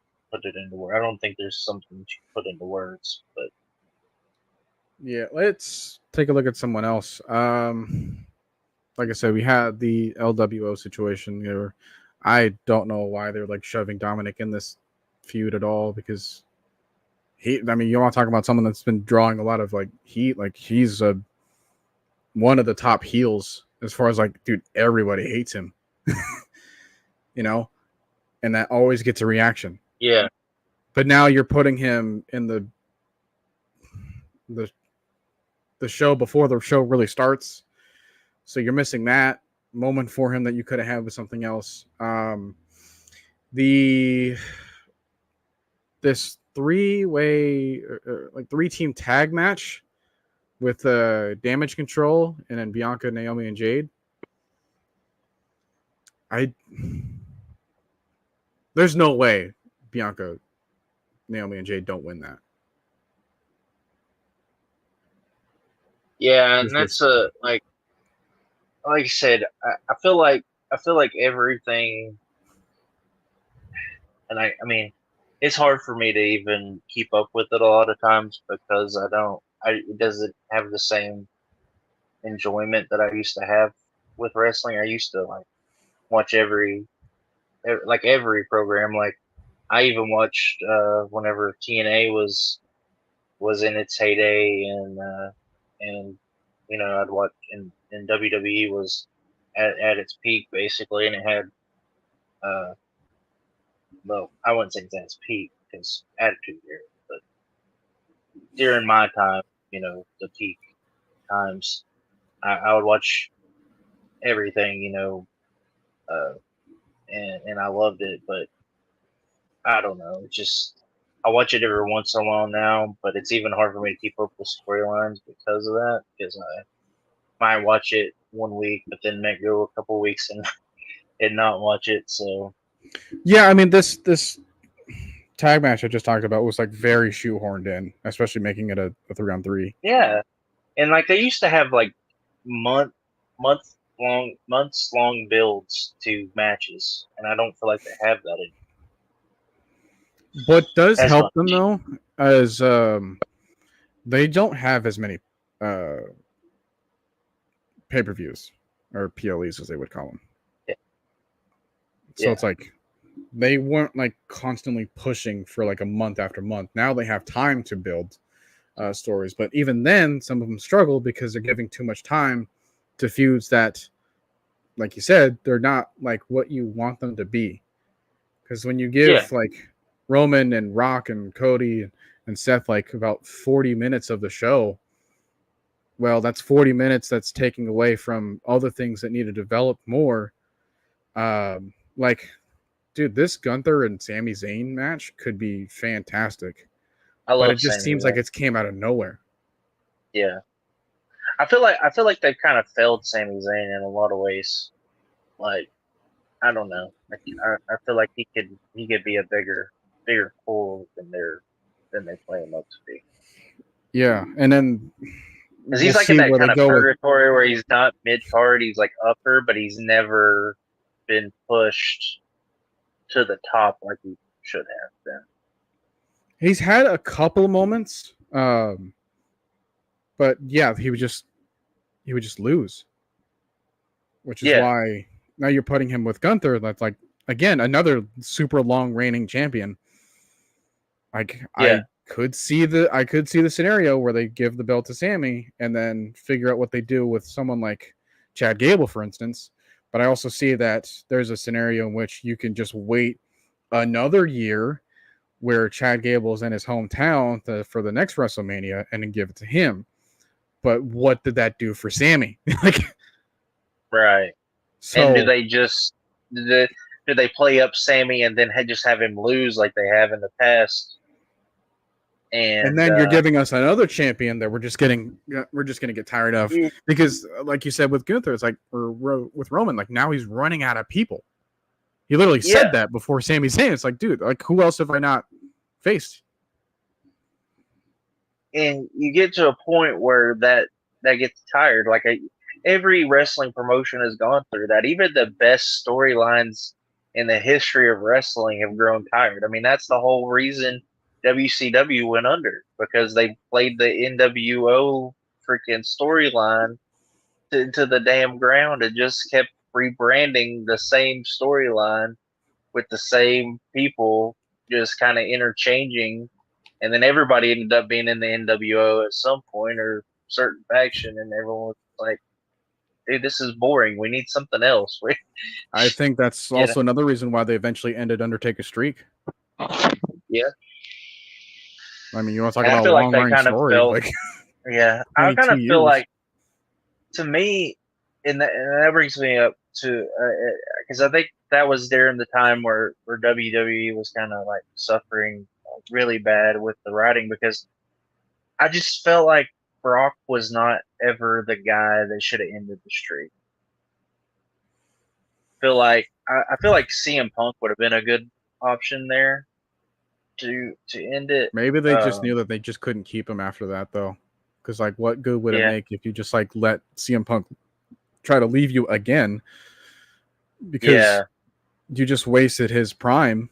Yeah, Sam Punk Giving was him- definitely his biggest enemy, or his number one enemy when it came to. And then other people like before that, they respected him too much. Like I remember Edge talking about it, like you said with WrestleMania Yeah. 24. Like, hey, like I'm honored that I even have this position to even face WrestleMania or face Undertaker WrestleMania, but there's no way that like I'm that person right now to do that. Well, and it's kind of And- hard because like you wanted to have, and this is why I don't think Brock was a good fit for it, because I feel like they should have chose a guy that had been around for a while, had been like, maybe he had been up at the top. You know, obviously you want a guy that's had some pull, but maybe he's not like fully established in that top tier. Like he's just right at that tier.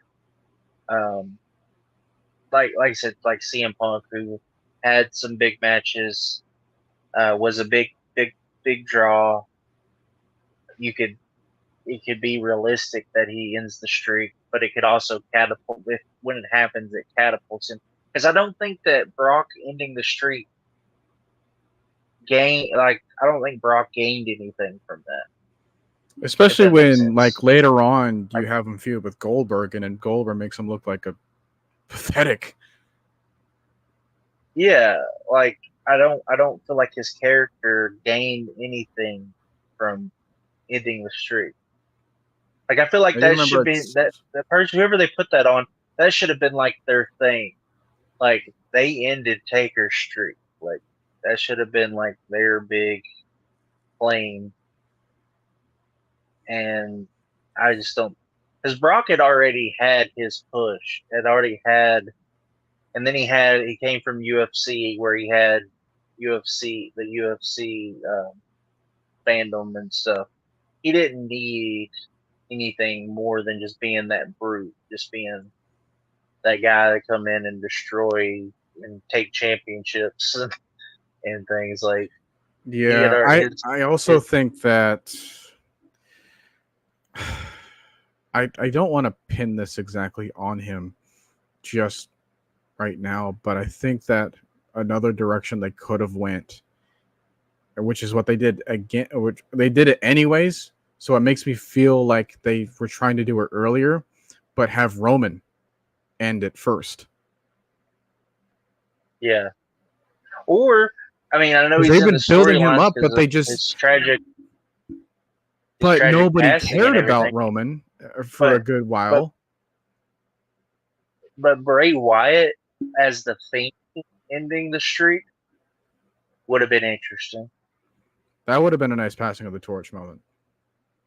Yeah, because basically Bray was trying to create an aura similar to Taker to kind of. The problem is that they didn't build him up enough. Like, not saying that he wasn't worthy, because he definitely would have been and should have been. Yeah. But it's like like you said with the writing, it's like they didn't write him to be the person that would have been the guy to do that. It made sense from us as a perspective of like, hey, like this character would go well with this character, and they have that mutual respect for each other. And now it doesn't seem like it's going away to a person that was already over. Now you're going to give it to someone that could, carry you through the next couple of years and have that same mystique about him. Yeah, and that Funhouse promo building to the Fiend is one of the best promos of all time, in my opinion. Like, just creative wise. But like you said, I don't think that they ever pushed him. He was always in that, like, he was like close to kind of similar to Sami Zayn, where like he was always like, you thought that he got over with the fans. The fans loved him. Yeah. But his in-ring success and everything never really mirrored to the level that it probably should have been. I do want to get with the rest of this. I'm gonna go back to that ladder match because that's going to be really fun because I have no idea who that. We have Judgment Day, then we have DIY or Regeneration X, whatever you want to call them, and then we have the New Day, then we have Awesome Truth, then we have A-Town Down, and then we have New Couch Republic, which is Tyler Bate and Pete Dunne. Looking at the split here, because it's for both tag teams, for like the SmackDown and Raw, I do see a scenario in which they would give one to like a heel on one show and then like a face on another. And I think it's probably a bit too soon for my blood, but I would love it for them if they went with like DIY and then A-Town Down as the winners. Just like A-Town Down can have the SmackDown ones, DIY can have the Raw. And then you have that concept of the face here, heel here, different shows, give them their moments, because it makes business sense for A-Town Down. And then plus, like, they've been pretty good so far with Theory and Grayson Waller, but it makes more sense from a business standpoint because of their connection with Logan Paul to bring more people in to like start paying attention to them.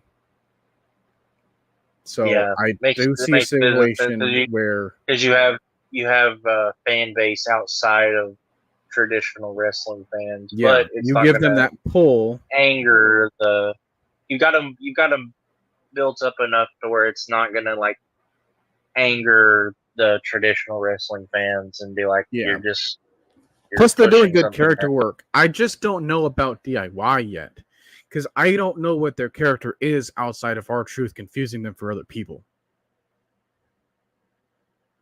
Like, that has been the whole thing. I mean, putting the belts on them could open up the road to give them more storylines and kind of.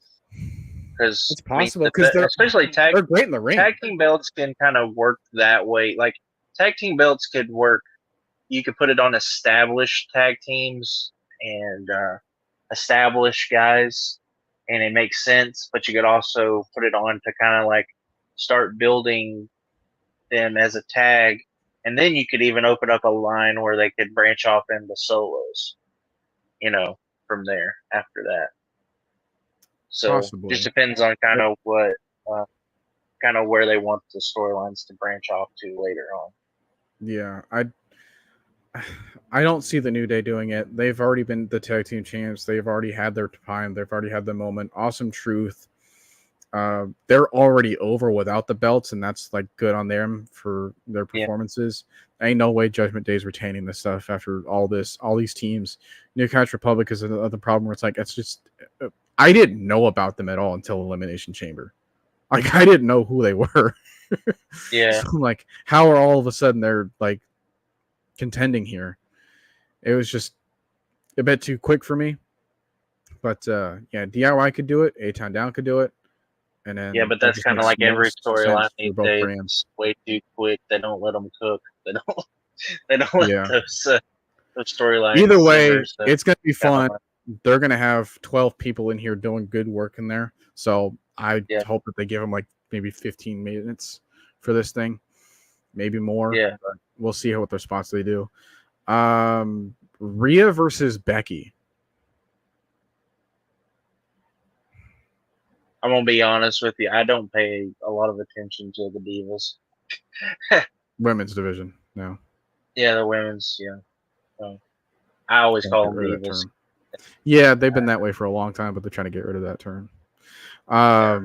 Speaking of which, because Becky has this whole problem with Rhea. It's like, oh, she's just getting over because of her looks, and especially the whole clip that they had recently with her and Nia. But Becky has been just doing better character work for me. I do see the scenario in which they could just like reward that, but I also do think that Rhea needs more time to be solidified as a champion because she hasn't had a whole lot of title defenses. Yeah. It's like she's just going to have it for 1 year, and now you're just handing it back over to Becky. It makes sense to some degree, but I also think it's just too soon for Rhea. I to, think like, I think lose they'll that. I think they'll continue her. Especially now you're going back to the Judgment Day where it's like I don't think Dominic has a title, maybe in NXT, but I don't think he's got one. Judgment Day wouldn't have one, and now Rhea wouldn't have one. But that's only because it's like, hey, they've had their moment for like a year now, maybe longer. So let's and distribute Becky's that already time. had her push, so I think So that it's a she good enough would be opponent for Rhea to better lose to suited here. Right. Yeah, it is. But at the same time, it's also a good one to kind of give her some validation if she gets over. Yeah. If The it's a other, good match. which I'm pretty sure it will. There's just a couple of wild cards, you know, like we're waiting for Charlotte to come back. Liv Morgan is another interesting one. And then you're just gonna have to see about the character progression of like someone like Tiffany Stratton, who was like, yeah, she's gotten a lot of push recently, but I just don't know if you want to reward her right now or just like give it a little bit more time, maybe like a SummerSlam thing. So yeah, and then Jimmy versus Jay. This could also be like a dang near top 2, top 3 match of this night. Yeah, they're gonna put on a show for sure. I It's want not their gonna be I like want their moveset to be a little bit different. yeah. Yeah, they might be a little too similar, but They're you just know that gonna it's gonna be a be lot of entertaining. super kicks, a lot of Uso splashes. Yeah, let's hope they have some variety. But as far as in-ring ability and stuff, that's I mean, probably going to be the like whole that thing match. is like to yeet or not to yeet. That is the question. Yeah. That has the billing of like not like a top match, like build up wise, but could be like one of the most entertaining matches of the night. The one that people end up talking about the most at the end. Oh yeah, and then obviously the last one we kind of touched on it before, but man, I think it would be awesome for Cody for them to, despite losing night 1, win night 2, despite the bloodline rules. I do want to see that situation because that would help out his case to be like, hey, I'm dethroning everything you've built. And be like, dude, I beat you even with every stipulation that you wanted to throw at me. And then plus that makes him smarter. That makes him a better face. And then you don't even have to make Cody get the pin here. Just put it to Seth, and then he still has a match.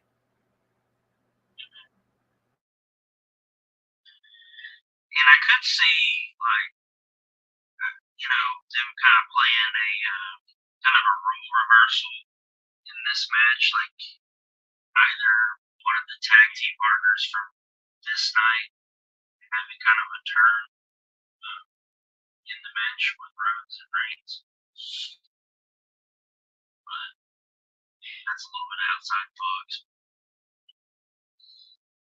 Like, Rollins would train Rhodes in the match tomorrow night after they maybe win the first night. Something like that.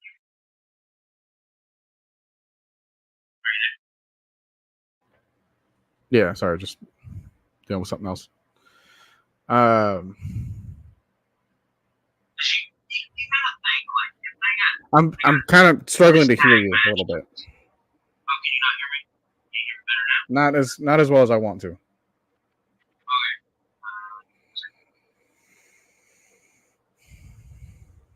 Okay. All right. Go back. Let me find out night 2.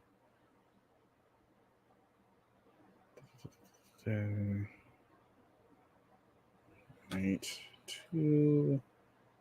Their card.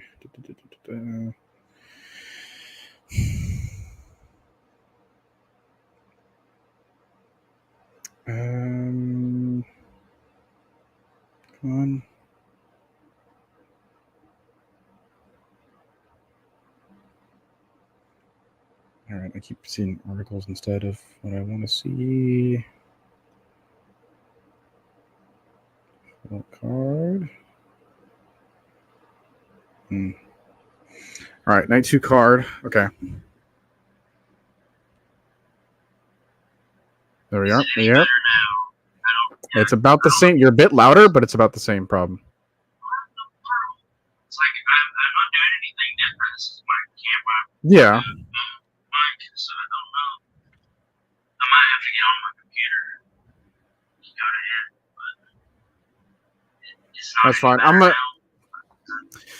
no same. But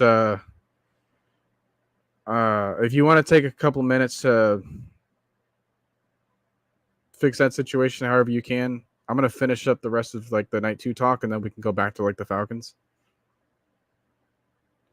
Because like the show is definitely starting, and I want to get this all out of the way as fast as possible.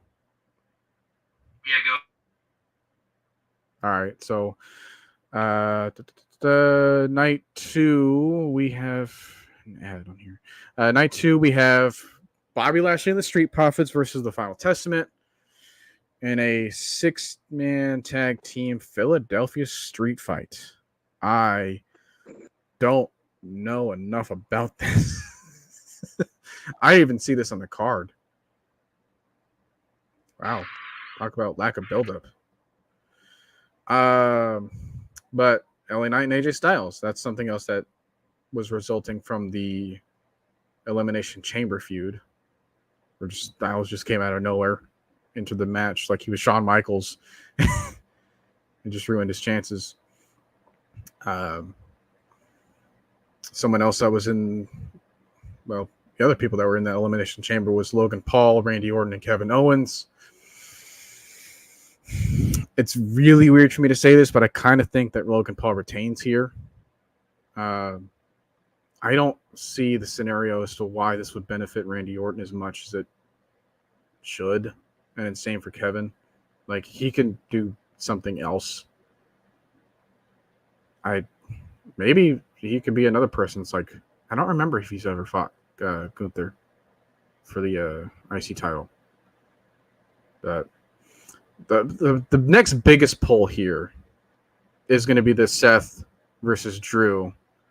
Or you can, kind of go 50-50 with Io Sky and Bailey, because that's another like great story that they've been telling for a while. And find it weird how I actually kind of want Io to win there. I just think that her talent in the ring's incredible. Bailey's someone I think she can put her over. But it doesn't make a whole lot of sense for the story for Io to win here. But I think that could bring on to some other issues that they can expand upon. I just don't know how, though, because they're already putting Damage Control in feuds with other people that are kind of separate from this, unless they include them here because it's a night 2 situation. But yeah, I think it would do Io better for her to win, but it would make more sense for Bailey to win given all she's gone through. So where do you want to go with that? Like either the story or the talent? So I don't know.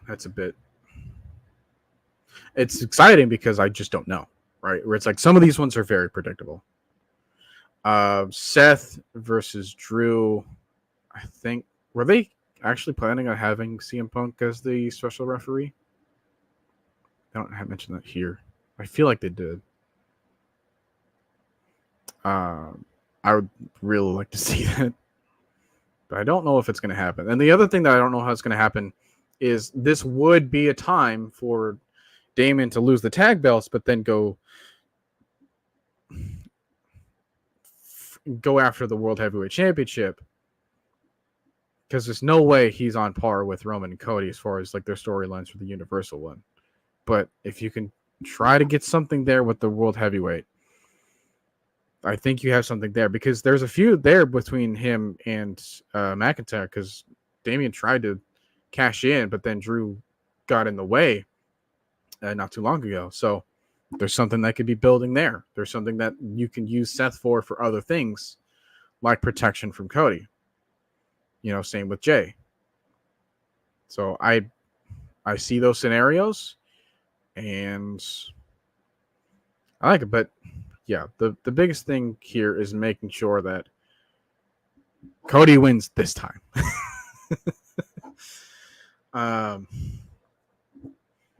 If I had to put any other final say on this Bobby Lashley and the Street Profits versus Final Testament, I would probably give it to Lashley and Street Profits again, because they did have the tag showcase match last year with like Alpha Academy and then Ricochet and Braun, and then who else was in there? Viking Raiders with Eric and Ivar. I think those were it's a 4-team, right? I'm trying to remember that big spot they did in the corner. But yeah. I think overall, this has garnered a lot of pull. This has garnered a lot of attention, and there's some good things for you to pay attention to here. So, looking forward to seeing how they pull these things off.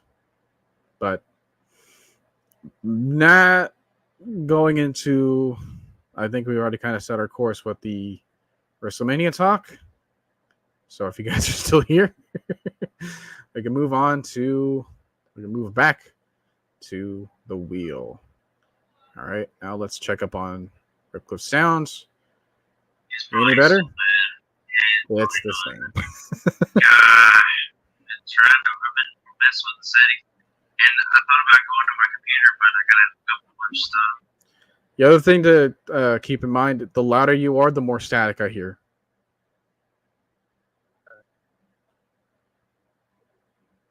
Okay, so maybe if I turn down the volume or the mic volume, maybe that'll help.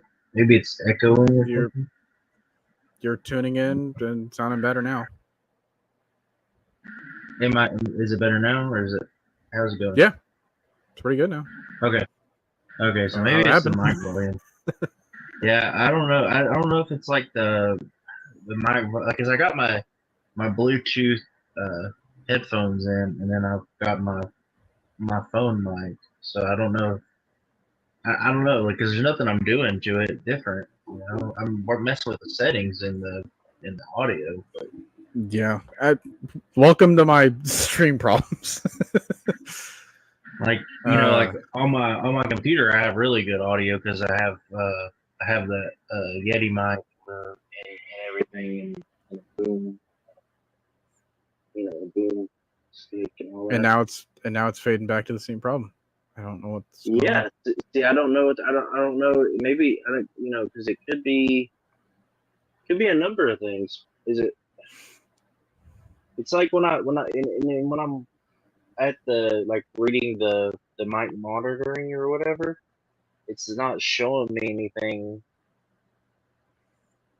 So weird. It's like, what is causing? All right. Well, while you figure that out, let's spin the wheel.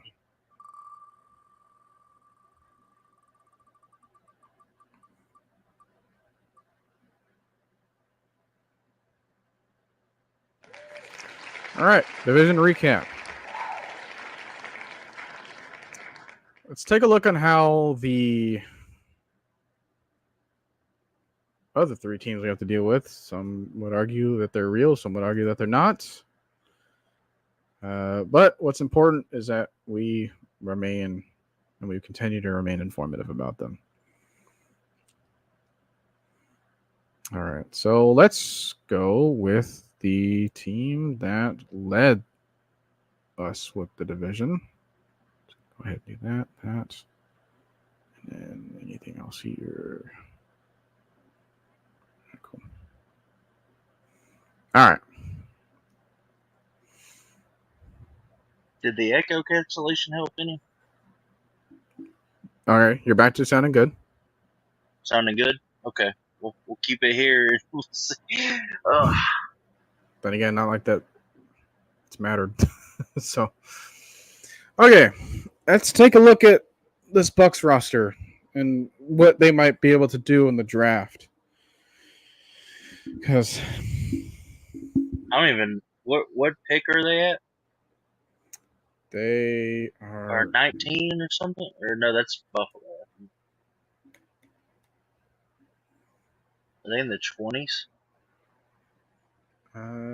well, they made the playoffs, so Yeah, and they won a that's super playoff. low. Yeah, they're 26. 26. Ooh. Yeah. Well, I mean, there's plenty of talent. Like, trying to think what their biggest need would probably be, though. No, that's not. Me, I'm not a needs draft one for one guy, but when you're picking around 26, though, need kind of plays more in a role.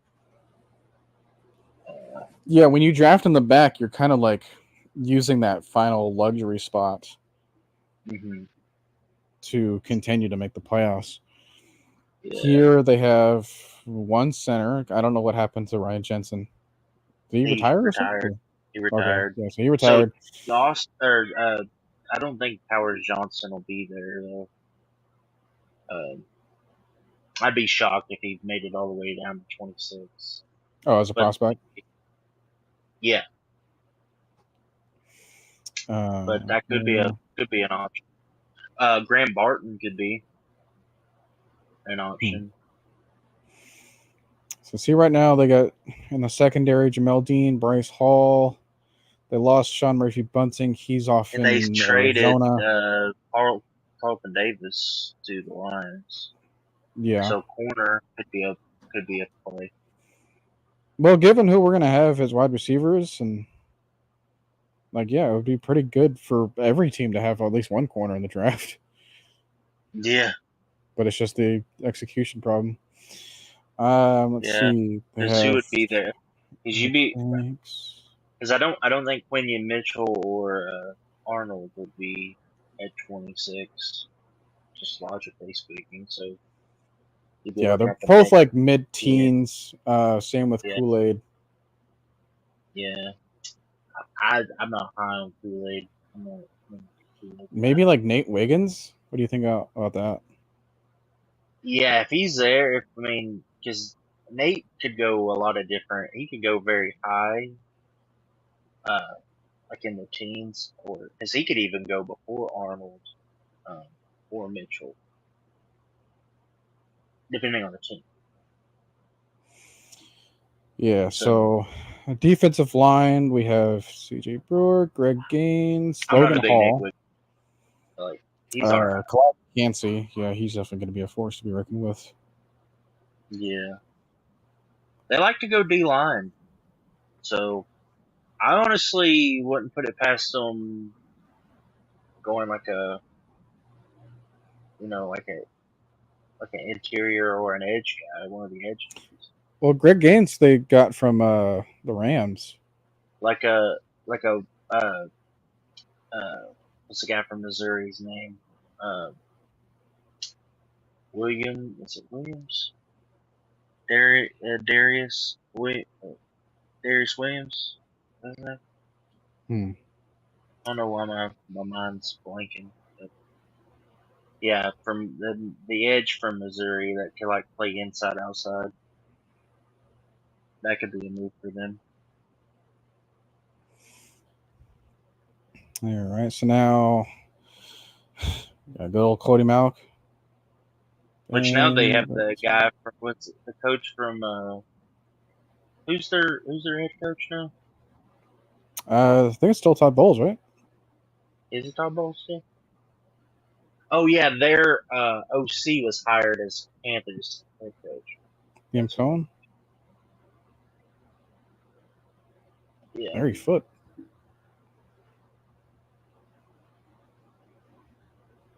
Yeah, no, I think their head coach is still Todd Bowles. I was thinking of the Canales or whatever that got hired as the Panthers coach. That was their OC last year. Ah, man, Justin Peel's their tight ends coach too, huh? Man.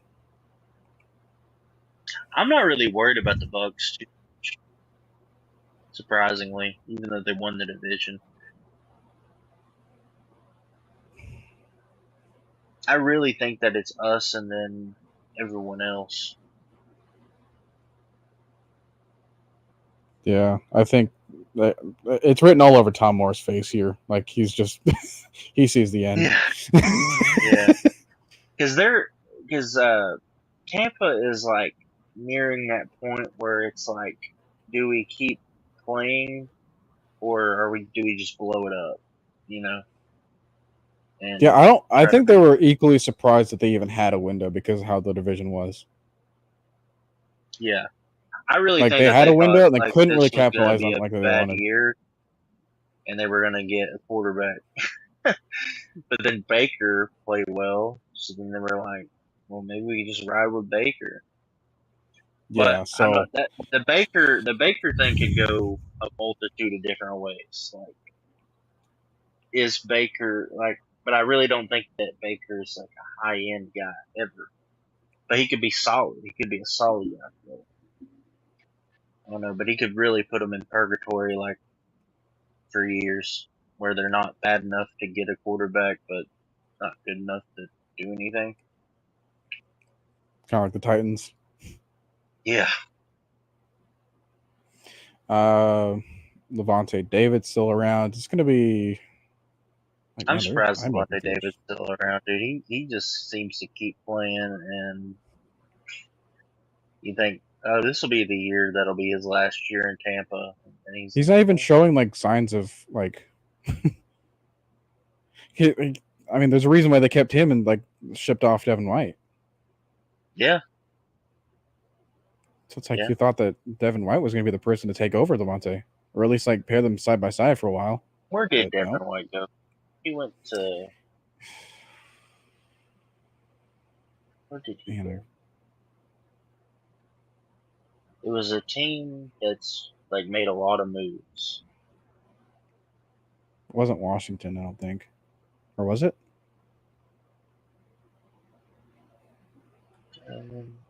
Let's see. Philadelphia. Oh, yeah, they needed linebackers. Yeah.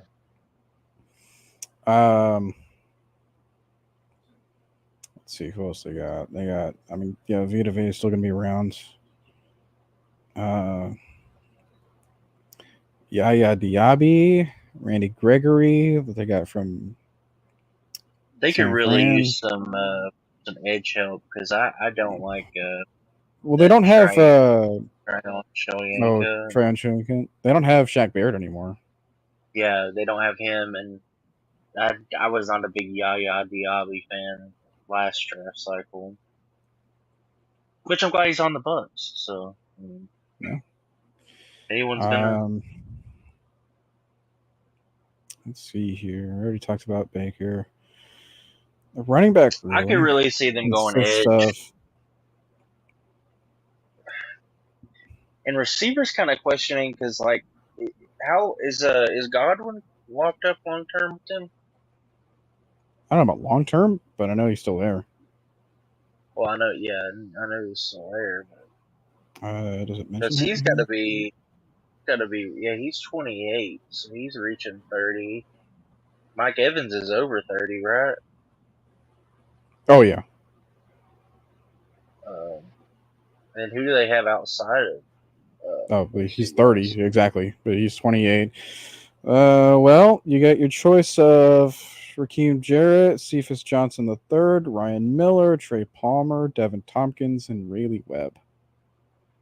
Okay, so that could be. So, Mike Evans receiver is going to have value at 26. Like, you're going to have some receivers at 26 that have value. So they gave Mike Evans a deal. So I don't know how much they want to spend into that one room as opposed to like distributing it out. Because you got Cade Otton who can catch passes for you. Yeah. You got Rashad White out the backfield, which I didn't like that they had him. So I know that he can be really good. Yeah, they got a good running They back brought group. back Jordan Whitehead. I don't see their offensive line being like as all that great. They got worse still. Offensive line could definitely, like I said, Graham Barton could be a move. I think that it would make sense for them to go offensive line simply for the fact that, hey, they finally have the quarterback. Now let's focus on and the offensive line, building like that trench especially up. like if you need a tackle. Well, I don't know because they got Wharfs. But they get rid of that. Was it Donovan Smith or whatever they had before? I think Luke They get rid Gadecki might be starting. Okay. Because like when I'm thinking Tampa in their offensive line, I'm thinking more interior than tackle. But I don't think they would hurt to like add a tackle necessarily either. All right. Well, we got like would an Amarius Mims be there? You know, I don't know.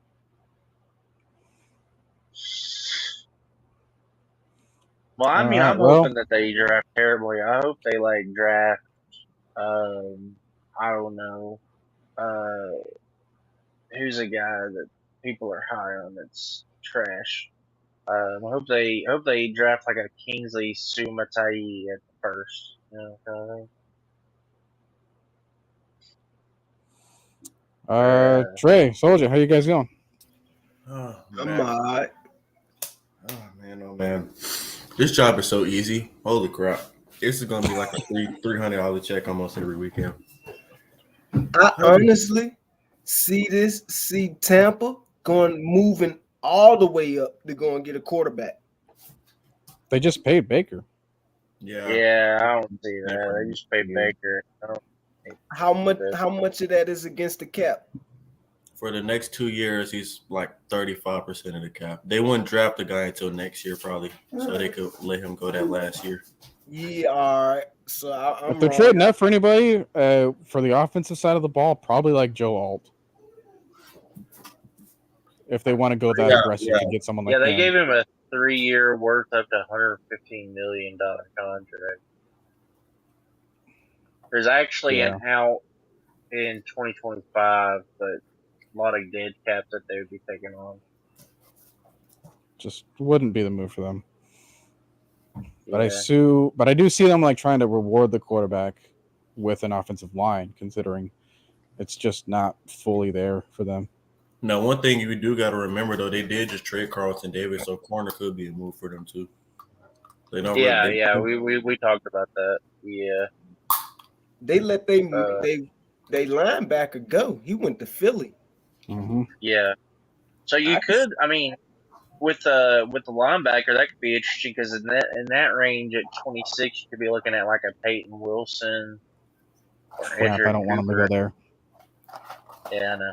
I don't either, but obviously, I hope they draft bum ass dude that going like 2 rounds higher than he should. Go for another kicker in the second round. They did that before. Oh yeah, dude.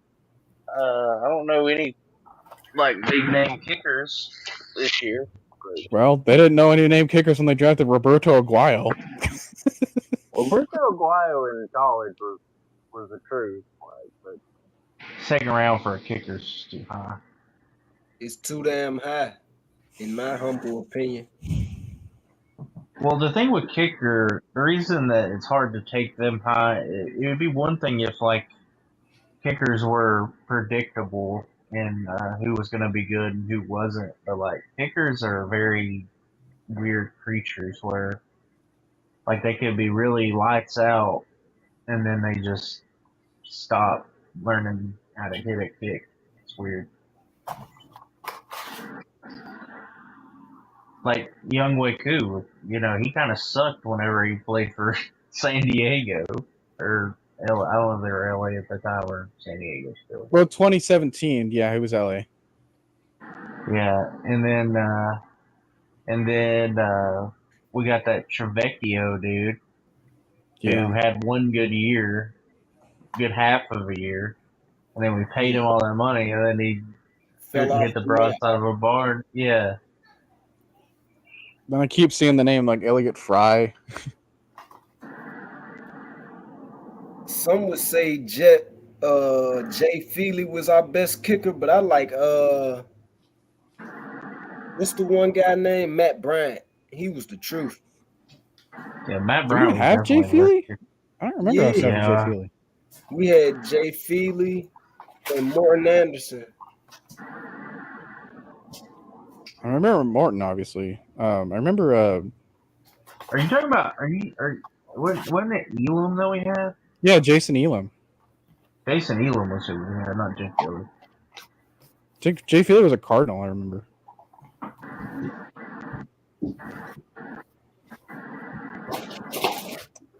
No, Elam definitely I wouldn't put in like the. Oh well, he did play for us. He played for us for 3 years. But Feely was mainly known as like a Cardinal. He played for us from 01 to 04, but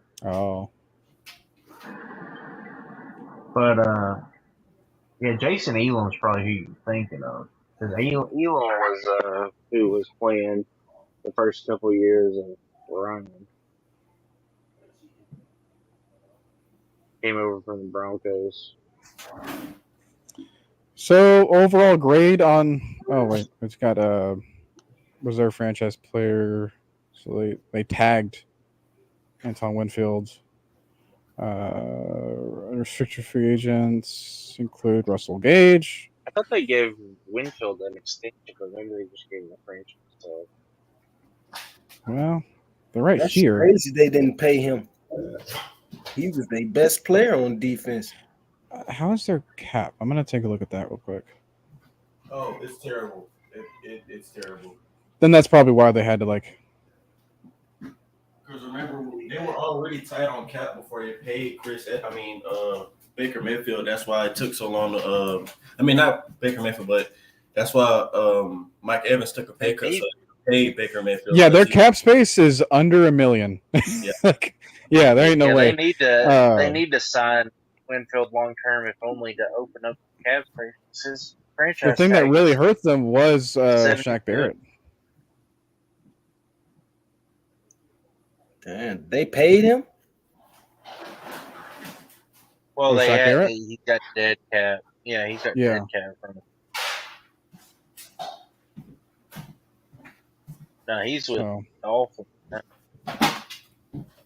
You also got to remember too, though, it is a couple people that they can restructure just in case they want to free up some money, but those are like older veteran guys like Levante David and actually in the Saints position.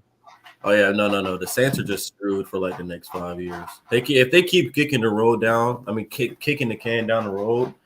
To be honest, I don't know when they would get out of cap hell because it's just like you're paying Derek Carr. They're gonna lose the can. Yeah, like eventually they're just gonna be like, you guys literally have no cap for 1 year. We're just gonna have to like 2030 make a new team, restart the whole franchise. Yeah. We're just gonna have to like suspend you guys for a year. Oh, you mean like a couple of coaches or something? No, we need to like suspend you. Like don't exist as a franchise. You are. We'll just rock with the 31 team league. We automatically get the number 1 overall pick. No, we gotta figure something out about that. Like, cause this is you guys need to like forfeit a first rounder or something. Cause what y'all are doing is just highway robbery. Remember whenever they tried to get a team to sign Jadeveon Clowney and then trade up 2 of them to like get him under the cap? Do y'all remember that? I can't remember what team they tried to do that with. That's like 2 years ago. Oh. Yeah, they were like trying to get a team to sign Jadeveon Clowney and then trade it to him. And the league was like, "No, you can't do that."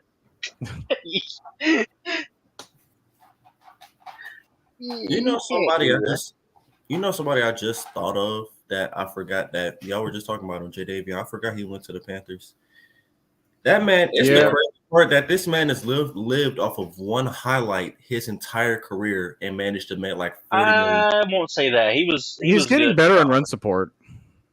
Yeah, Jadeveon Clowney just wasn't ever like a high end pass rusher. But in college, dude, Jadeveon Clowney was crazy. I don't know how much to credit the coaching and the rest of the Ravens roster, though. I just don't know how much to credit that.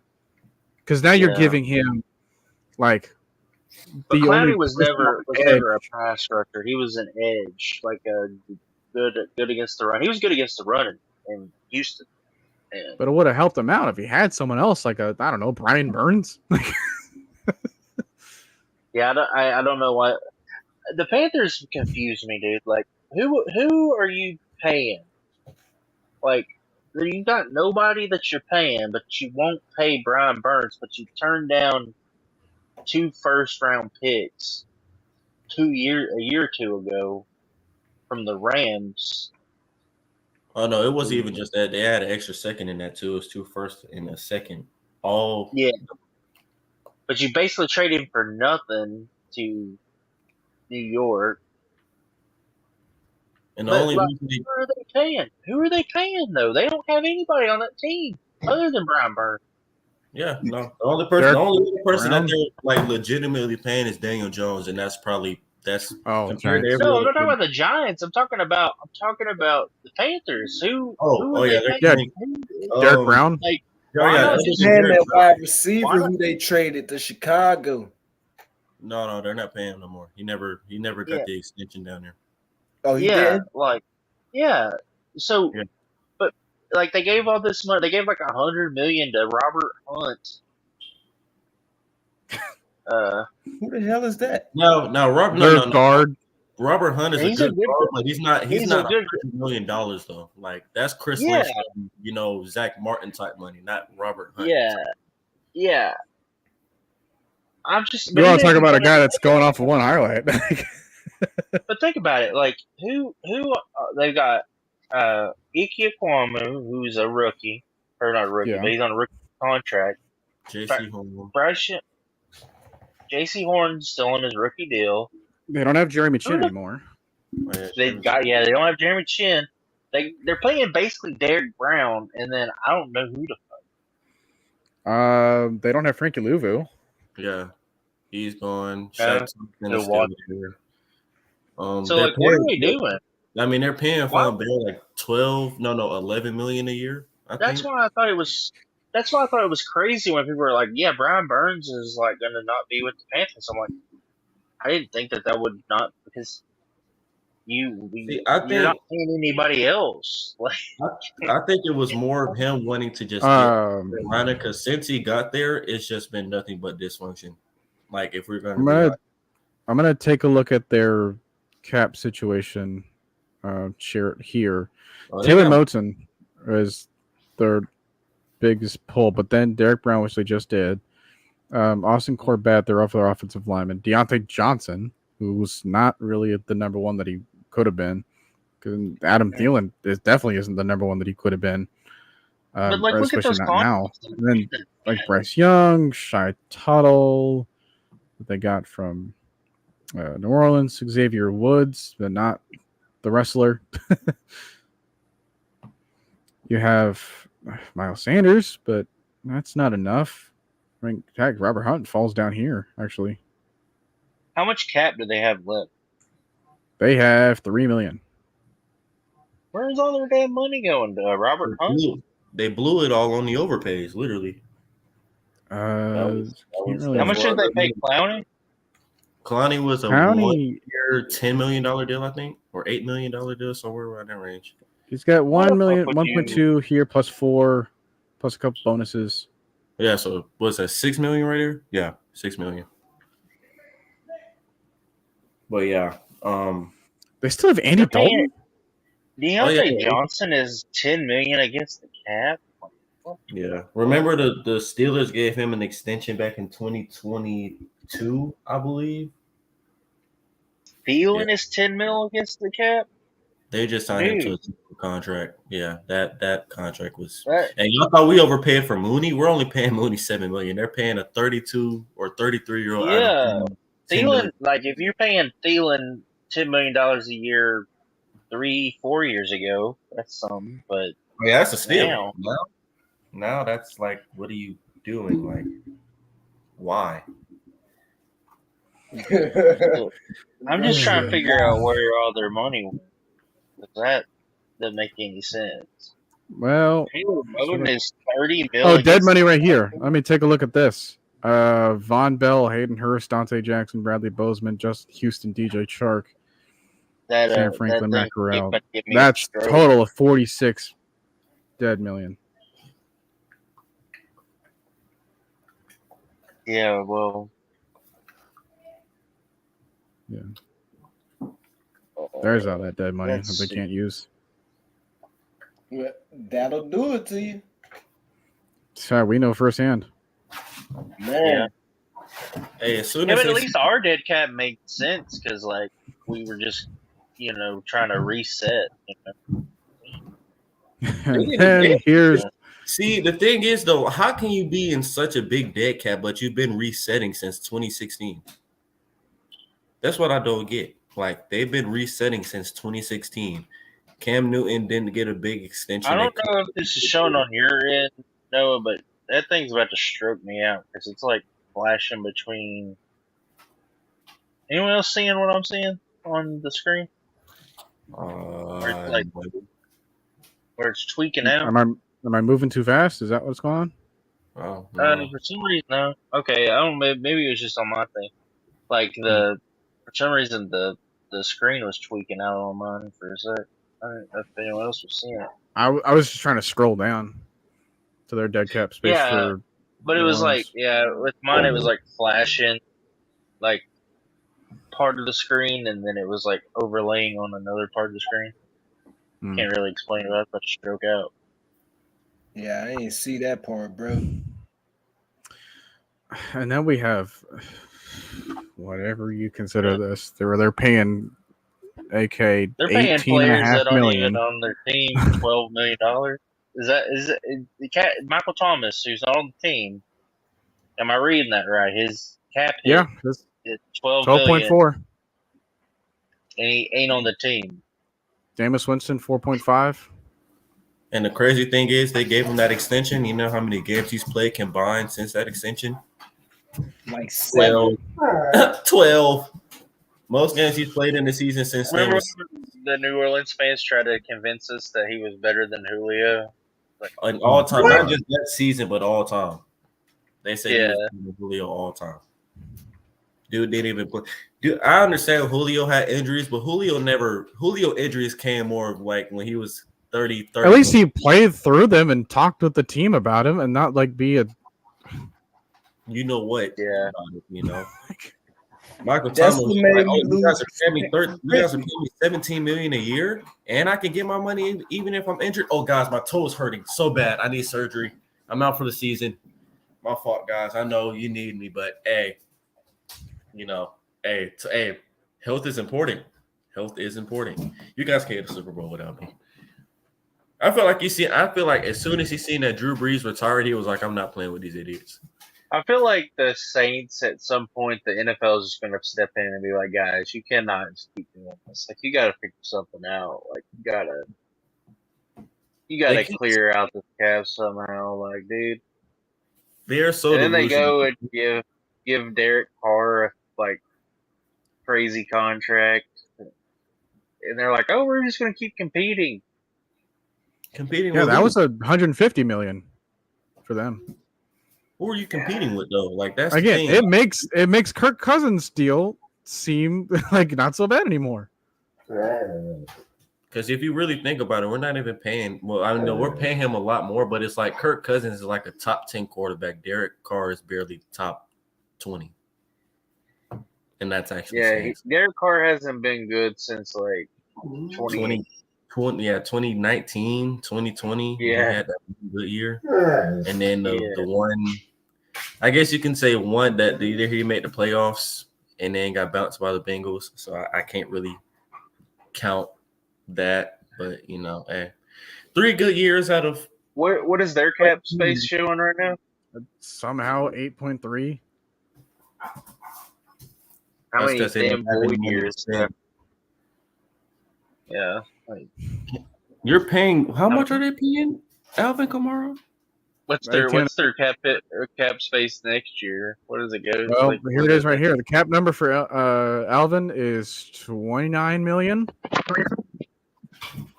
which is going to be another example that people look to as to why you don't go after running backs and pay them this absorbent amount of money. Next up, you have Taysom Hill with 15.8. They've restructured these deals to a point that it's just absurd. Oh, guys, don't pay AJ Terrell because he's not worth the money. Meanwhile, Marshawn Lattimore has a cap number of 31.4 million. And he barely played 6 games last year. Let's just And remember. can they? What if they cut those players? What do they open up? Is there any savings to that if they cut them? Barely. If they cut the dead for Marshawn, for example, they cut him, they get $20 million in dead money, and they save 10.7. Basically, you're saving $10 million. Well, you're barely saving. Kamara's probably going to get cut next year then because he opens up 18 mil. Does that say 18 mil? Yeah, almost 19. Yeah, so Kamara's gone after this year. That's good riddance. That's insane. That is insane, dude. No, Like, so if I was a just take Saints look fan, I couldn't breathe knowing that my team had that kind of cap problem. And these are all guys that already been playing a full season. None of these guys that we said have played a full season since 2020. Yeah, I mean, you're talking about aging players, too. Like, other than Lattimore, everybody there is, like, old as hell. And Lattimore ain't willing. Dude, do they seriously have Cam Jordan and Demario Davis on the books to 2029? Yeah, because all them been void years put in there. All the restructures, that's what it was. They've been restructuring those 2 contracts since like 2021 or 2020. Oh, God. Chase Young's part of here to Like, I don't even 2028. think cap hell describes what the Saints are in, dude. That's just, I don't even know what you call Like, dude, it. Davis is about to be in his 40s. Like, and you're still. Yeah, You look would at them still all have a void- that's all cap void loss. years. They have literally no one signed past 2027? They have 1, 2, 3, 4 people on the books for the base salary in 2027. Do they And still got the 2020. one And look how guy? many void contracts they have. All that these block- years in 2025 or 2026. They still got the one guy under on their cap who blocked the punt for us back in 09? Talk about the Gleason or Yeah, Gleason. He's probably getting something. Yeah, he's got freaking ALS, man. He's had that for years. But he was off the team before they started making all these dumb decisions. Where they really started making dumb decisions was they signed Jimmy Graham for like a big contract, and then the next year traded him for Max Unger. Hey, I'll never be mad if the Aints can't afford to pay nobody. I hate them. Yeah. I hate them. Oh, yeah. I mean, I take glee that they are in, but I'm just like, how is this? It don't even make sense, man. It don't even make sense how they haven't just had to blow it up yet. You know, we've been telling them, even Falcons fans have been telling them, hey, I think y'all should blow it up back in 2021, and they just never listen. After Drew Brees retired and after Sean Payton left, y'all should have known that this, like, it wasn't going to they should like after that, they should have just went, just got rid of everybody, just ate it for a year. Ate it really, just eat like what we did. We knew, okay, well, because now with these void contracts, you can't even just eat it for a year, like because you got the void contracts to deal with. So like, Traumalock says, "Oh, is Reggie Bush still on there, dude?" I'm pretty sure I still see Ricky Williams. Yo, That was my guy when he went to the Dolphins. No, You know, cap. the thing is though, I'm so glad Terry Fontenot isn't doing what they're doing. He took his apple, he was like, dang, it's rotting. So we're just gonna let this Julio Jones, Matt Ryan era in the dead cap just rot. Just take the hit. Just take the hit. In the next 2 to 5 years, we're gonna have between 50 and 90 million in cap space per year. Yeah, because like even signing Kirk re-signing Cousins to the deal we signed him to doesn't hamstring us. We still have, even with that contract next year, we still have over 65 and we million. still have guys. Yeah, we still have guys that we can restructure and open up even more cap space if we needed to. And the thing is, though, we got to remember too, Grady Jarrett contract is dying down, so that's more cap money. David Onyemata isn't really getting paid that much. Jake Matthews is dying down soon, so it's like you know, we about to have a whole lot of money to play with. A whole lot. And now, barring that, and the thing is, though, if you want to keep this Kyle Pitts, Bijan Robinson, Drake London core, you're going to start paying them. You got the money to now. You're not paying Kyle Pitts, $25 million a year. Tight ends aren't making that. You aren't paying Bijan $20 million a year. And if Drake London, Bijan is good for 5. Like he's got 5 because we've got 4 years. Well, he plays first year, so we got 3 more years plus a 5th-year option with him. But we got 4 years left with him. Terrell's the next person that we got to sign. We got to sign long term. Yeah. Which, given given the situation that Terry's been having, I think we won't have to worry about AJ asking for like the bank, because first off, it doesn't make sense for him to ask for a whole lot because he's already getting money. Because I think people have mentioned the players aren't the ones that are asking for this money. It's really like the agents and stuff. But the agent that brought in Jesse Bates is the same agent that has AJ Terrell, which is why we had the whole meeting with like him, Terrell, and then Casey Hayward. It's like, I think he wants them together. So it just makes sense for the agent to bring AJ or to bring Jesse and then keep AJ here. So now they're both there with each other. So like, I think the agent can be on the same page as him. I also think that AJ sees this window, and because if you have a guy that you're paying a lot of money for because you're trusting in him to run the offense, like you're going to run this team really good, you're going to be this leader. Like Kirk Cousins, he gives you the options to now let other people sign for less because they want to play for him, right? That's kind of the situation you would get. And if they like Raheem, they like Raheem. Like, and he knows Raheem, like Raheem knows him, and he's going to know him a lot better.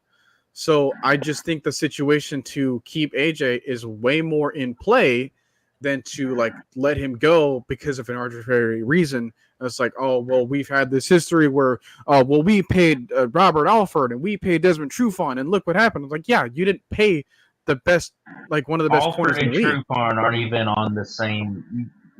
Don't even put them in the same breath. And then if you want to go back to the history that you have with like not being able to pay your corners. You had the situation with Brent Grimes. You didn't want to pay him because he had an ACL injury, and then he goes and continues his career. That was like, probably the worst decision of the Thomas Dimitroff era. You didn't keep D'Angelo Hall for a similar situation. You definitely didn't keep Dion. A little bit more sense because he was like kind of butting heads with the coaches. And everything.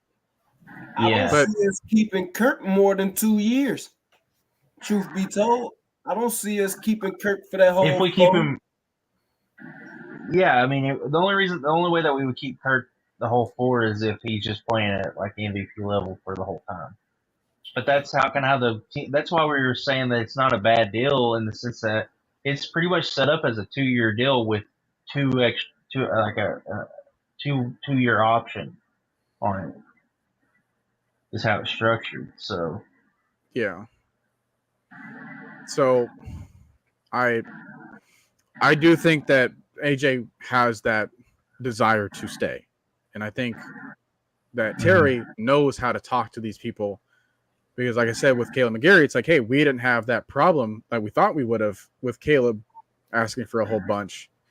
And now we I actually think signed that, into a pretty good deal for what he was. yeah, I mean, for what so he I is. think Like, AJ can see the writing on the wall here and see like, hey, this is going to go in a good direction. and he's from Atlanta. He's an Atlanta kid. Exactly. Like he wants to stay here. The same thing with Grady Jarrett. Like that's why they're willing to like, hey, have these restructures and go through this process because they want to, play for this city. They want to play for this team. They want to play for these coaches.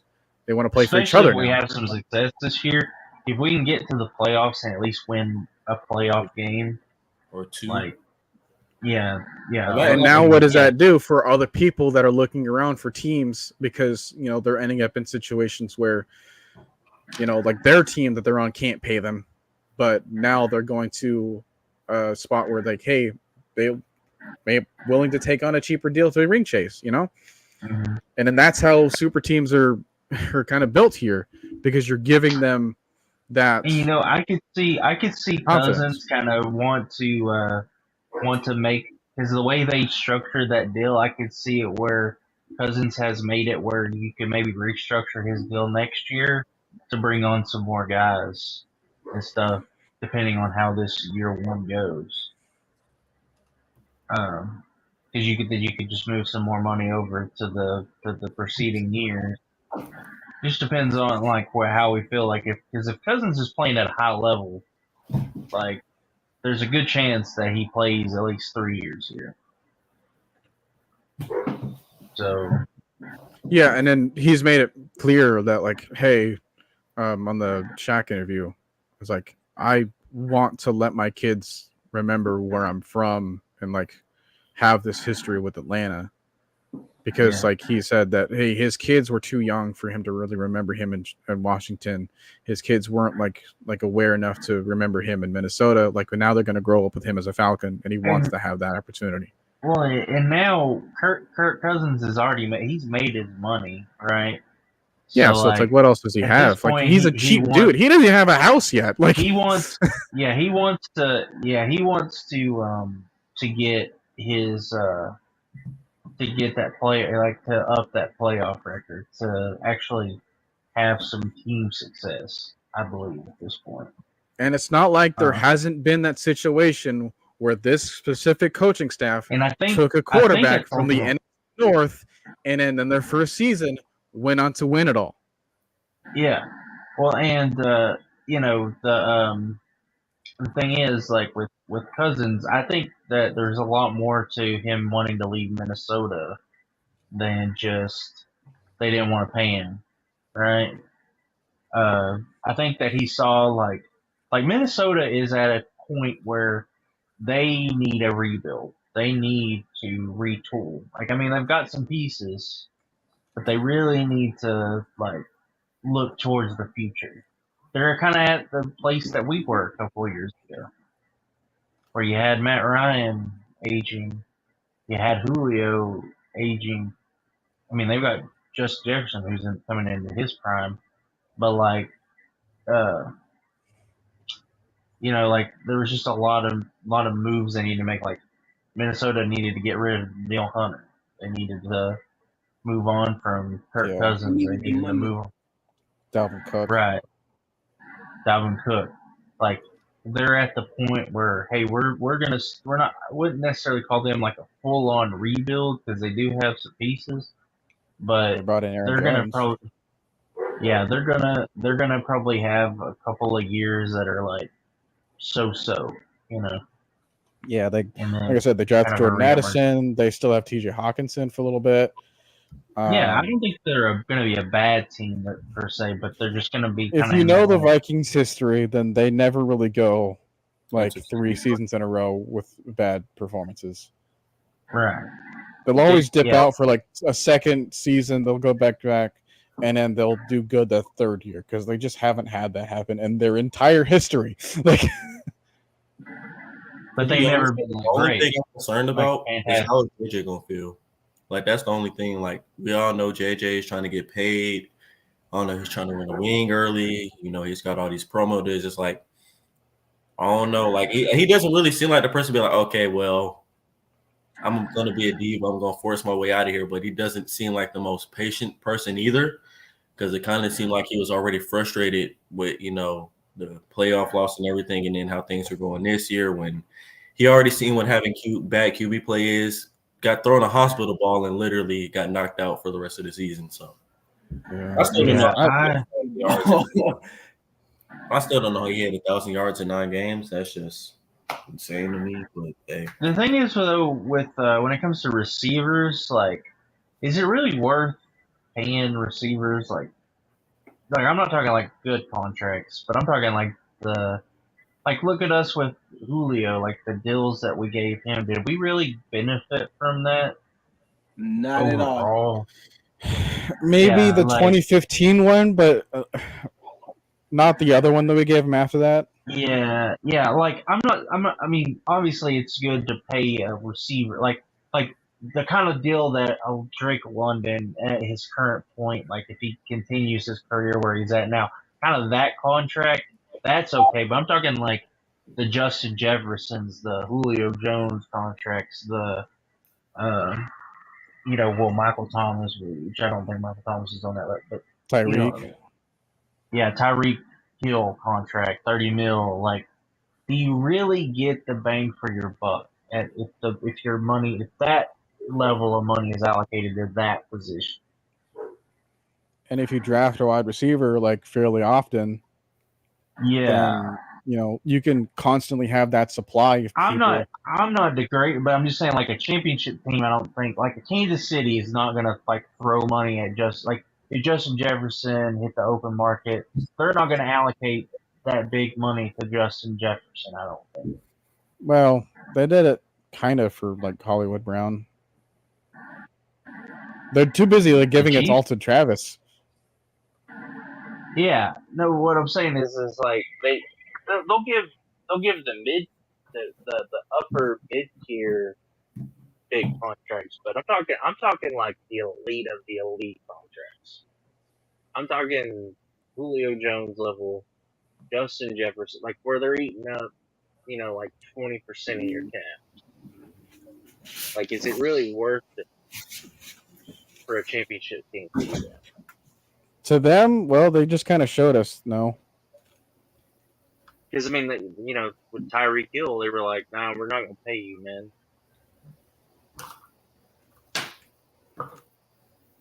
And then there's like, oh well, we can get the job done with Marcus Valdes-Scantling and Mecole Hardman and Sky Moore. I'm not trying to like disparage receivers. I mean, I think receivers are important, but there's like levels to it. Like, because like I feel like we never really got the value out of Julio after he got all his picks and big money. Because it was that 2018 season, right, where he got that, or 2019? What Tyreek trade? No, the Julio, like the next contract that he got after the 2015. Oh, that was 2019. That was 2019. Yeah, that one. Yeah, that wasn't worth its weight in paper. Yeah, that was the first game before we played the Vikings, and then he was talking about holding out that game, and they paid him the day before the game, and then we got blown out 28-12. Yeah. Not a very they tore up like 3 of Julio contracts. Okay. Well, is there anything else that we wanted to talk about for the division in comparison?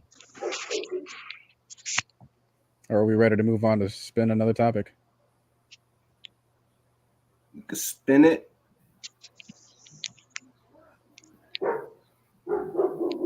All right, and here we go.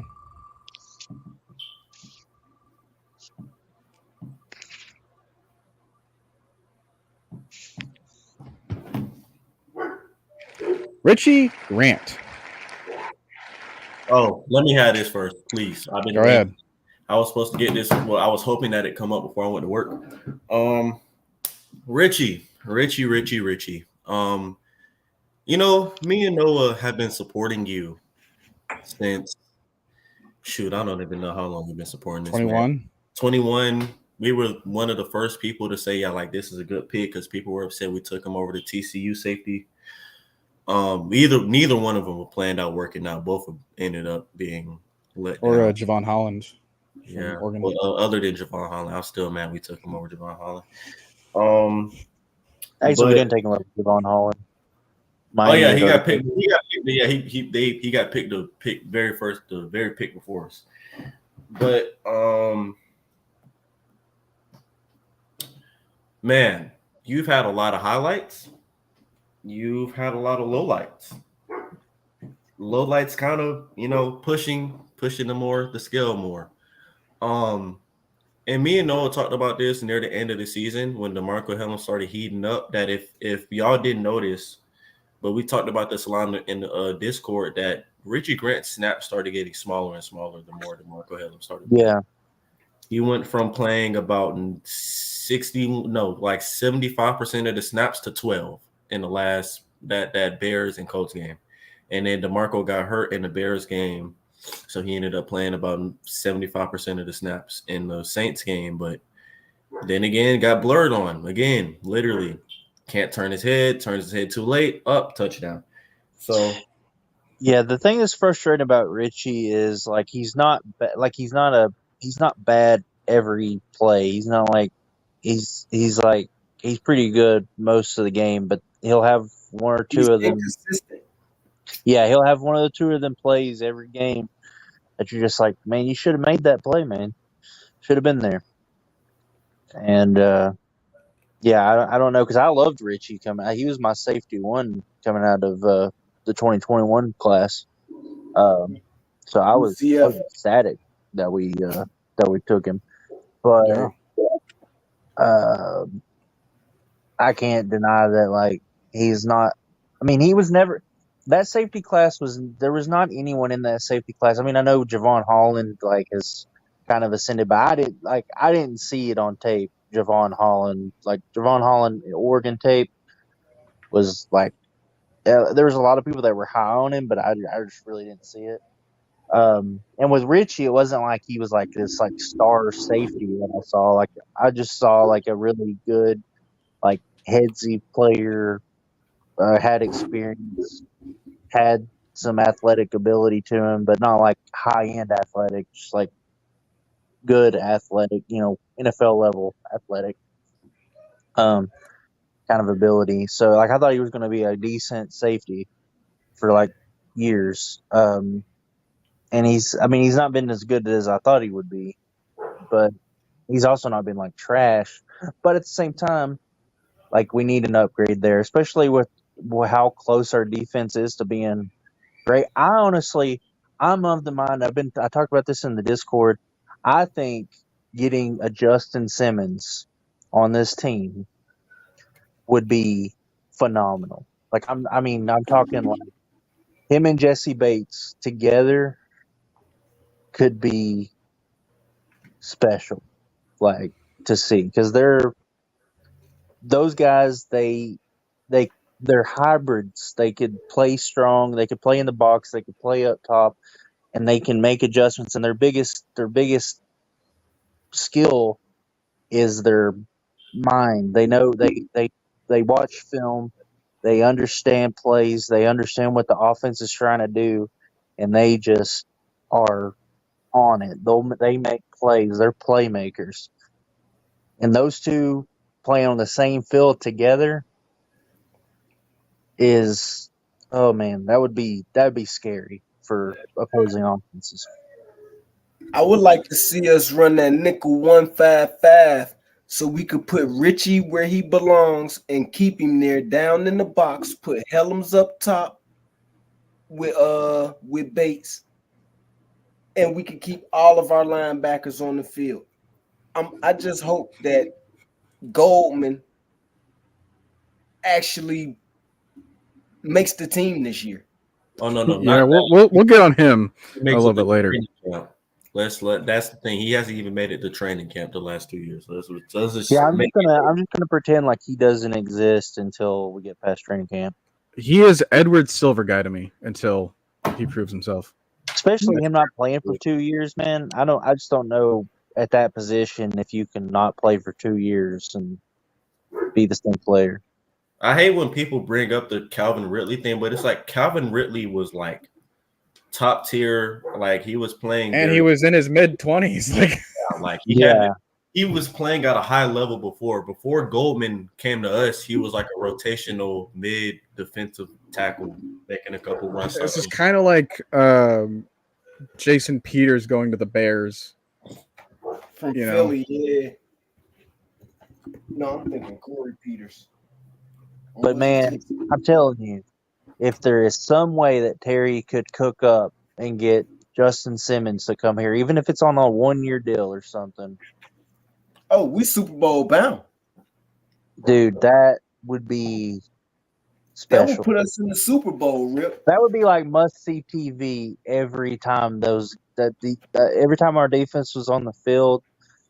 Especially if you could get another corner in this draft, like I like DJ James, I could get him, and then you got Phillips in the nickel, you got another outside corner, you got Terrell, and then you got Simmons and Bates roaming the middle. And let's not forget the offer can rotate in that nickel and safety position too. Yeah, like you would have depth, you would have everything, dude.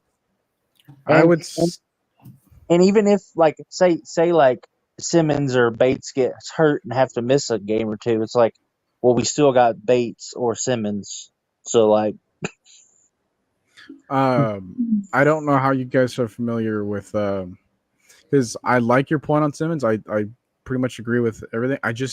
If you swap out the name, I think you can still execute this. But I mentioned this in the Discord when you mentioned that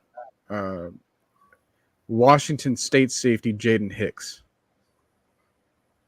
Yeah, you can get him in like the early to mid second round, so it's like he would be right there where we would have our second pick.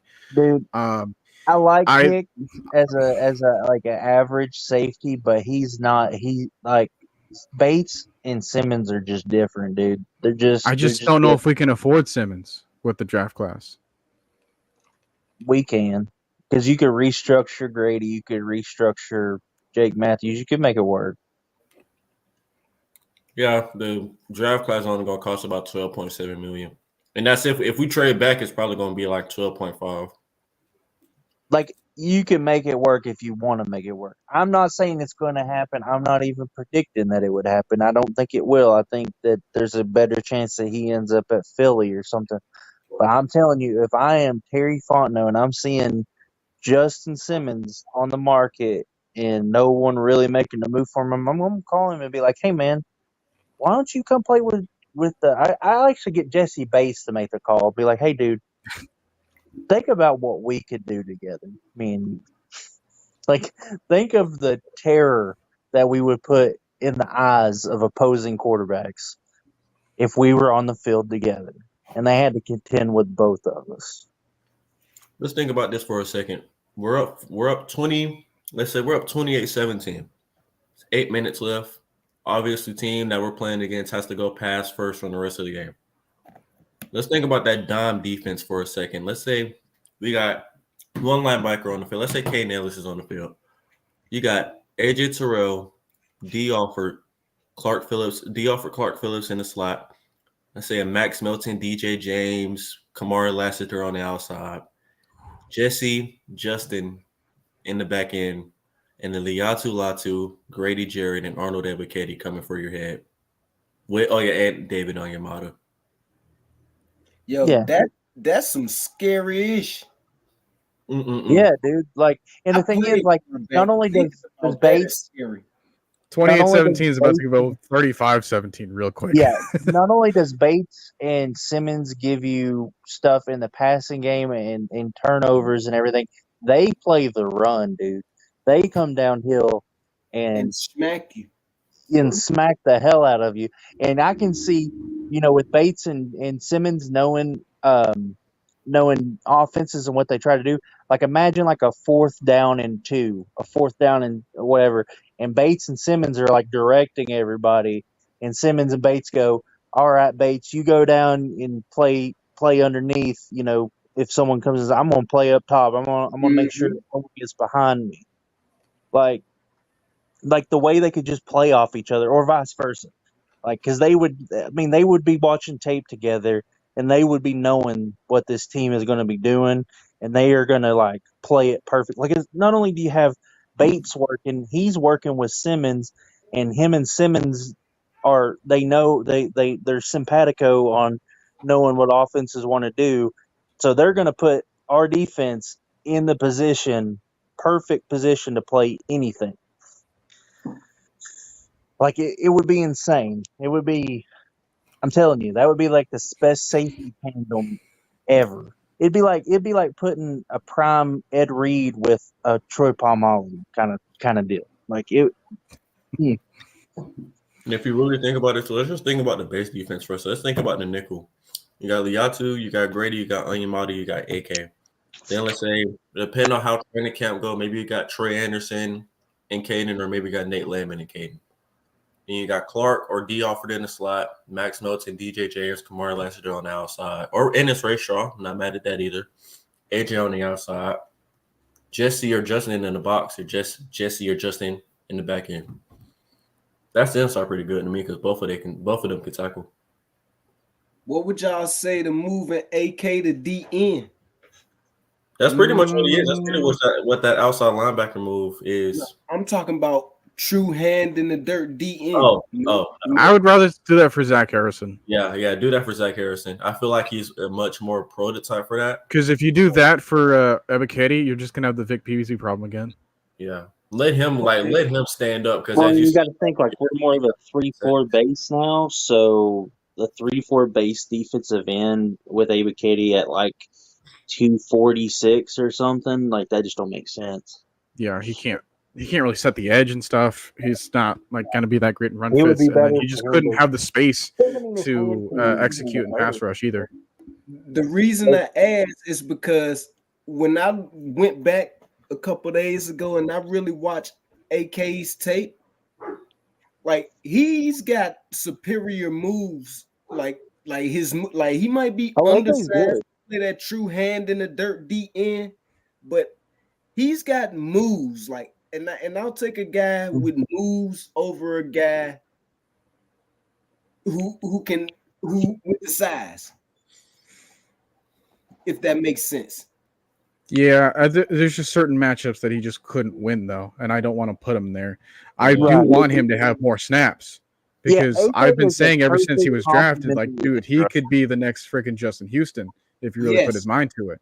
However, the last year he just wasn't getting those snaps. He was still getting the pressures and everything, but like you kept having guys like Renzo Carter above him, and then Bud Dupree, which Bud Dupree really played himself like really good, but like you were sidelining him sometimes. He's an alpha edge to rush with him. Like he's not an alpha edge guy, but yeah, I mean, I'm just saying. If we're I mean, people can't say we don't have the money because we offered Danielle Hunter to like 4 years, $75 million. So you can't tell me that we can't pay Simmons like a 1 year, like $15 million contract, $14, $15 million contract. You can't tell me that. But yeah, now see, the thing is though, I think the reason that they didn't trade for Hassan Reddick or they didn't really try to get anybody else after Danielle Hunter is because if you think about it, AK pretty much had most of his sacks that week 11 through 18 range when he started getting more play time. He had the most pressures on the team during that time. And I think they believe in AK. Yeah. But so now let's say you put Liatu Latu or Dallas Turner next to him and they turn out to be an alpha edge rusher.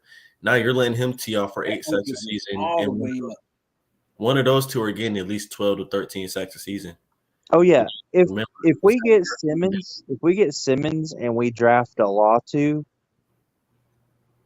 and then like we get in like the mid rounds and we get like a DJ James who I'm really high on, this defense is gonna like as good of a step as our defense took last year, they would take an astronomical step forward this year. The other thing that helps him out not having more turnovers on the other side of the ball to gas them out quicker. Yeah. I That'll think help. the reason we lost a lot of games last year is because, like I was talking about this earlier before I left. The defense. Somebody said we can't not excuse the defense, but again, we lost so many games last year. People say because of the defense, but if you think about it, the defense held the game close for pretty much to the second. Yeah, but then they had to You know, give one more drive, and they couldn't do it because they had their to gas. give it so much throughout the game. Yeah. I mean, that Bucks game is a literal representation of that. Like, that game was 10-12 for most part, and then we just, like, when you're on the field that long, I don't care how good you are, you're going to get gassed at some point. Like, broken tackles are going to be starting to especially pile when we didn't have the depth. We didn't have a whole lot of was depth. hurt. Onyemata was hurt that game. Nate Lamont got hurt the week before, so it's like We didn't have Grady Jarrett at that point. Grady Jarrett was already out. LaKellen London was hurt that game. Kentavious Street was hurt that game. Like, we were literally playing with Onyemata. Because you got to think, like, we're going to get a boost just for the fact that Grady Jarrett's going to be healthy and back in the lineup. Like, that's alone's going to freaking amplify our defense. Because remember the games before he got hurt? Like, what we were doing on the B-line, that was nasty. Some nasty shit we were doing. Yeah, we were only allowing 15 points per game when he was that 5-week stretch before he got hurt. We were only allowing like 20 points per game. I just look at it like this. We had a top 5 defense for majority of the year last year without Grady. Nah. Well, I think it was with Grady, but when he left, Grady left, it then top 10, then top 15, and then it trickled down. And those last 3 weeks were like top 18. Like I said, I don't know if y'all were here earlier, but like me, let's just erase those last 2 weeks of the season out of our heads. Those didn't count because I feel like the guys gave up on Arthur Smith at that point. I think the New Orleans game they were basically like, we're just gonna blow this shit because the Colts game was the last game of the season to my book. Yeah, but in that Carolina game is when they started giving up. Yeah. I could tell like the energy just after the press conference is like I mean, you can't keep having so many close games and then your coaching and quarterback sell it to where your defensive guys and guys around you are going to keep believing in you. I mean, like you could really like the defense. I don't know if the offense gave up or a couple of them, but you could just tell that I'm tired of this. Like, dude, like come on, bro. Like we're getting stopped, we're forcing turnovers, we're getting interceptions, sacks, picks. You know, it's like, what else can we do? I mean, do you need a pick? This defense is really going to feed off. If our offense our offense doesn't even have to be like tremendous. Like they just got to be like top 10, like consistent, can put some points in. Yeah, like can control the ball, protect it. Like, and our defense is going to feed off of that. But I know I can't. I'm not turning pulling the levers for this team. So, like I said, the Justin Simmons thing probably ain't going to happen, but I don't know why it isn't being talked about more.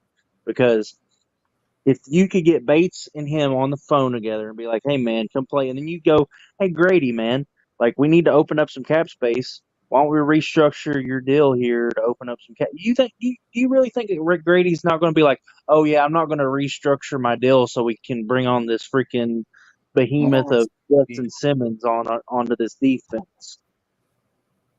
Come on, dude. If we're really gonna be honest, he's already restructured his contract enough to keep Julio and Matt on the roster for long enough. I'm pretty sure if he was like, "Hey, extra defensive help, so I can go get help you." Yeah, bring it on. We're gonna because like I said, Justin Simmons would bring so much to the game outside of just his ability as a football player. Like he is a smart football player, and pairing him with Jesse Bates, who's another just intelligent safety. I'm telling you, dude, it would be insane. It would be insane. Now, so I don't know why it's not being talked about, because that right there is like we're going for a Super Bowl. Like that's a move that I could be like, hey, this team is going to be for real, because that's gonna get you. That's gonna because freaking Justin Simmons is a turnover machine, dude. Like, imagine if we could get 2 or 3 more extra turnovers for a season, because we have Justin Simmons on the team. Like, Bro, I I mean, if woke you up think in about it, we had 8 sweats picks this as a team morning. last year. So those extra 3 could like really, really boom. You know what? I don't if I remember right, Noah, did we calculate who each had interception last year? It was 2 safeties and Nate Lemon. Oh God. Oh my God, that sounds terrible. Oh, Jesus Christ. but even whenever he's not getting you turnovers, like I said, he's being a ball hawk. He's around. it's just the hidden yards that he's going to save because he knows what play's coming. Jesse knows what play's coming, and they're just getting the defense in the perfect situation. Like Jesse, it's not all on Jesse Bates at that point. Jesse Bates can focus on certain things, and Justin can focus on certain things, and they can kind of play off each other and see what they're seeing and just kind of confirm it with each other. Like, it would be, like I said, it'd be crazy. It just would. Like, the more I thought about it, the more like I went back and watched some film on Justin Simmons and stuff. Like, oh man, I just see it. It's a vision that I see that I can't unsee. That I just wish that I could talk to Terry and be like, "Hey man, why is this not happening?" I can see our offense being this year a top 5 offense. I just want to see. I said to my little brother the first 8 weeks, but I'm gonna put this on the record. I'm saying like the first month and like the first 6 games, I could see our offense scaring a lot of people this year. Not necessarily because of the quarterback, but because we can go back to them naked bootlegs like how we was doing with Matt Ryan and launching that joint 70 Because yards. we have a quarterback that can get the ball to our weapons, and that you aren't going to get a cheap turnover on. Like, I really think our offense is going to scare a lot of people. Don't be surprised if we put up like 26 per. And I really like Zach Robinson's play calling, though. Like, from what I've seen. I would not be shocked if we start this year putting up like 26 points per game all year. Especially when you know that Zach Robinson is not afraid to give well, not only that, but it's like, hey, keep feeding the hot hand. Oh yeah, they did that a lot at LA last year. Like Kyron Williams, he started 12 games and had over 1,000 rushing yards. That just 1,200. That just lets you know. And then they were feeding him in the pass games. I think he had like 300, 400 receiving yards. So let's just think if they fed him from week 1 to week 18. What's he going to do with Bijan and Algier, who are better backs? Well, I wouldn't say Algier's a better back than Kyron Williams, but Bijan most definitely. I feel like Tyler and the tandem as a whole was better. As a whole, way better. But like, let's think about it. Like, we have a better offensive line too, if you really think about it. Not saying the Rams are like a bad offensive line out here, but like theirs is borderline top 10, ours is borderline top 2. Really, it is top 2 if we're going to be honest. I don't know many other than the Lions, maybe the Eagles, but Jason Kelsey just left, so it's like that. But like, I mean, I think we're the only offensive line to come in here that didn't have anybody pickpocketed away from us in free agency. Jake's still here. Bergeron, Drew, Chris, and Caleb are all still here. And then we still got our core guys last year that were backups that did pretty well when they stepped in. So Nathan Floyd here with the fun facts. Like, hey, I know that. Grady and Jarrett. So the thing is, though, that's the same thing that happened with AJ Terrell and how Jesse Bates and Casey Hayward got here. Because like, I'm going to be honest with you. I don't know if people know, but GMs know almost every top player free agent. I mean, they know a lot of free agents. I mean, agents, but the top players, they know their agents. They stay in contact with them. So if he's in their good graces, if he goes and tells Grady, "Hey man, go call Justin Simmons agents up, or call your agent up, tell him, bring him on down here." Because to be honest, I love DeMarco. I think DeMarco is going to be good if he gets a lot of playing time. But if you're telling me Justin Simmons for 2 years compared to DeMarco for 3 years, well, I'm taking Justin Simmons. Well, and it doesn't mean that Helms can't play a role on this team, because Helms is a hell of a special teams guy and a good role safety. Like, it doesn't mean that like the other guys aren't like he bringing Simmons on actually just elevates everyone else because it makes Helms be able to just be kind of a role player and do his thing that he does well. And you don't have to worry about the rest of the defense. Like, he just needs to focus on what he can do, what he can bring to the team. Like, just let Bates and Simmons handle the bulk of the load and let the other guys just kind of fit in where they can get in, you know? And like those two could probably make Grant better. Like, I feel like Grant and Helms would like greatly. Yeah, I mean, Jesse Bates, but it's like on there. It could be worse. yeah, I mean, and the thing is, like, money wise, Grant, I think if we cut Grant or something, we save like 3 point something million. So, I mean, if money's the issue, Yeah. give Grant the walking papers, man. Like, No, I got a question for y'all though. I believe in Grant, man. I do too, but He I'm just remind me of a I'm not Ryan Clark who just ain't got there yet. But yeah, but I want to touch on Ryan Clark eventually too. Oh gosh. Yeah, the thing is with Grant, it's like if I have the choice of I gotta get rid of Grant to get me Justin Simmons. All right, yeah, I'm moving. Yeah, Grant loses that deal. That's what I'm saying. Like, I don't think we have to move on from Grant to get Simmons, but I mean, if money's the deciding factor, man. No, I do got a What would question you for say y'all. to a position switch for Grant from that safety to either inside or outside linebacker? Nope. Yeah, he's too small for that. He is not Foye. Yeah, Nope. yeah, no, he's too small for that one. Way too small. Now, if you said slot corner, He's not even that smart enough either. Like, at least Foye was smart enough. I think he could find a role as like a nickel or dime corner. When he does that, now he's in third place in that category. Yeah, I mean, yeah. Really, not even that if you really think about it, because whatever corner, I feel like almost every corner in the draft that you could draft in the first or second round can play slot too. So really, like fourth place if we're being honest, because Nate Wiggins can play the slot, Terrion Arnold can play the slot, Quinn Mitchell, not really.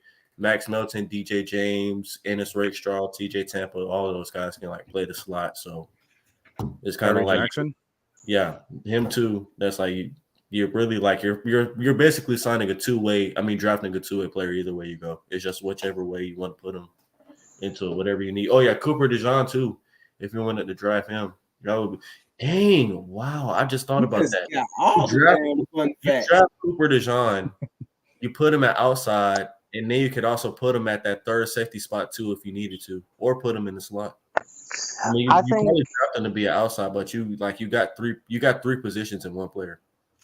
Yeah, I honestly think that if you got a Simmons, I think that the move should be like a Latu. If you do that, unless Odunze's there, you know, like I said, Odunze is like the game changer to me. But even then, it's kind of like, man, you've already bolstered the defense and the secondary so much. It's like, why not just go for an edge, man, and make it work? Now, see, I got a question for y'all though. So, even though we are staying in the 3-4, Jimmy Lake and Raheem are known for playing more of that quarters coverage, cover 3, cover 2 type stuff. Mm-hmm. Now, I know DJ James and Ennis Rakestraw are more of man corners, and then TJ Tampa and Max Melton are more of zone corners. The thing that worries me about TJ Tampa is his 40, man. Like, I mean, I don't put a lot of like things in the 40, but I mean, if you're running a 4.6 though, like, oh yeah, no, that's gonna make it life. That's why I was kind of concerned with Kamari last turn and said he ran like a 4.46 instead of a 4.6, because I'm like, if he ran a 4.6, he's probably dropping around 4, like Kalen King. Because Kalen King ran like a 4.5, like 4.55. Well, I mean, you can make it with like a low 4.5, like Tyrion 4.5. Arnold's almost like a 4.5, Yeah. too much. Yeah, But Terry is like a 4.51. That's what it's yeah, but like that's that you can make that work. But 4.6, like it was like 4.62 or something like for TJ Tampa. I'm like, man, I don't know. Like that's like Tease Tabor territory, man. Like Now another corner I think people are forgetting about. Now I have heard this from a person that's very reliable on Twitter, J Ben. I don't know if y'all seen it. mhm. Old sports radio guy. He's pretty much almost gotten everything that he leaked out was basically almost everything was correct other than I think one thing a couple weeks ago, and it was like a small thing. But he said that the three corners we're kind of eyeing right now is Kool-Aid McKinstry, Terrion Arnold, and Quinyon Mitchell. Now, all three of those guys are like specialists in press man and off man. So that kind of raises the thing too. If it's like, if they want to go a man corner, all three of those guys aren't no, Kool-Aid McKinstry is fast, but Terrion Arnold isn't really the fastest, but he can still play it. He's very smart. Quinyon Mitchell, of course, the Toledo connection, and he plays a lot of off man and zone too. So I kind of feel like they want a hybrid corner, and if they're looking for that, if they're not looking for like a one man, like a one type of defense type of guy, it'd probably be in that Kool-Aid McKinstry, Terrion Arnold, maybe Nate Wiggins. If you think about it, he's decent in his own. He could get better, but from what I've seen, he's pretty decent in his own and good at man. You got Max Milton, and then another one is Chris Abrams-Drain, who's also pretty good in man his own. Yeah, like I said, I've just got a draft crush with DJ James. So because like it seems like nobody's talking about him. Other than the NBC guy who has him ranked as his third best corner in the draft. Yeah, like DJ There's James. been some corners recently, like they just have no talk, and then like the week before the draft, they just oh cool, now he's like a top 50 prospect. Yeah, honestly, the first time I heard DJ James I was on the Bootleg podcast, and I like because I'm always like looking for guys that I haven't gotten to yet, and like kind of sit down and watch, and like because I think it was I don't think it was Brett Coleman, but it was the other guy he's with. DJ Snyder. Yeah, DJ Snyder. I think that was one of his like gym guys on defense. It was TJ Tampa did run a 4.52, 4.55. Yeah. Oh, that might have been because it was no. The combine was actually one of the best, they were almost perfect with almost every time, and some of them were perfect on the dot without even having to do the rerun on it. So I don't know, but to be honest, I don't know because I got a mock draft that I did. Me and Rip have one. I don't know if Rip sent one that you know of, but the one I had, I'm using PFF. I used PFF for one mock draft because I was like, well, maybe theirs is a little bit more, consistent. And it was, but the thing is, though, you have to pay like $25 to do trades in 7 rounds. I'm like, dude, we have 3 weeks left to the draft. I'm not about to spend $25 for 1 month. Well, really not even that. Really like 2 weeks, 2-3 weeks just to do a mock draft. So I was like, yeah, no, but I've been kind of leaning towards like Kool-Aid McKinstry if we do trade back, or Max Milton in like the 2nd, 3rd round. I don't know why. After watching some film on Max Milton, I just have I think he's probably the most underrated corner in the draft. Like that's just my opinion on him. He's 5'11". I like Max Melton a lot. He's very twitched up, but I like him more in nickel than I do as an outside guy. I feel like he'd be better on the outside just because of his own and like the reaction skill. Because I feel like with him, it's like if you put him in a nickel, yeah, he can play man in that, but I feel like his speed would be more effective for you on the outside because I think he ran 4.38 at the combine. Mm-hmm. And to be honest, I definitely wouldn't be mad at a Max Melton pick. Yeah. He's after watching some film on him, he was pretty I had Kamari Lassiter in front of him because Nathan Floyd just reminded me of him. But then, like I said, have you watched Jarian Jones out of Florida State? Jarian Jones. I watched Renardo Green out of Florida State. He has my eye. I don't like Renardo Green that much. Yeah. But I I like Jerry Jones a lot. I But I heard like him more of like a nickel guy too. I heard about him, and some people were like late third round. Some people said early fourth. So he sounds like a pretty decent round pick to me.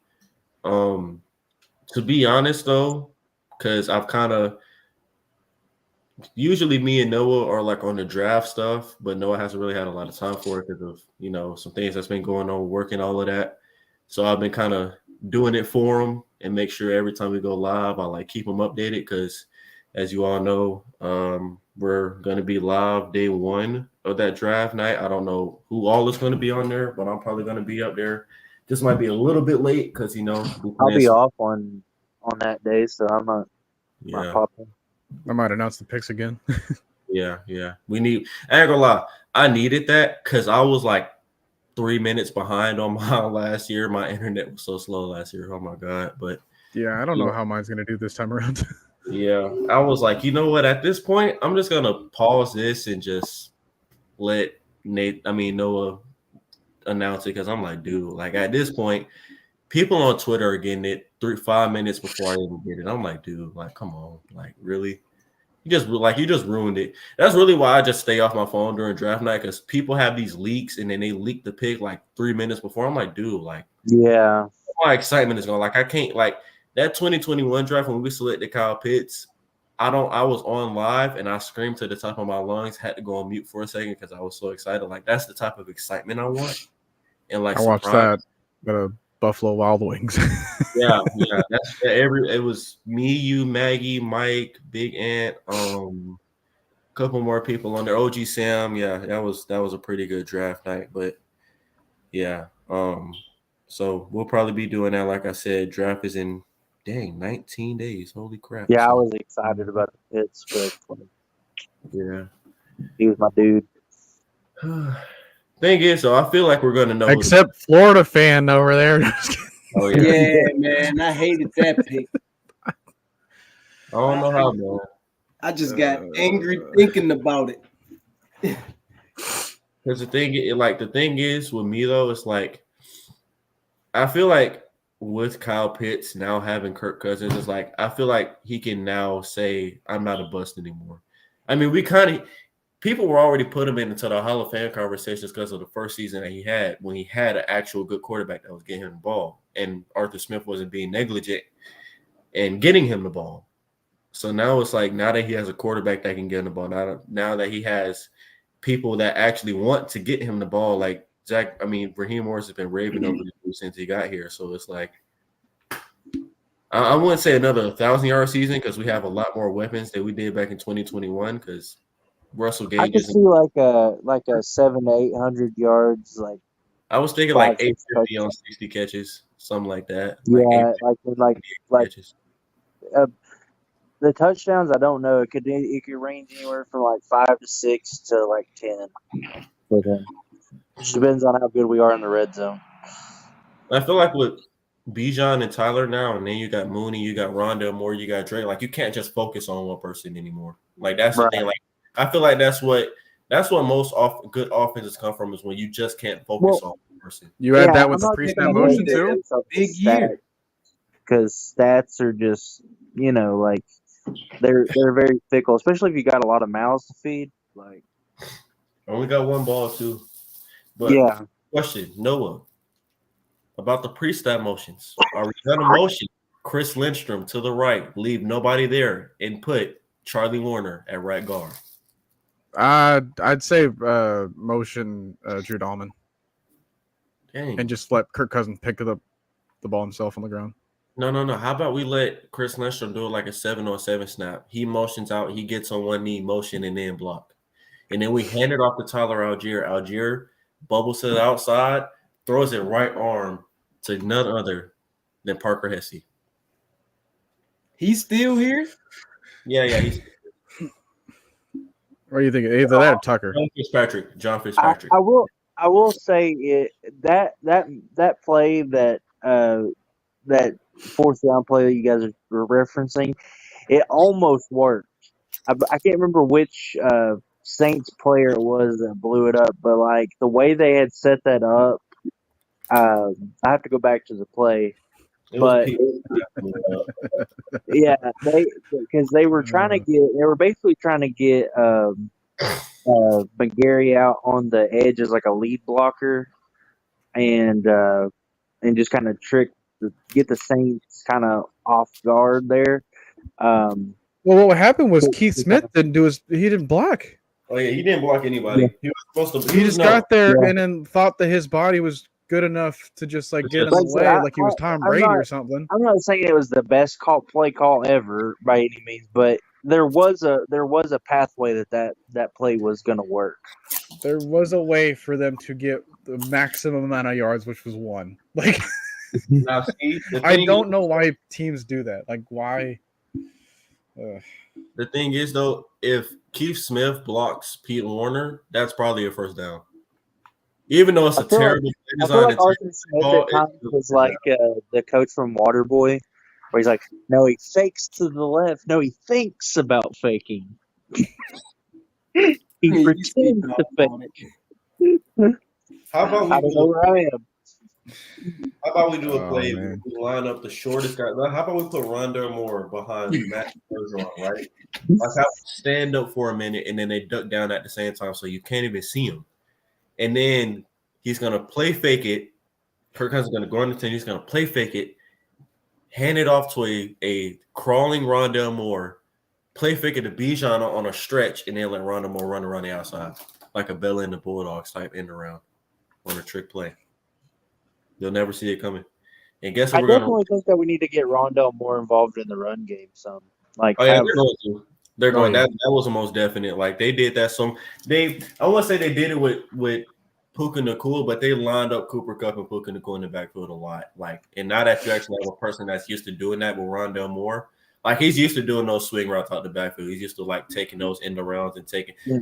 I think he took a 24 dive to the crib against the Cowboys, that week 3 game or week 4 game. So yeah, he's pretty used to it. Very, very used to it. Are we ready to spin the wheel again? Yeah. Oh, yeah. Very for jerking this topics around. That's I had to shave off a couple of these selections because we were already kind of like talking about them. So next one down.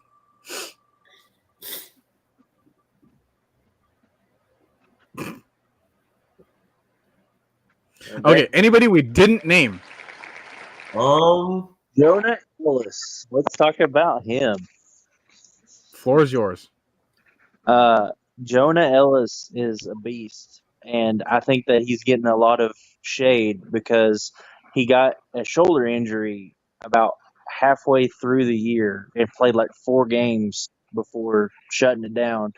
And in those 4 games, he didn't look like the same player because you could tell the shoulder was bothering him. But if you just go back to his UCLA game, his USC game, that dude is he's a problem. Like, he doesn't have like crazy bend or anything. He's more of a power rusher, but he converts speed to power so well, and he's good with his hands, and he's Caden Ellis's brother, so we got that connection. Yeah, that's another draft crush of mine. One I didn't talk about, Jalen McMillan and Jalen Polk, 2 Yeah. Washington wide receivers. Both could be available late 2nd, early 3rd round. So around our 2 third-round picks, both most likely will be available unless somebody reaches on them. Wouldn't expect it though. 2, I wouldn't say big body guys. Jalen McMillan's more of the big body guy. Polk is more of that Z route receiver. Both could be our Z route receivers if you want to put Mooney more in the slot a little bit. Sure hands, good speed, great route. Jalen Polk has a phenomenal route running and after the catch ability. And the only thing about Jalen McMillan, he did miss some time. I think he missed like 6 games early in the season and then came back and was ready for the playoffs and everything. So that's really the only thing. But yeah, those are 2 guys that to keep an eye out for in that late 2nd, early 3rd round range. Another guy, it's kind of under the radar, Christian Boyd out of Northern Iowa. I believe it is Iowa, Northern Iowa. That he plays for. I can't remember. It's one of those like really small schools. But that dude looks like Grady Jarrett, dude. I'm not saying he's as good as Grady, but he's very powerful, very quick, twitchy interior defensive lineman. Yeah, he's gonna be a guy that like is maybe there. He could go as high as like in the second round, but he could also fall to like fifth or sixth round kind of guy. He's like a guy I don't know where his value necessarily will fall, but he is a beast in the talent that not a lot of people are talking about. Last one for me. Last one, Nathan Floyd brought him up. Kyrie Jackson, cornerback out of Oregon, 6'3", 200 pounds. Kind of reminds me of Ahmad Gardner, just not as good as he was in college, but could be as good. As of course, it's probably going to be a boundary corner, so third round, early fourth round guy. Decent speed. Transferred from my Crimson Tide. Started at Oregon as soon as he went over there. So yeah, wouldn't be mad at that pick. Wouldn't be mad if he went opposite of AJ Terrell. He's pretty good at man. Zone can improve a little bit, but I think with two zone technicians and Jimmy Lake and Raheem Morris, that won't be much of a problem. Decent tackler. He's not the most physical. He's not like an AJ Terrell, like he'll come up and body slam a tight end or anything, but he'll come up and tackle if he needs to. And yeah. That's, other than that, that's about it for me.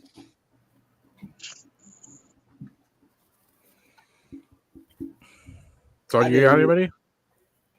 Not really, because I didn't really do a real deep dive into a lot of players, but it's this one guy. I think he played D-line at Clemson, and I can't remember his name.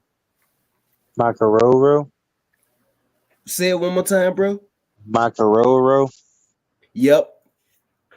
That was my sleeper pick. I took him in my mock draft. And another D lineman, he come out of a small school though. Oh wow. What position? D tackle. Small school guy? Yes. Talk about Christian Boyd. I'm trying to find my mock draft. I didn't write none of the names down though. He's a little fella. I mean, he's a big fella, but he played at a small school, so he's probably gonna get overlooked. And Coach Unchained rocked with him too. I thought I was one of the only guys looking at him. But he's a big fella, man. He fits our nose tag. He remind me a little bit of the guy Goldman, except he actually plays. That does help when the draft picks play.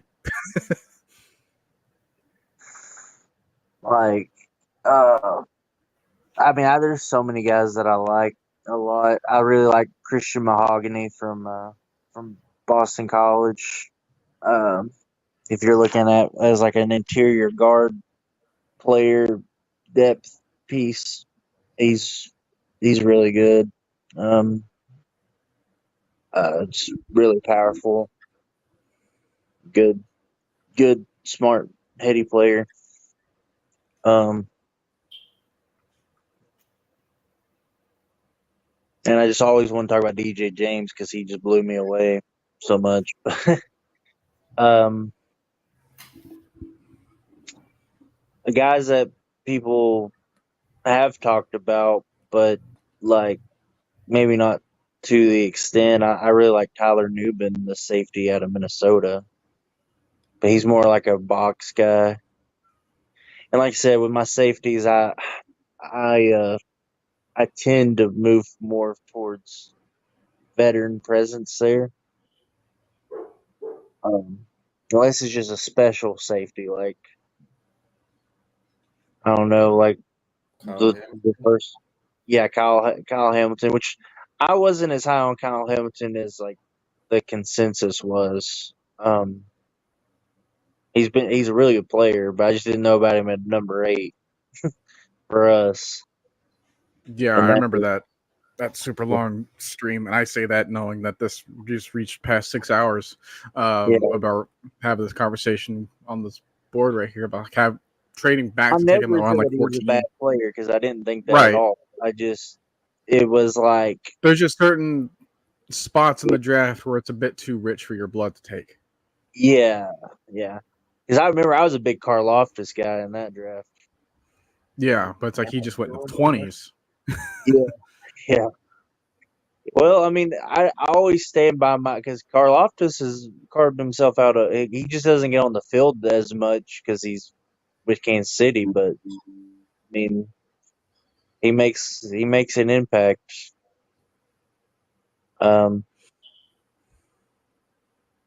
And I was really like, I didn't know why people were so high on Trevon Walker in that draft.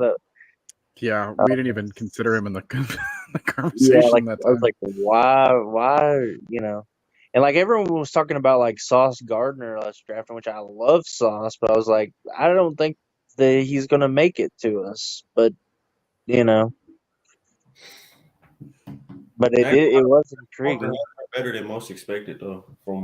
He's improved because that first year was looking like you were right, and then he pops out with like an 8-sack season this year.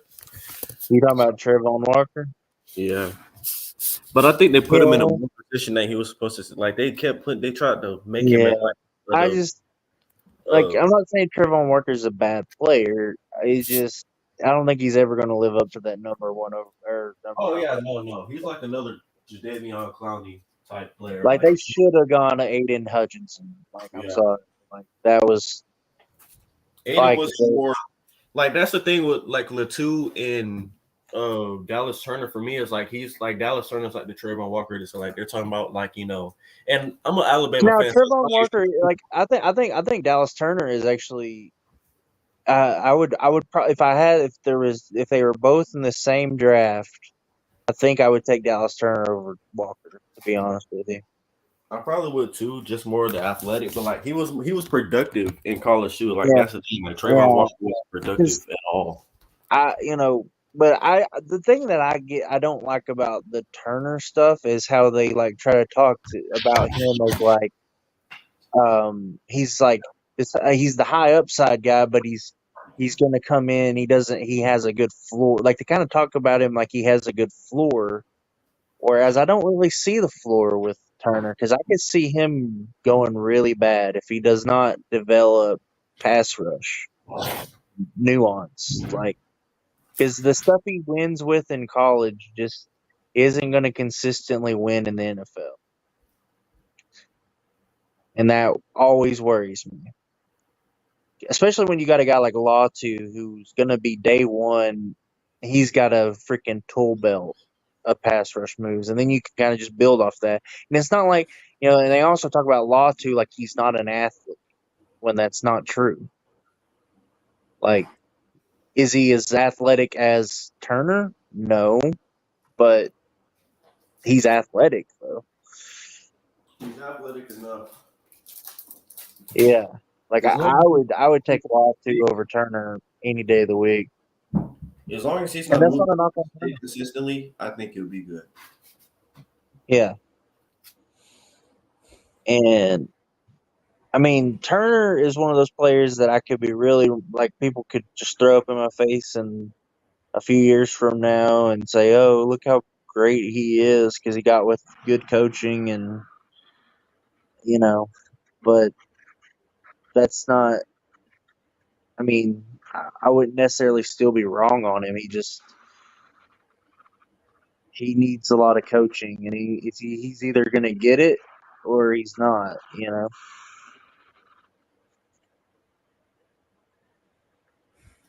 And I don't think we're in the position to get a guy like Turner. Like if we were like the Ravens, okay, because you got guys in front of him you can kind of develop him, and you kind of have a track record of developing. So yeah, okay, take a Dallas turn and see what happens. But Shoot, that's why they we took need a guy out of Penn State those a couple years ago because they had guys that could teach them. D-line was already built when they took him. who was. The Ravens when they took OA out of Penn State back in 2022. Yeah, Yeah, the D-line was already built. They had Clowney, they had Justin Matabike. Who else was on that D-line? well, they had that. I mean, to be honest, that D-line was accounting for 55 sacks a season. They were, even if they didn't have a top-tier guy, they were getting pressure. Yeah, Latu is my guy. I'm all in on Latu. That's my guy. He's pro ready right now. I want him in the Falcons jersey. If we come away without him in the draft, I feel like it's a loss. well, it depends on who's at 8. You know what I mean? No, if him and Brock Bowers is there, that's a hard sell. But either one of them is a perfect fit for me. I'm not taking Brock Bowers if you got KP. I'm sorry, I'm not doing it. You already we had this discussion earlier. Yeah, I'm not doing it. I'm sorry. It would be hard for me if Odunze's sitting there at 8. Or Neighbors, like if Neighbors is sitting there at 8, Yeah. or if it was like I Neighbors, think Odunze would be even harder for me because Neighbors is more like a slot guy, and I could be like, okay, well we got Mooney. It would be hard because I like Neighbors a lot, but Odunze's like, man, I could see. It's one of those I can see the vision, man. I can see it. I can see him in our offense. Like I know what that would do. But if we get Simmons and it's hit between him and Latu, I'd probably take Latu just because, like, I don't know. Simmons just kind of makes that pick even more appealing. Getting a pass rush and having that as our secondary. I don't know. I wouldn't be mad at Latu at all. Like, it don't matter who's on the board. I wouldn't be mad at him at number 8. But, man. Now, let's say I have a little thing. So, let's say Drake May, all of a sudden he slips to 8. The Vikings are calling at your door. They're saying we'll give you 11, 23, and a 4th round pick next year. You give us 8 and a 3rd rounder this year. Well, no, in a 3rd rounder next year. Or you take May or Latu, or you take May. Honestly, if May's sitting there at 8, it would be hard for me not to take May just because you could sit him for 2 years, work on his footwork with a guy like Cousins. Like, that'd be hard. But the trade value may be worth it. Yeah. I would take him. Yeah. I would take him immediately. Yeah, like May you said, put him on the bench for 2 years, give him the Love or the Aaron Rodgers treatment.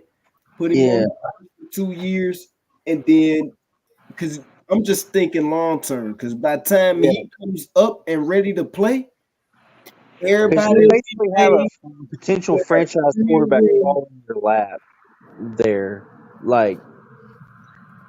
And that's hard. Even if you love Latu, even if you love all the other players in the draft, like that quarterback position is so important, man. I don't think we're gonna worry about that because I don't think May's gonna drop that far. I really don't. Y'all consider double dipping in the draft in the 1st round? Oh yeah, I would consider trading up, but like not trading up, but trading back into the 1st round. Yeah, for Kool-Aid McKinstry's sitting there at like 28, 27, I'm trading back in the 1st immediately. I'm not high on Kool-Aid, so I can't get on board with Kool-Aid pick, but trading up for. But in my opinion, Kool-Aid's a third. Kool-Aid's a second round for me. He's the third best corner in the draft behind Quinn Mitchell and Terry Arnold, in my opinion. I was like, if he's sitting there at 28, 29, and the Lions are thinking about trading back, or what would that be? That would be what's that? The Lions and the Ravens. Yeah, so if the Ravens or the Lions are thinking about trading back, I'm taking that. I'm sorry. I like a trade back all day. I'm trading back in. Like if you get a lot You know, to who might trade back out is the Rams. oh yeah. Shoot. Hey, Hey man, they got this far without a first round pick. Like Yeah, you're funny, no. Hey, F them picks is their mindset all day. I mean, they won a Super Bowl thinking like that. So I'm pretty sure they wouldn't mind us, and we'll give you 43, we'll give you a fourth, and we'll give you a second round pick next year. You give us what they got, 20? Is it 20? I think it's 20. Yeah. Yeah, 20 or 19. You get that, and we'll give you that. You give us 19 or 20, and we'll give let's say a fifth rounder. I mean, with that extra third, I wouldn't put it past us trading back into the first. Oh yeah, for something. Yeah, the Rams. Yeah, the Rams are at 19. You get trade 43 and 79. When we trade up to get McGarry, we traded our second and third round pick. Well, if we did that now, we would just be giving up one of our thirds, and we would still have a third, and we would just be moving up in the second. So, if you really think somebody's there that we want, I could really see that happening. Like I said, I think they're higher on Kool-Aid McKinstry because of the smarts and how he plays in zone and man. So if he's there like 27, between like 27 and 30, I feel like they'll trade back in. Like that's my bold prediction. If he's there between 27 and 30, they're gonna trade back in and take him. That's my bold prediction. I'm just thinking, like, let's just say in the hypothetical that May drops to number 8 and we take May. Are you trading back in for an edge guy? Hell yeah. If a Turner, Murphy, or Verse are sitting there, I'm trading back in instantly. I'm running to trade back in. I might even consider moving up to like 12 to 15 range. I mean, the Lions did it to Jameson Williams.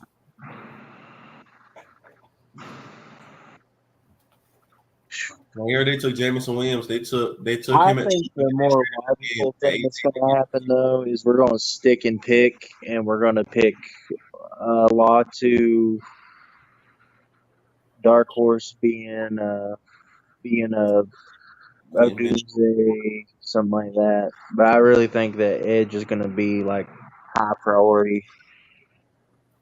Because you think about it, make a push for it, and we've heard a lot of reports that they're high on Latu. I feel like, let's say they get a Latu, and let's say like one of the top corners falls, like a Kool-Aid McKinstry, Nate Wiggins, or Terry Arnold. I feel like they should that 23 spot. Like if they feel like he's not gonna make it at 20 between like 25 and 29, hey, trade back in between 21 and 23. Because all those teams right there are literally, they've done it before. They traded out the first round to get some extra day 2 picks. Yeah. The Packers do it for fun. Packers been doing this for decades. They'll trade out the first round, and you ain't even gotta ask them. Give them a pack of donuts and a Sprite. They'll do it. Hey, yo, you're funny as hell. They'll trade out the first round just to do it, to be honest. Well, you got to think like that number 23 pick, it could be like a Cardinals pick or something, because that's a Vikings pick. Minnesota may package that pick to the Cardinals or something. But then the Cardinals got the number. They got the Patriots 7-2. They got the 27 overall pick too because of the trade with the Texans, was it? Yeah, the Texans trade when they traded the Texans traded their other first round pick to the one that they got from the Browns. They traded to the Vikings. To get back up to go get Will Anderson. How many picks do we have this year? Like 9? We have 8 or 7. Oh, yeah, we got 8. Yeah, we've got more than we'll probably take in players. Yeah, so we got ammunition to make moves. That's what I was thinking about. Like, we got ammunition to make moves to get back into the first. I wouldn't mind trading back though. I feel like if Latu ain't there, we probably trade back because I've been hearing clamorous. I don't know how true it is that Latu is our guy. Oh no, I heard that too. The J-Man dude I told y'all, he said So Latu. Latu is the favorite edge, I believe, of our Yeah. scouting department. There's Latu versus Dan Turner. And I think Latu is ahead by a pretty big margin. I mean, I don't know if people didn't notice, but Jimmy Lake recruited Latu back in Washington. Yeah. Yeah, he's got the deciding factor, but that's a big part of and it too. For what we need, like, because we need a day one impact type edge guy. If we're gonna go that high on edge, and it's going to be Latu. I feel like Latu in his rookie season gets you 8 to 10 sacks, and I'm being so honest. Latu gets you about 8 to 10 sacks. First gets you about 5 to 6. Turner gets you about 5 to 6. Holy crap!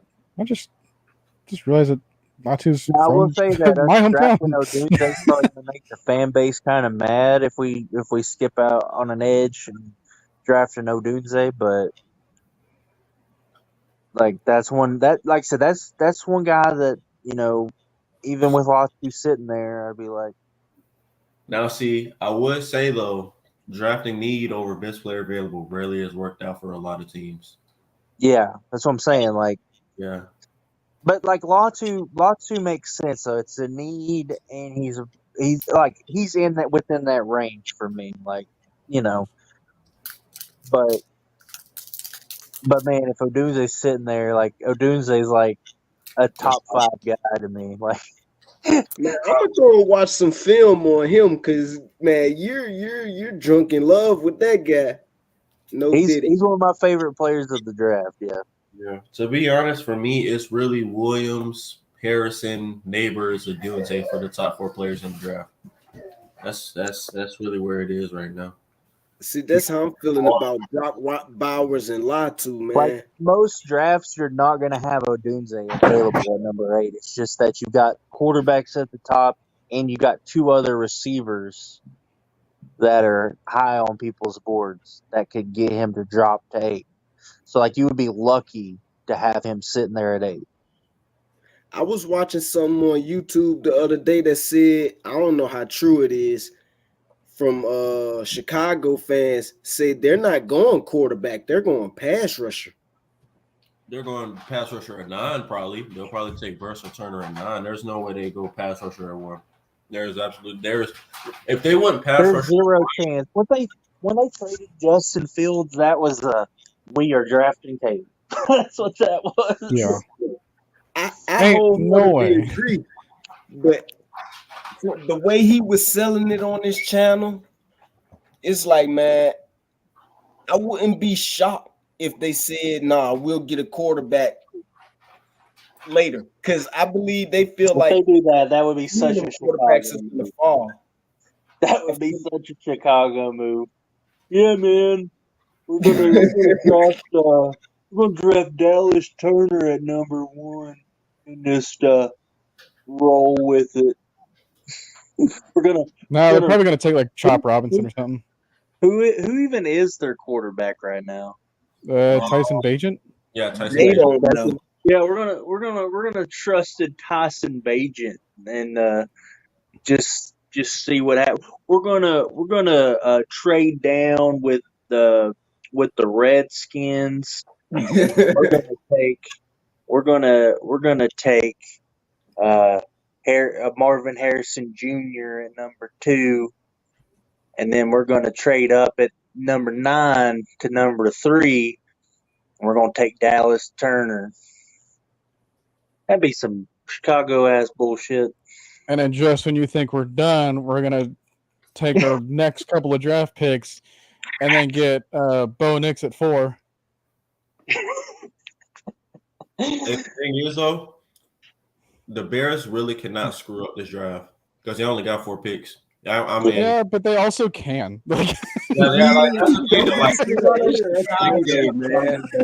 To mess up a draft, okay? They screwed up taking Justin Fields. What the hell did they see in that guy? well, no, I Who wouldn't say they knows? screwed up because they needed a quarterback, but it's like Fields had the potential. They just didn't coach him right. That was the only thing. He had terrible coaching from the time he got in there, and then he had no weapons. Offensive line was bad. Defense was mid until last year. So it's like, man, can't really do anything about that, and not Hey, do anything about that. Nathan Floyd just said something that I was thinking that Chicago might do. Trade that ninth pick because they don't have a lot of picks this year. Yeah, but who's Yeah, trading man. up at number 9 though? Shoot, if Adunze is there at 9, somebody's going to trade up. See, the thing is though, that's why I say we could really trade back at 8. If Adunze or Neighbors is there at 8, and we're like, maybe we could get some draft picks out of that. I feel like whoever, like, let's say Arizona trades back and they get 11 and 23, right? Right. Let's say Arizona gives us 11 and 27, we get the third round pick, and we trade back to 11 and go get a Dunze. Yeah, but are they going to give you a first round pick just to move up 3 spots? We've seen overpay so many times in the league. I'm pretty sure Arizona will do it again. It's terrifying though. He'll rob anybody. I mean, let's be honest. He'll rob anybody. Man, know I do see the situation where Buffalo I can make don't that see a move. trade down with us. I really don't. I see a stick and pick.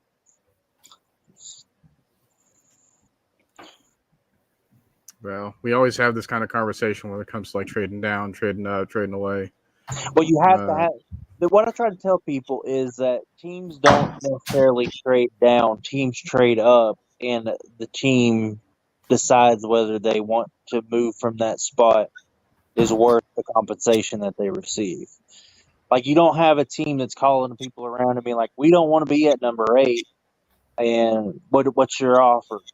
Like, that doesn't happen. It's what player typically, historically speaking, teams trade up for edge rushers, quarterbacks, or offensive tackles. That's normally what trade ups are for. Unless you're Dimitrov and trade up for Julio.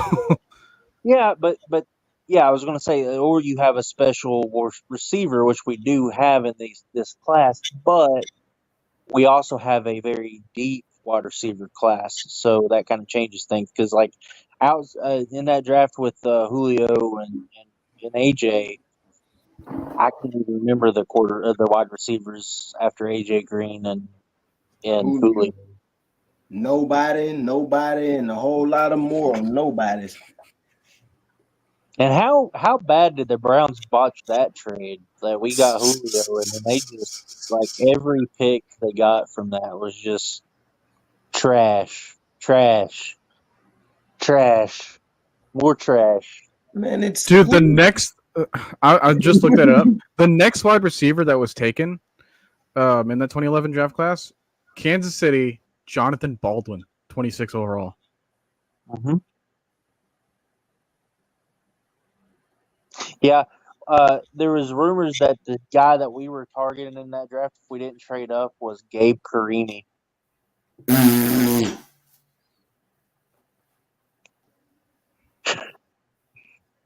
Yeah. I'm not gonna lie to you. Yeah, he went 29. No way Dimitrov made it to 25th. Would have made it to 2015 if he made that trade, or if he made that pick. There's no way, because no player after 2012 was actually decent enough to stay on the roster past 2016. I'm pretty sure that the entire 2013 draft class actually got released in the first 3 years. No, because that was Trufant. Trufant and Alford. Wait, so what? You talking about 2012?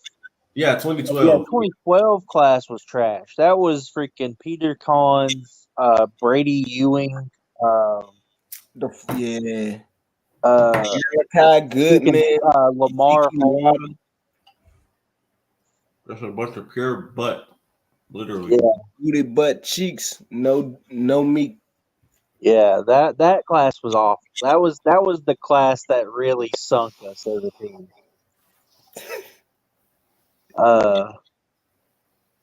The 2013 class wasn't terrible. That was Trufant and Alford.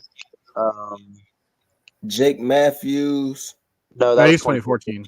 Yeah. Because he was the 7th pick. In that. I can't remember the other guys that we. Marlon Davidson. Marlon Davidson? Malachi Goodman and Levine Toilolo. The Levine They got Toilolo. some He was more actually in that draft too.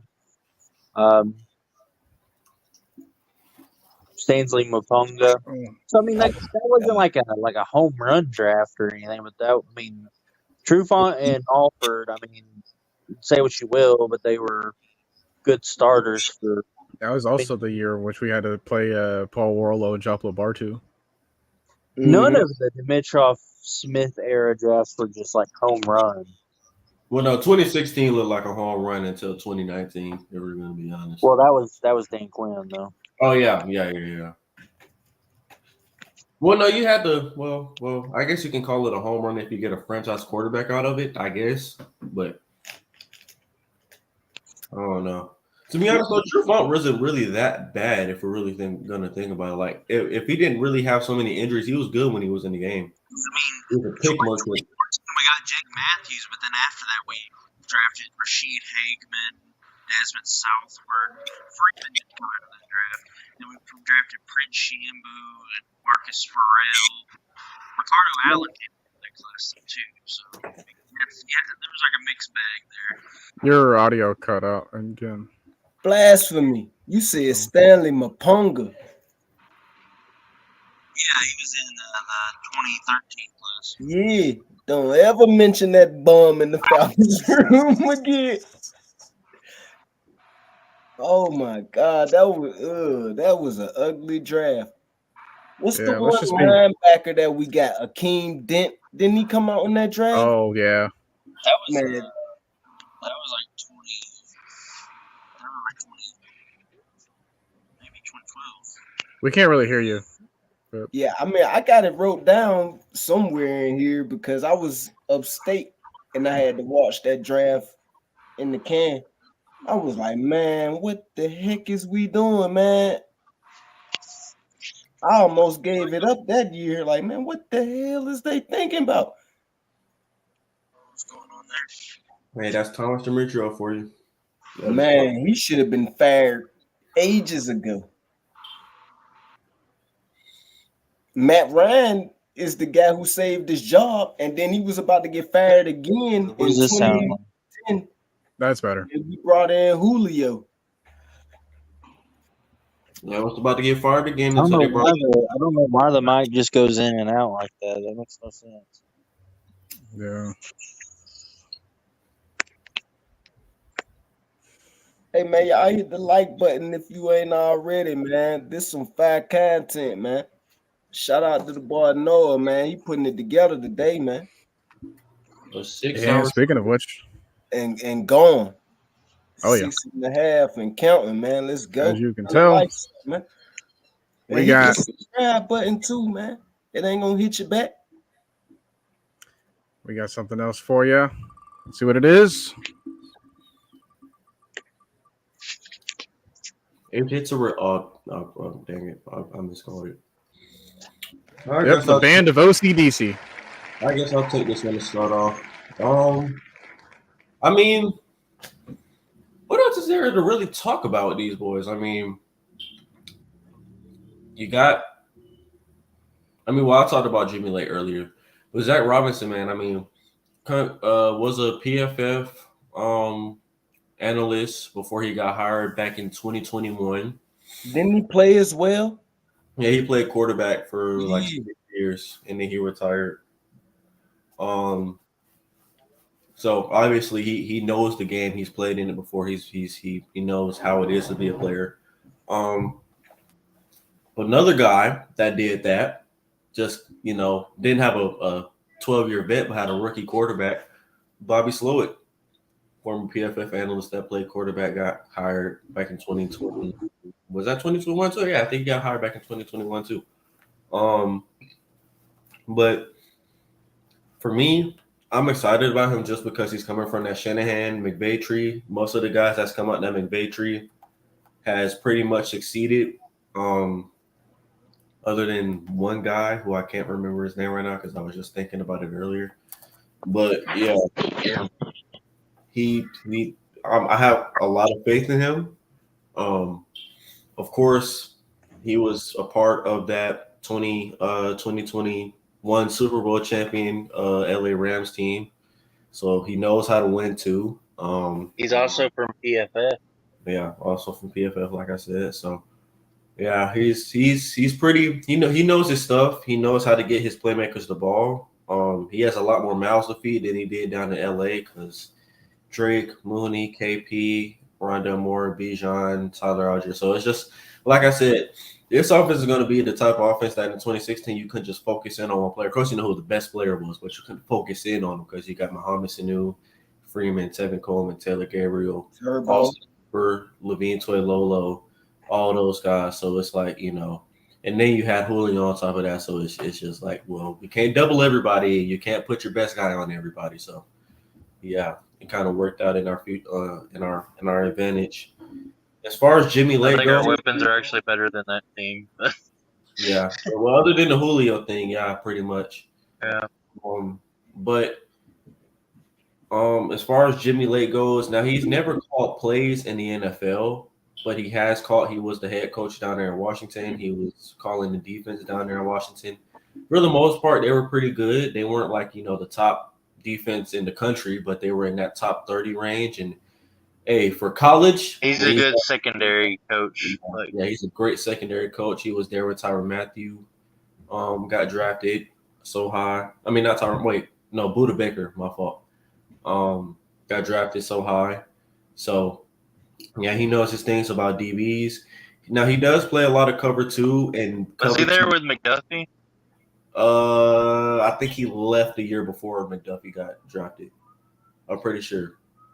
Oh, he worked with McDuffie. Yeah, but he did. Yeah, he did work with McDuffie though. He does play a lot of cover two zone. Like he switches it up. He plays cover two. He plays cover 3 man. He plays cover 2 man.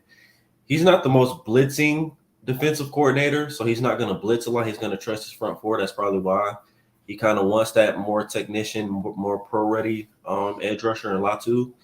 If everything that we've been hearing is correct, but for the most part, I feel like he is going to do his thing.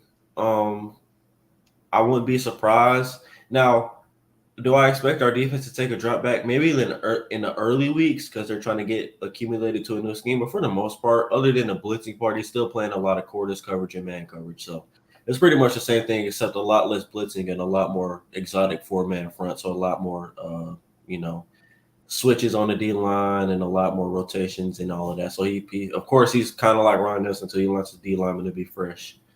Like I said, we're going to be running a 3-4 with him, more of the West Coast scheme with Zach Robinson. And they both know how to get their best guys involved in the game plan. That's for sure. And they're both experts at what they do, especially Jimmy Lake in the secondary.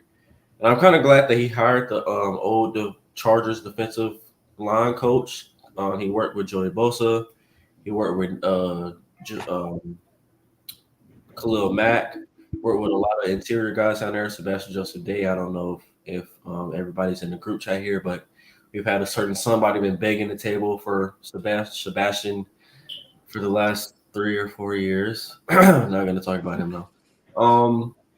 And yeah, so overall, I feel like I'll give it a B. I'll give our hires a B plus for right now. They're turning an A plus. They're either go up or go down as the season goes on. But for right now, I feel like they're going to be A plus hires. Yeah, that's not just me being a homer. That's just me, letting just looking at all the film and the stats and everything and how they've grown as not just coordinators but as people over the last 4 years. What's going on, Down Dirty? If you just tuned in, we are just starting the stream. No, I'm just kidding. When it comes to the offensive side of the ball, like our play calling the past couple of years was so subpar that like anything could probably make that better. Now Lake does worry me because we're coming off of Nielsen, who was so good, but like, I feel like the defensive talent that we have would be good with just about anybody coaching them if they know what they're doing. So, and I think Morris will have his hand on the defense a lot too. So,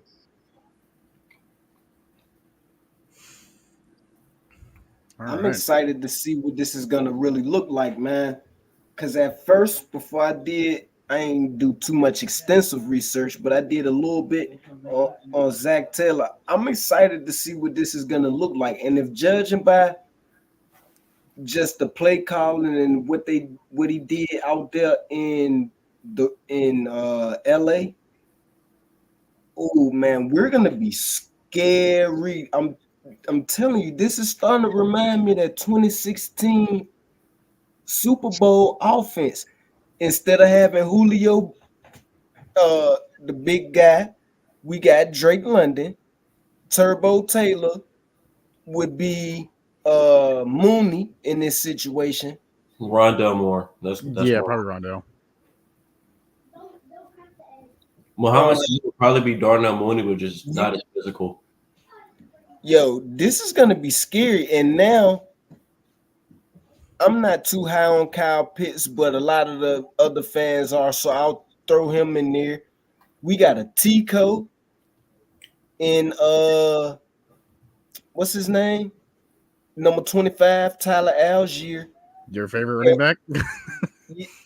and Freeman would be more like the Bijan. Yo, this is gonna be scary. As long as our right tackle can hold up a little bit in pass pro, oh, this is gonna be a scary offense. That's why I said earlier, do not be shocked or surprised if we put up 26 points per game. If we average that all year long, do not be shocked. Yeah, and that's just offensively. Like, we could probably score a couple more defensive touchdowns. On defense, it might shoot up. Like, our arrow is really going up. And heck, like, we're going to talk about this a little bit later, but like, who knows what the heck the execution of the special team stuff is going to do with the new kickoff rule.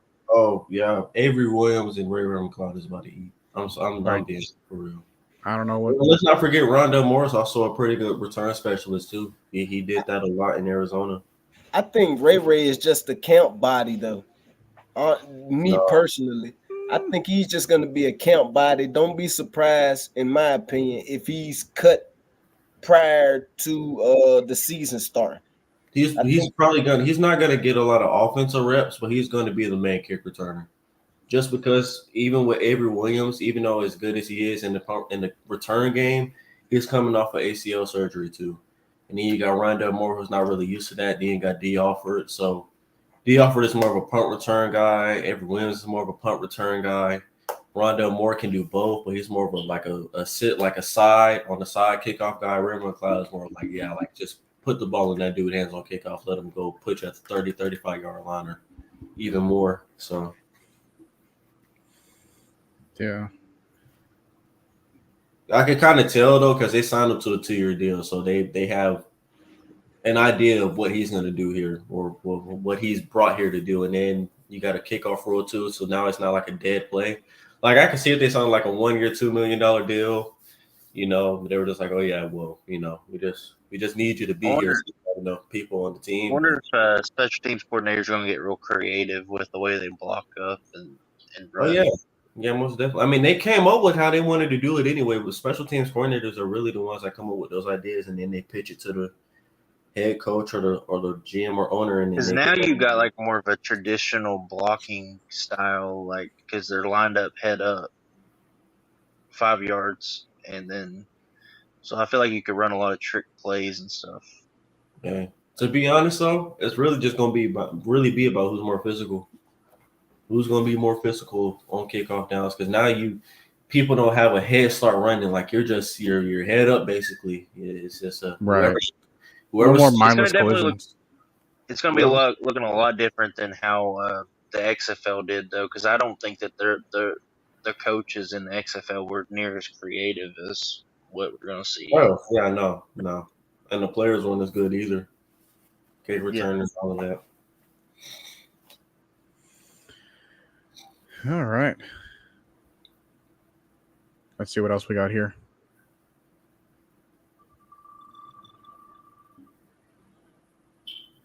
Just depending where it goes.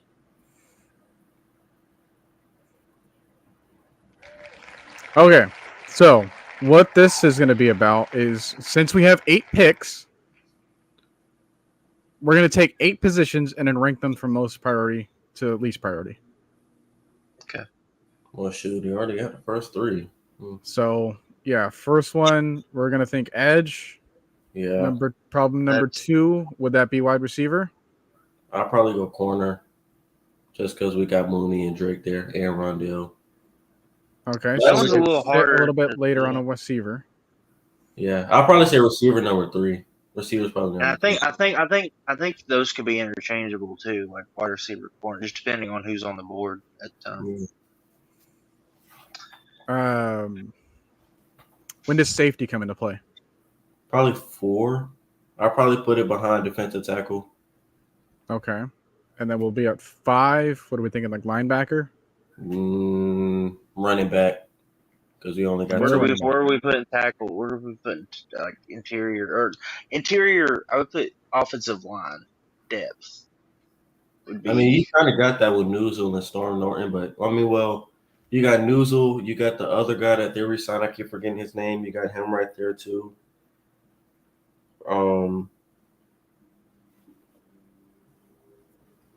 Yeah, I'm thinking mid round. I think in mid rounds, like we could definitely see an interior lineup. Like, I mean, you still got really too. Can't forget about Gwen. You still got Javon Gwen too. But I mean, the thing is though, they're gonna take an offensive lineman for one of these picks. It's a you could put money on it at this point. It might be like the 5th guy then. Yeah, so like 5th round. I'll probably say 5th. Put interior offensive line. Probably just offensive line in general.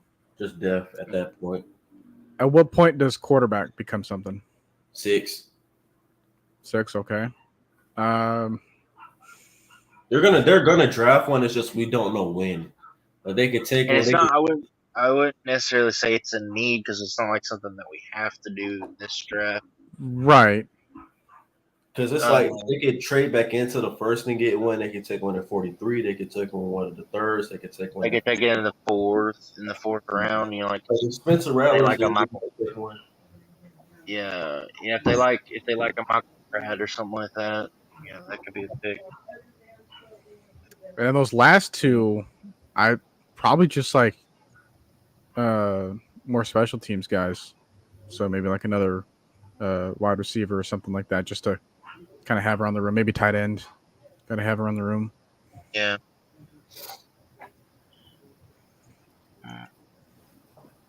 What do you think about that? I told you, if we're trying to like rank everything in terms of like needs from priority to least, we're thinking like edge rusher 1. Probably thinking, what do we say, corner 2? Nah, I would say D line, edge rusher, D lineman, offensive tackle, then corner.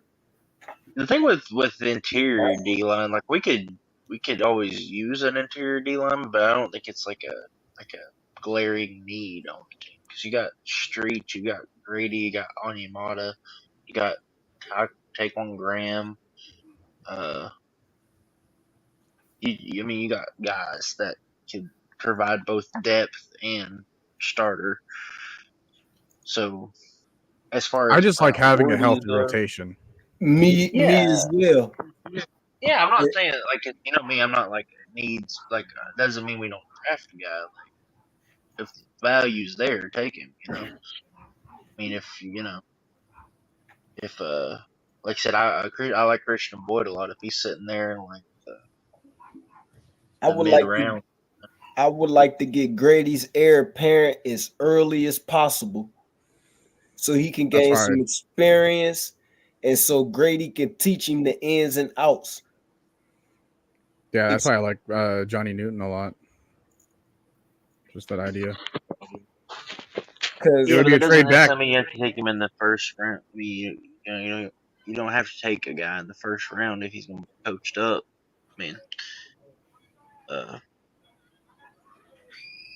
and I mean, I don't know how many more years Grady has. Like, he I could. would say 3 at the most. I would say because the years he has to play and the contract years he has, I think those are different numbers. Mm-hmm. So it's like I think he can play for like a couple more years, but I think at some point he's going to have to determine like, okay, well, what am I playing for? If we're not making those strides, I think if we reach that window this season, then yeah, he's going to do what it takes for this contract to be like, all right, well, let's shift some money over, like what you're saying about the possibility of getting like Justin Simmons or something. Like, hey, he'd be willing to move around some money and think That's why I about his don't know why future a it's little not bit being more. talked about more, because like So that would be game changing. Like, I mean, that would change the entire outlook of this defense. That one move. I feel like if they draft Justin Simmons, it's going to be after the draft, though. I kind of feel like that's where a lot of these older free agents are going to get, like Michael Thomas, Justin Simmons. he ain't getting signed by anybody. I mean, let's be honest. The headache he is in the room. Or if the medicals are straight, somebody's going to sign him. Yeah, and then he's gonna punch somebody else in the locker room, and he's gonna have more problems. So might go back and join his Ohio State buddies down there in Cleveland. It's a whole bunch of Ohio State buddies down there, even on the Browns. Hey, he might come to us because he's mad. I'd rather die. I second that opinion. I'd rather we sign. I'd rather we go and trade a 3rd round pick for Mac Hollins than get to sign Michael Thomas. Damn, we still got Mac Hollins on roster? no, he's on the he's in Buffalo. He's on the Bills. He's on the Bills. Yeah, they're wide receiver 2.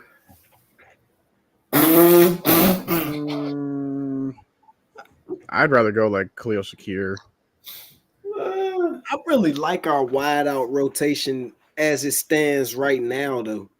Honestly, I feel like adding another wide receiver would just be overkill.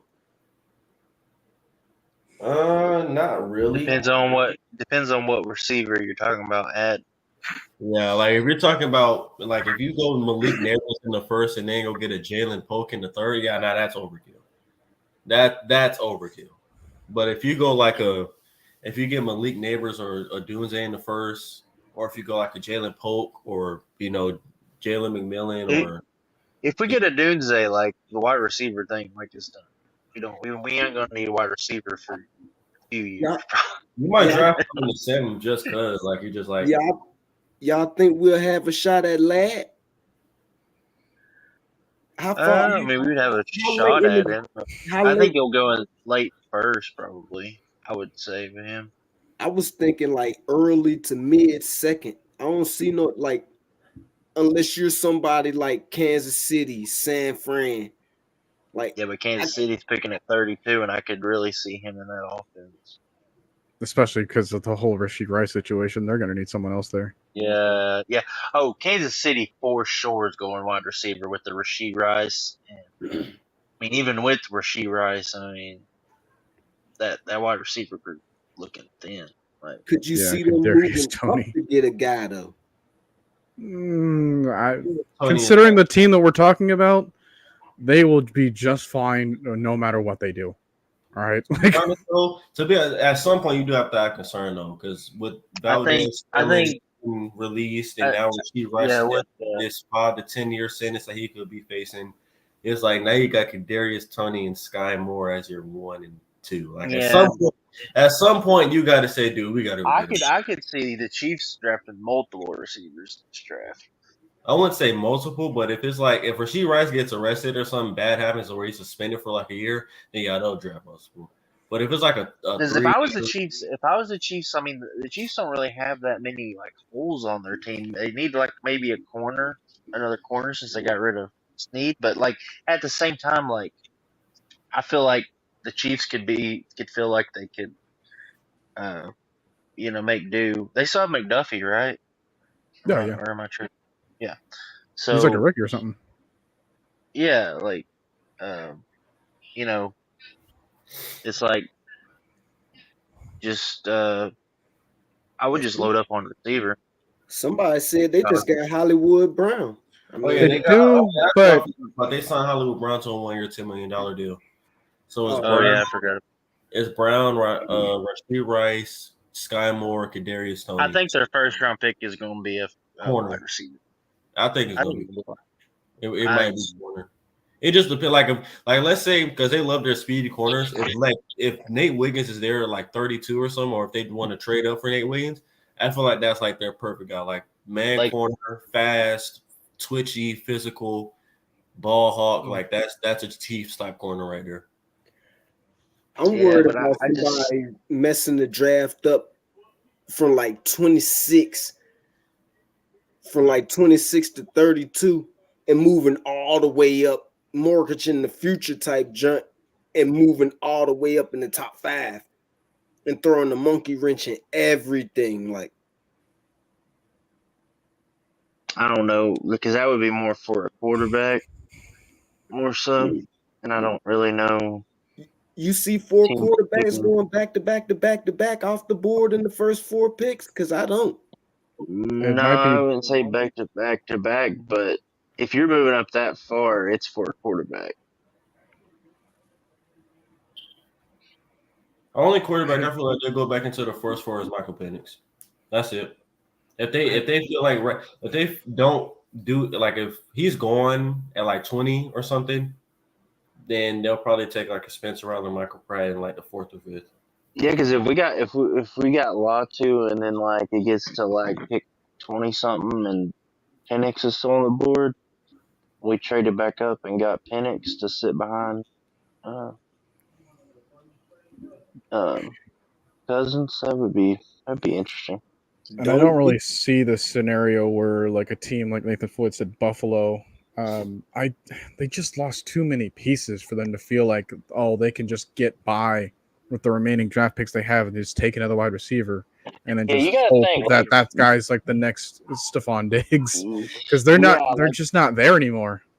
Don't be shocked if Michigan's quarterback falls, and I mean falls hard. I can definitely see that.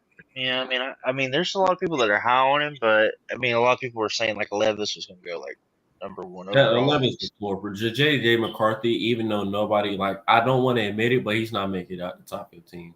If he does, I'll be surprised. Yeah. It's just I feel like NFL teams are in love with him. With his age, the thing is you got to take into account like his age. He's pretty much the youngest quarterback in the draft, and he's got talent, and he's just not ready. He's not ready day one. Now he's very environment dependent. Like he needs to go to a good environment to succeed. A lot of people are high on the one guy from USC. I can't remember his name off the top of my head. I don't know why. Caleb Williams. He looks like a bust. Caleb Williams is not a bust. maybe because he's going to the Bears, but other than that, he's everything that is advertised. If you watch the tape, and I hate the Patrick Mahomes comparisons, but he's almost that. To be honest. What make me say that is USC don't play nobody. Like I could see if you played 4 years and you played for Alabama and you played like the best of the best. USC play nobody. That's the thing. I don't like that excuse because you could say the same thing about Latu and Dallas Turner. That's really what the main excuse is. Yeah, that's when you're scouting a player, the level of competition doesn't matter. Just try not to scout the helmet. Yeah. Like I mean, like Quinton Mitchell, the only thing because you really like it was the type of defense that he played where he played a lot of off man zone type stuff, so you couldn't really see a lot. But then he goes to Senior Bowl and whips that. Yeah. And so, like with Caleb, like first off, he didn't just play for USC. He played for Oklahoma. In his first game, he was down, and it was 4th down and 1 that he came, or 4th down and 2 that he came in against Texas, down like multiple possessions. First snap, he runs a QB keeper all the way for like a 50-yard touchdown. His first snap in college, period, point blank, Red River rivalry, snaps and brings that team all the way back for multiple scores down to win that game. And that Yeah, was Spencer Rattler. It was but the starter that got him.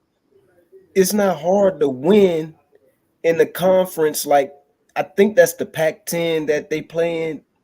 Nobody plays defense in that conference. Like, Dude, by that logic, you would have but never it's drafted not. Khalil Mack because he went to Buffalo. Yeah, and there's so many quarterbacks that came out that came from lower schools like that you could use that logic against Patrick Mahomes. You could say, well, he played for Texas Tech, and people did all the time. Josh Allen played for Wyoming. Yeah, they played for Texas Tech, and he played with Cliff Kingsbury, and that yeah, offense. but it's different when you come from a small school because you're not really getting scouted and looked at. Like when you play in the conference that where everybody scores 50 points on any given night. I'm in telling you, the football, film is the film, and Caleb Williams, his film is insane. And it don't matter who he's. I don't care if he was throwing to air. Yeah, I'm not gonna lie.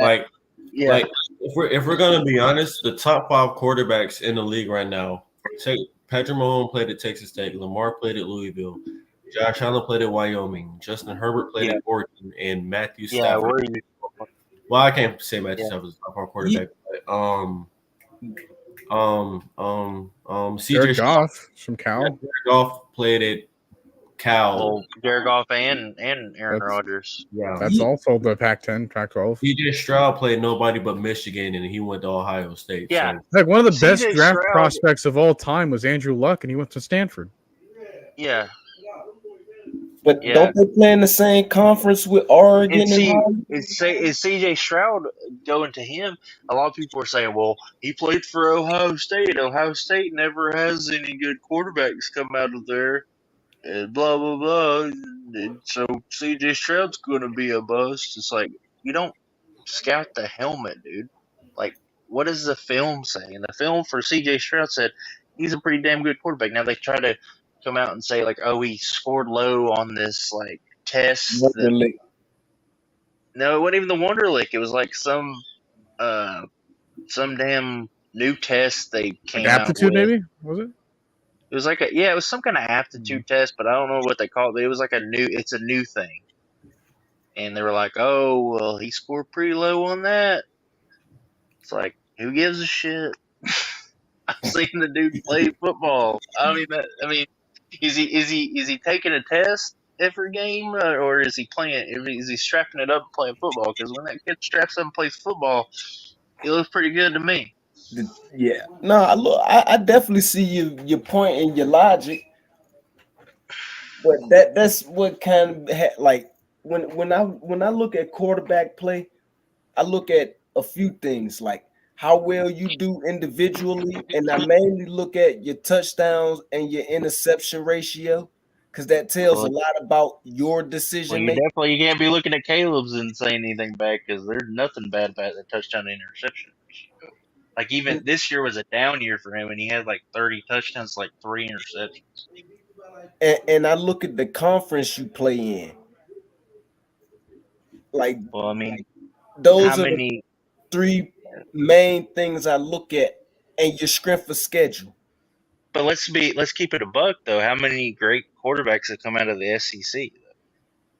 Not too many. Okay, but the SEC obviously the level of competition is college football. Indicator. That's why if it was me, I wouldn't draft a quarterback from the SEC because when it's easy to win when you're surrounded by Michael Jordans and Kobe Bryants. It's hard to win when you play for a small school and you got to really go out here and get it from the mud. Well, if you look at USC was trash. Their talent as far outside of Caleb Williams, that team was trash. I can't really call Brendan trash, but he's not like a top 10. But he's not. He's not. Yeah, he's probably a mid-round pick though.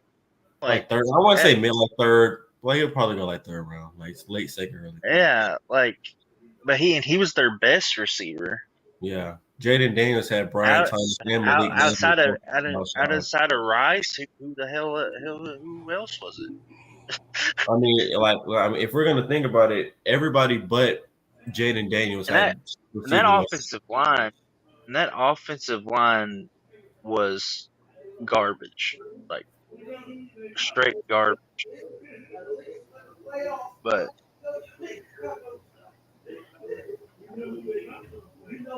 if we're really like, dude, also by that logic, like we wouldn't have drafted Tyler Algier because he went to BYU.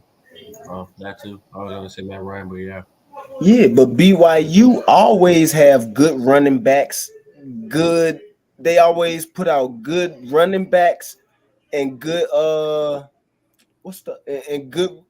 Well, I ain't gonna say good, but decent receivers. Same thing with places like UCLA. They always put out good running backs, good linebackers, and so on receivers. USC always put out good receivers. Oregon, they say they always put out good quarterbacks, but then they quarterbacks come. Yeah, to but again, the that's scouting the helmet. Trash. That's scouting the helmet, not the player. Oh, I mean, I don't care where a player plays. I can figure out if he can play football. Receivers.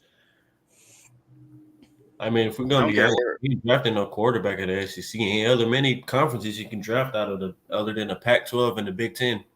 Shoot, that's it. That's it. Quarterbacks really come out of anywhere though. If you think about it, like I mean, historically speaking, Tom Brady came out of Michigan. But he didn't play it. Yeah, he was the backup. He started at points, but like, yeah, I mean, but see, like the thing with Tom Brady, if the tape had been where it is now, like if you go back and watch Tom Brady when he did play at Michigan, I don't think he would have fallen to the 6th round. But the tape just like back in the day, like with scouting, like you may get 3 games on a guy, like period. And so those 3 games may not be good games for him, you know. I think that's why, honestly, as a whole, the drafting's gotten a lot better over the last few years, if you've noticed, with teams. Yeah, it's not as many as it used to be. But the talent pool is way bigger now. Like back when Brady got drafted, you didn't have quarterbacks coming out who could run a 4.6, like you know what I'm saying? Like you didn't have receivers coming out every year, damn near breaking the 4.4, like with ease.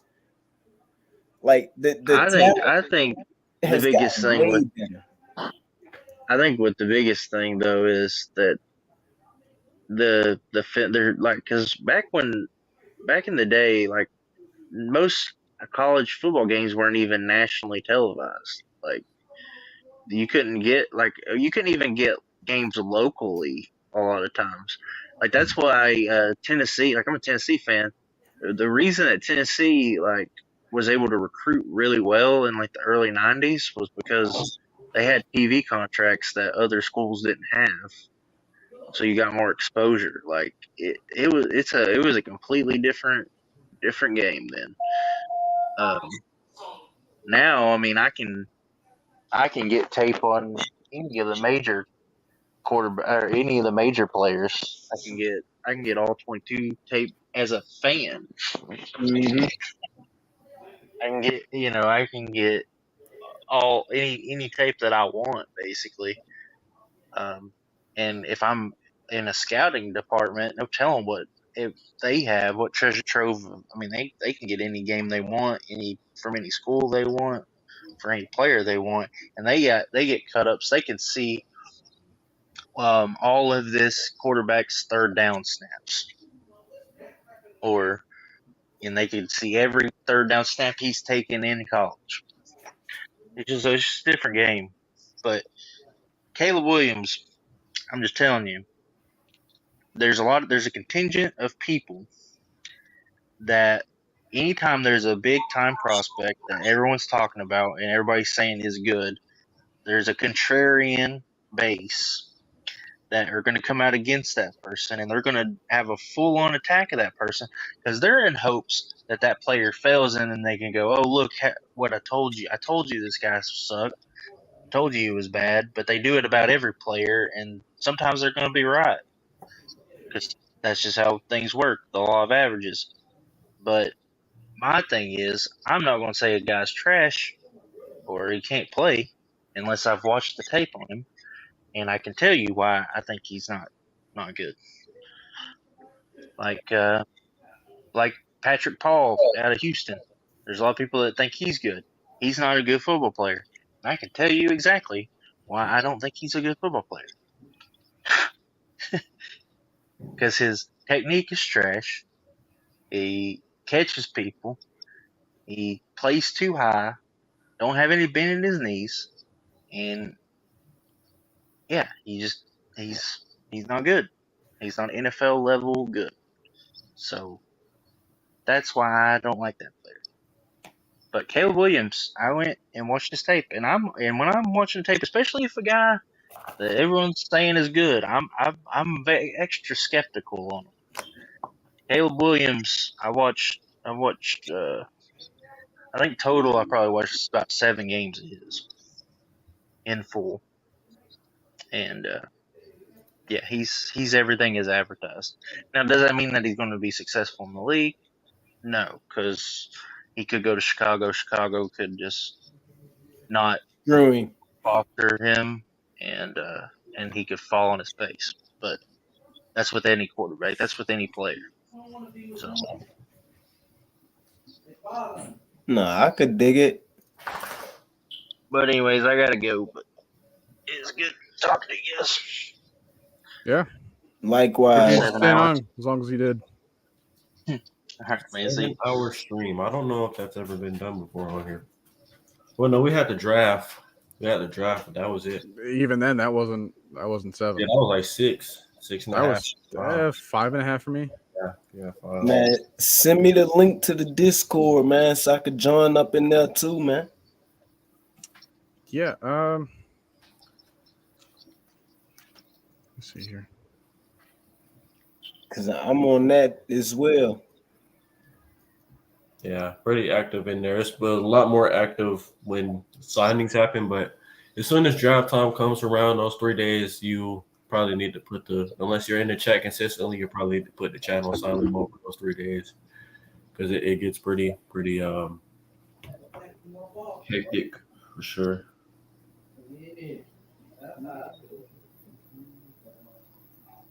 Man, As we wait for that, let's take a look at.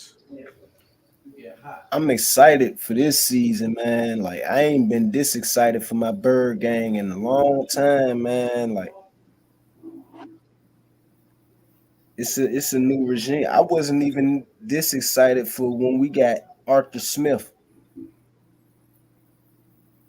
or Dan Quinn. Like I'm really tweaking for this season to start. I'm about to go and bet some more money on them. Last year I lost 10 grand betting on these Falcons, man. All right, let's go ahead and do this. Then I'm gonna get you that link in just a second.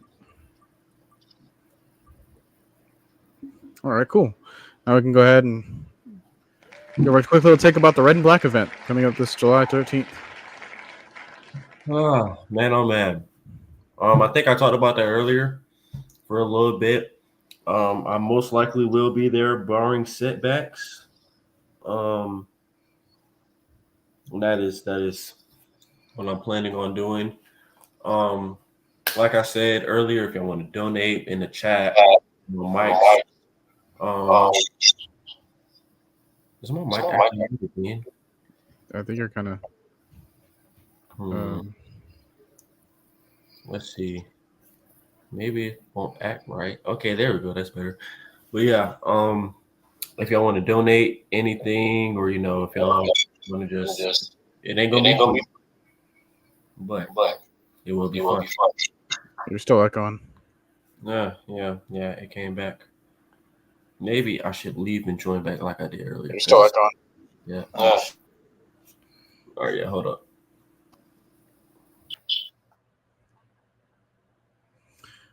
All right. Yeah, I'm still trying to find out if I can go. I'm tweaking. Yeah, This yeah, man. I'm excited, though, man. I can't wait, man. Better. But All right, yeah. But so yeah, like I said, it's not gonna be free. So if you want to donate anything on our lives whenever we go live, Mike, Maggie, K Styles, Big N and them lives, like I said, be very appreciated because this thing is not gonna be free at all. So You have security in there any too, like anything else? small performers, maybe. Yeah. Any other kind of athletes, former?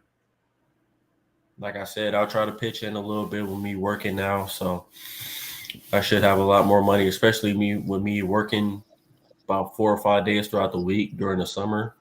So yeah, that will be great. But yeah, should be fun. Might have a special guest down there, guy to my top left. My fault, guy to my top left. Great glasses, great mic, Falcon banner in the back. Might be down there. He's trying to find a way down here in the coming weeks and months. So might have It's not him really down. a banner. This is more of a blanket for a curtain because I'm a single guy.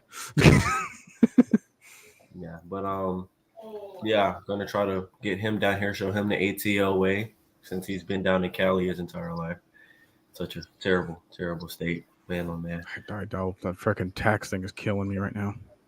And then even with all that and the city sinking, what is it with California and New York sinking? Like that just do y'all just have that many buildings down there? Is it that many skyscrapers? Like what's the problem with that? I think we're like really close to water, and New York is just have problems with probably with construction. I'd Y'all say. want tectonic plates out there in Cali. Yeah. Just hanging on by a thread until we just become our own state. Yeah. Don't worry, Hawaii. You won't be alone soon. My one little chick, Violet, she from out there. Yeah, I can't do Yeah, that. I was just mentioning how Liatu Latu is actually from my hometown. Yeah, that's what's up. So I didn't even know that. Maybe you'll want to come back down here. Taxes are so much better. But yeah, July 13th, set the date, set your calendar, get your calendar set. Should be a fun time out there. We're gonna try to promote this as much as we can. Really, Quavo? Really? Just want it to be heard, huh? Yes, go bark at whatever is out there. But yeah, I'm pretty sure Maggie and Mad Mike is gonna tell y'all a lot more about this in the coming weeks and months. But hey, July ain't that far apart. We're only 3 months away. Oh yeah, it's gonna come back so quick. You see how fast we got to April. Shoot, we'll be a draft night. We'll be a draft night tomorrow night, by the way it's looking. But yeah, should be a pretty fun time for everybody. And I'm counting down the paychecks. Yeah, excited to see you all there. Excited to see you all there. Absolutely. All right. This thing's dwindling down.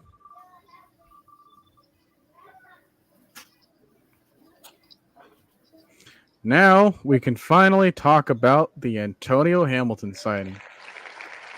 Wow. It happened, and that is the end of the discussion. All right, moving on to the next. Hey, you can't get any better than that. Ryan Clark. Okay, I brought this up. I'm getting it from Echo. Why? Better now? I think it's coming from you, actually. No, it's not from you. Who, me? No.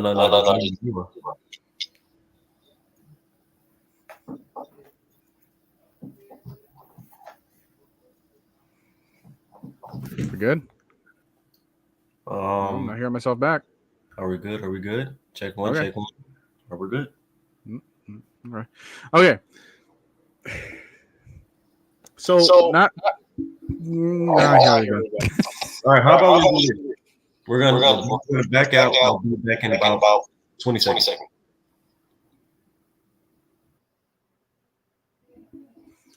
Okay, I brought this up because it's still happening. It might be me. I'm gonna back out and come back. All right. Okay. Okay, so I brought this up. If I hear the echo now.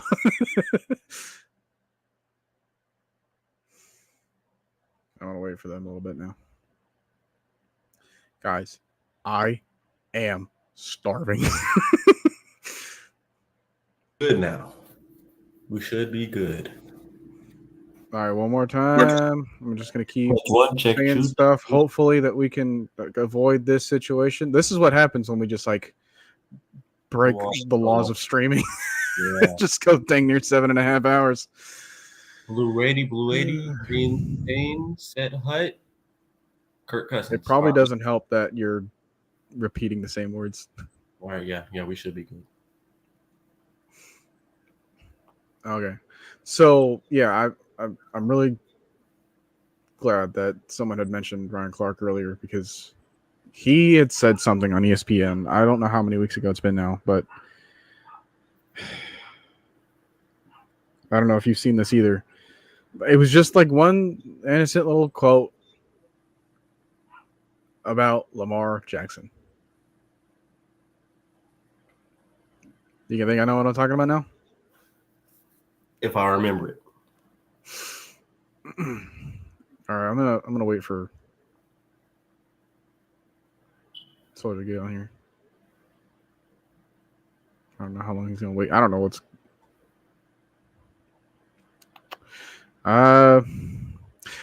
Anybody paying attention to WrestleMania 40?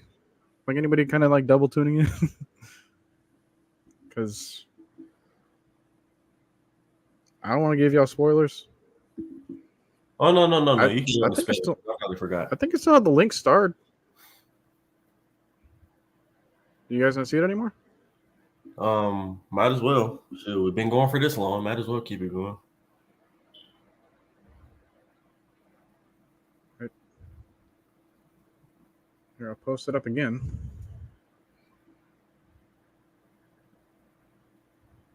Let's take those off and then start these ones now.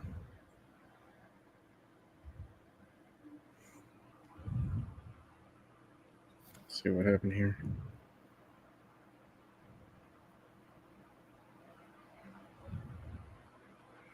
All right, I only know one match result.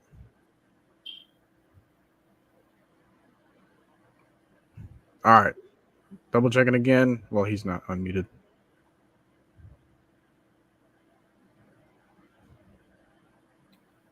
Check 1, check 2.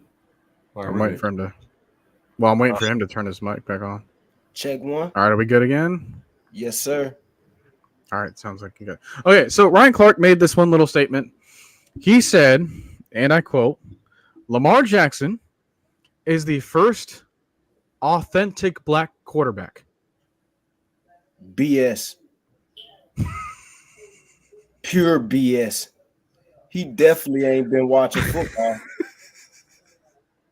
Warren Moon, Randall Cunningham, like a whole bunch. Too many to name. My cousin who played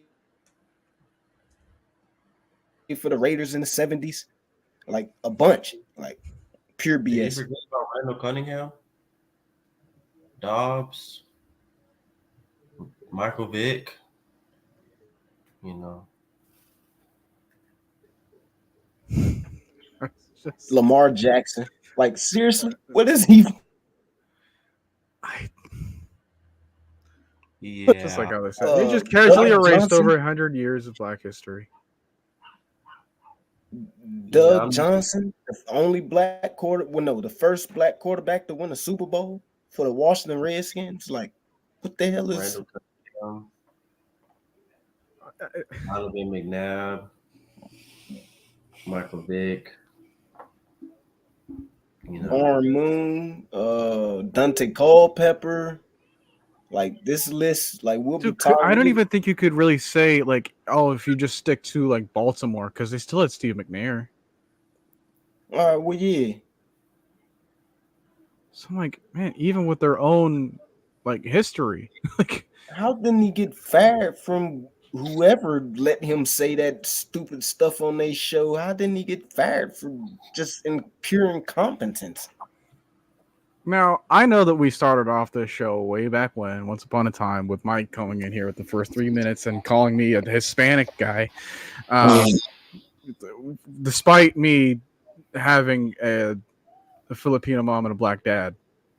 So, And you're black. but I look like a Mexican. I was raised by white people, and it's hard to be racist against me. That's all I want to say. Because I just don't come across as the people that you would think that I am. And I have to bring this up that, like, guys, personality is different from nationality. Like, I have to make that clear, because all I've heard, the only times in which, like, hey, I mention like what nationalities I have, like what my lineage extend back to, all I get responses of is either being like, oh, but you're Mexican, either that or, oh, you're not black enough, or you ain't black like that. What the hell is black enough? Like, seriously, I'm not authentic. That's what it is. I'm synthetic. I'm artificial black. And then, like, not too long after this, I remember Lamar like responding to a tweet that was just this other food post that was like, oh, well, you ain't black if you ain't had this food. And then he comes in with the response, was like, oh, I guess I've been white this whole time. So even so it's like, I don't get it. Man, but all I've heard was other people telling me that I'm not that race enough, but I don't ever hear it about like, oh, I'm not Filipino enough, you know, like, oh, wow, I was raised a certain way, so I have more of this to my name. It's like, dude, it's none of that matters. It matters about like, hey, what you do with the environment and the situation that you're surrounded by, because you can't really control that. Therefore, you can't always control the personality traits that you'll develop as a kid, and therefore the traits that you'll continue to have as a teen and as an adult. So when you hear stuff like this and trying to like either take out the race of people from in the past or trying to establish someone else, like, you're almost reversing history in a way that's not healthy. You being a racist when you say stupid stuff like that. Exactly. Like, it's like, dude, that is not what the ancestors that you guys would have would want to find out about the future. Just like, trying to take it away from them. That sounds like when Joe Biden. That sounds like when Joe Biden talking about some, you ain't black if you don't vote for me. What, bro? That's a racist statement if I've ever heard one. And it's like, dude, it makes it even worse if you flip it around, right? Like, who would be the first authentic white quarterback then, huh? Man, we done had Hispanic quarterbacks. We done had Joe Cap. Like, we got China one now. Like, your race doesn't determine if you're a good quarterback or not. We have a Korean kicker. Like, yeah, on our team. Like, people are... is he not Korean enough? Like, I just don't see it. I just don't see that argument happening. Man, not with a healthy resolve. You're just... I can't get over this, man. Folks like that is dumb as hell, man. Like, what would possess him to say? He probably said it on TV too. Oh yeah. How didn't he get fired for just pure incompetence? How are you a football player? Let's take race out of it. How are you a football player saying this stupid ass shit on TV? Screw my French, because it's probably kids around in rooms with parents and all that who listen. But this type angers me, like, for real. Like, this type stupidity angers me. And I'm Because- glad that I'm like saying this with like you guys on the panel with me. Because like I was always taught, I don't care what you look like. I don't care what you mix with, none of that. Because at the end of the day, we all just one race. The fucking human race, my guy. Period. Like, so the rest of all that is just division to keep you fighting amongst each other while I run off with the money. If I get black folk and white folk to argue about shit this dumb, stupid, and minute, I could run off with all the money. It's like when I was growing up, I had a brother and a sister. How can I watch Dragon Ball Z for a whole hour when my little sister won't watch Barney, my brother won't watch Arthur? I gotta make these two idiots fight for an hour so I can walk off in the other room and go watch Dragon Ball Z. It's funny you mentioned Dragon Ball Z because I've actually been watching it pretty recently. So- Last couple of weeks. It's divide and conquer, man. Like, what would possess him to say that? It's the TV, man. It's that TV how they get to you, man. Like, folks Those are girls just crazy. The first real black quarterback in the NFL, man. Brad, did he forget that Doug Johnson was the very first black quarterback to win a damn Super Bowl? So what? He wasn't black. He was running around on some Justin Trudeau stuff. Michael Jackson, black paint. Like, he switched teams at the last minute. And then, like, how does that attribute? Like, how did he earn that title? man, That's the other thing I want to know. so forget about all the other black quarterbacks who came before him. Like, people are crazy. He got paid to make that statement. Dude, what does that say about people like Colin Kaepernick, for example? Man. Hey, ESPN, if y'all listening or y'all watching, tune in. I want a job. I'll come on and say some way smarter stuff than what the hell he said, and you paid him for that. Give me a quarter of what you paid him to say that stupid shit, and I can come on there and make you smarter with the take. And just remember, we're on here for free. Like, seriously. I'm on here 7.5 hours for free. Like, for I'm real. gonna be on here for about 3.5 if you want to combine everything. But hey, shoot, like I said, Noah has this type of competitiveness and willingness to do this type of stuff. If it was me, I'm gonna be honest with y'all. If I was running this stream, this would have been over with about 3 hours ago. Let me be honest with you. But like, hey, we'll hit the next topics up around draft week, before the draft week, you know, and then hop back on that Thursday. Hey, Noah is a real dude right now. He's trying to get this content out. Like I said, we haven't been on in about a month, really, since Super Bowl weekend, if I'm correct. So much happened, so here we are. Yeah, so much, hey, extensions, signings, trades, this, that, and the other. So it's like, hey, got to get all this in tune before draft week, before draft weekend. Because if we didn't get this in before draft weekend, this might have been a 12-hour stream. Might have been 12 to 12. How this is looking, you know. So I wouldn't put you guys through that as viewers. Breaking news: Lindstrom just had a daughter. Congratulations to that man. Oh yeah, I saw the gender reveal thing that they had. That's awesome. Why is our whole offensive lineman getting daughters now? We're getting married in general. Caleb just got married. Jake Matthews got a daughter. Chris got a daughter. Now it's just up to Chris and Drew. I mean, Chris and Matthew.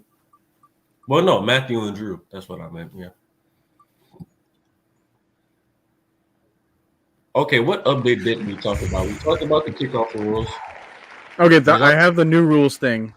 We're going to get to that later because that's something separate. I was just talking about, hey, is there anything that happened in free agency that you wanted to bring up and talk about? Like, or, you know, for stuff like the Rasheed Rice situation, like, hey, was there anything else that we didn't cover that we want to? Hassan just giving us that opportunity.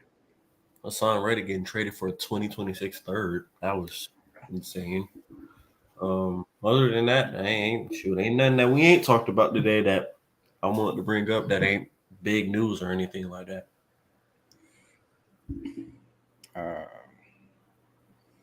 I'll give myself an update. I don't know if they've given out new episodes for the dubbed, because like I said, I'm watching it with my cousin and my friend. So we watch that together and we just watch it dubbed. I don't know if they've given us like a couple more episodes to watch. So I'm just as caught up in Onigashima as can be. But like I said, we've been taking my time to get myself into the world of Dragon Ball Z. So we're about 100 episodes in. Hey, that's what's up, man. That show used to be so raw. That and Gundam Wing was my favorite two joints that used to come on TV back in the day. Wow. We watched Yu Yu Hakusho pretty recently too. That was also something that like. Hey, yo, he's funny. He gonna say that Anquan Bolden hit finally sat in.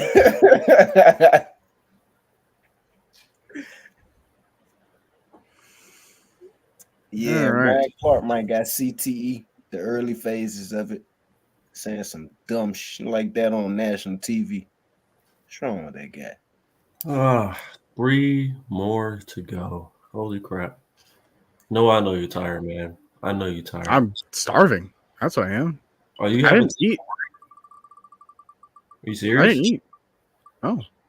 Oh, wow. Yeah, told you. You want to know what I had? Freaking one Twinkie wrapper. And that cup of coffee with no mayonnaise. All right, Trey, what is that mock draft that you had? I think you sent it to me. I sent it to you earlier. The 3 round. Let's see if I can do this. Let's go ahead and save the image. I was supposed to do one on Coach Show today, but I woke up too late. Well, there you are. Let's see. I'm going to do this. Relay. Desktop. Take this image. All right. So walk us through it. Okay. I'm gonna be honest with you. This drive took me about 10 minutes. Well, not even 10, maybe like 6 minutes to do. Of course, like I said, I am very high on Laiatu Latu. He is my edge one with Dallas Turner right behind him, and then Jared Verse. Of course, I told you guys earlier. Look, we got 3 weeks to the draft, 19 days to be exact. I am not about to pay no $25, $30 to PFF to do a couple trade back drafts or just have 7 rounds. I'm not doing it. I'm sorry. I can't do it. I'm not spending my hard-earned money on PFF because they want to be stingy. So no. Round 2, this was kind of an experiment. This is not what I think could happen or what I think is going to happen, but Michael Penix was there. I was like, we just had interest in them. They just in a pretty big camp from what I heard down to Washington. So I'm like, maybe they are interested. And of course, like I said, I can't trade up. So he just magically fell into my lap. And hey, we took Michael Penix Jr. Now he is 25. That's the only bad thing. So if he sits, he's not going to start till like 27, 28. But then again, he could play till 43. You never know. But hey, 12 years of a franchise quarterback rather than none. I'll take the 12 years, okay? I don't care how old he is. Round 3, I'm very high on Jalen McMillan. Big body wide receiver, has some speed on him. Not the best route runner, but he can do it. Pretty big go ball threat too. Loves his double moves, and after the catch ability is pretty good hands, and a jump ball route receiver. Can really slide into that Z. He can go into the slot and be that Y if you need him to. Very versatile and can play on both sides of the field. Speaking at the X or the Z or the Y. And then the last pick. So usually Max Melton is available right here, or really he's available at 74. wasn't available. The Chargers took him at 37, which is the highest I've seen him go in any draft that was simulated. So it was either I wouldn't say I'm like super high on Chris Evans, but if he's there like the third or fourth round, especially like that 79 pick, I'd be very disappointed if we didn't take him if we hadn't taken a corner up to that point. Andrew Phillips was available. I'm high on Andrew Phillips, just not as high as Chris Evans Drain. There was a couple more guys. Ronaldo Green was available. TJ Temple was gone, long gone. There was a couple more corners that were available at the time that I didn't take. I took Chris Evans Drain. He's probably one of the best tackling corners, not just in at Missouri, but in the draft period. Pretty good man corner. I'd probably say he's a little bit better than Ennis Rakestraw in zone.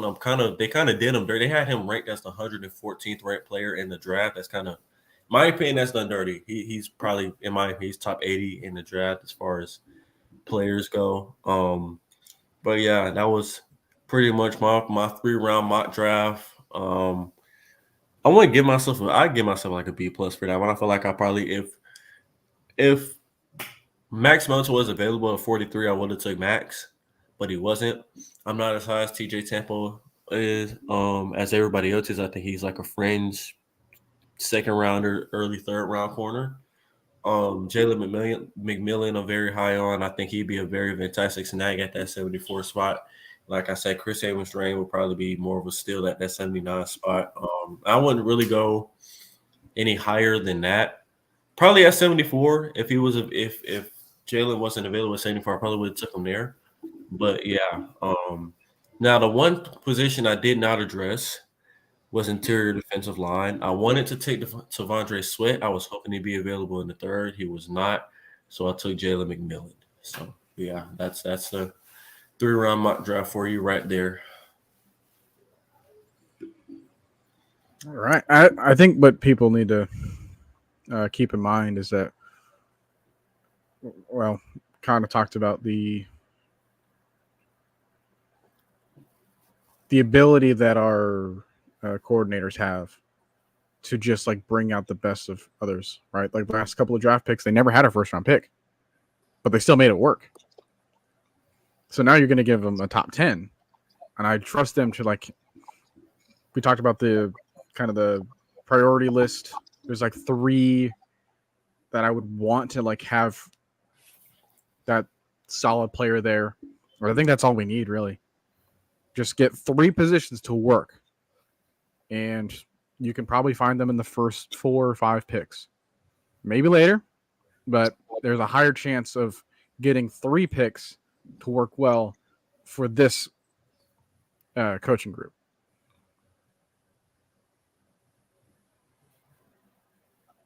Because, I mean, I got a pretty good track record. All right.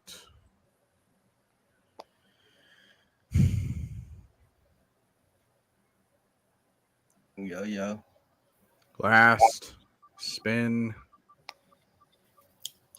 of the night, of the week. Edward Silver Guy.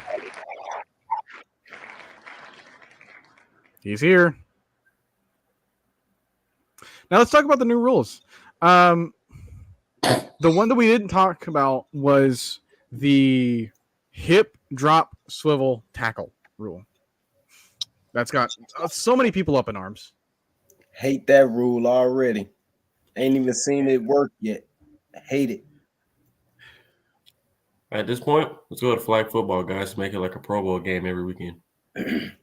How you gonna stop guys like Grady, who's been doing this for, I'm gonna just throw a number out there, don't quote me, for 20 years, playing this exact way, and now in year 21, you won't tell him, nah, you can't tackle like this anymore. Like, what? Trash. The thing is, here's the thing. They're looking for a very specific version of that tackle. What they don't want happen is the defender using their legs to fall on the offensive player's legs. If that happens, which is obvious because we can count the number of times that's happened, which isn't a whole lot, but the fact that like people are starting to use that more and more as a technique to tackle, that's a problem. And the other thing is that the coaching, it is a rule on them. It's more of like another version of a horse collar tackle. How many people have been up in arms about the horse collar tackle? Like every single year. It's like, oh my goodness, like nobody can tackle anymore because we can't grab the back of the jersey pad or the shoulder pads. Like you don't really hear that often anymore. But you could it tackle happens like by his hair. Yeah, I would say that there's that gray area that needs to be discussed further because that has more involvement. But people take a look at this rule and go like, oh, well, you can't tackle anybody anymore. It's like, no, you can still tackle people up front. You can still tackle people from behind. And I know this because I've been playing a lot of Madden. And I've been watching a lot of football. And there is barely any situations where people tackle like that specifically. So it's up to the coaching staff and it's up to those that teach tackling to teach the technique out of them so that they're not doing that and they're not putting their bodies in the position where they have to angle themselves as that way. Plus, it's also pretty easy when you're holding on to someone's hip to control the bottom half so as to not like avoid or so as to avoid their legs. Like people just not have to learn how to fall. When you learn how to fall, you can protect yourself a lot better. When you learn how to get tackled, you can protect yourself a lot better and you can have that contact balance and just train yourself to do that. But when you just refuse to look past all this other stuff and just go straight for like, oh, well, can't tackle. Like, oh, that's not what they're saying. All they're saying is that, dude, don't drop on their legs because that makes the league look bad when it happens way too often. Like we're trying to teach this technique out of them.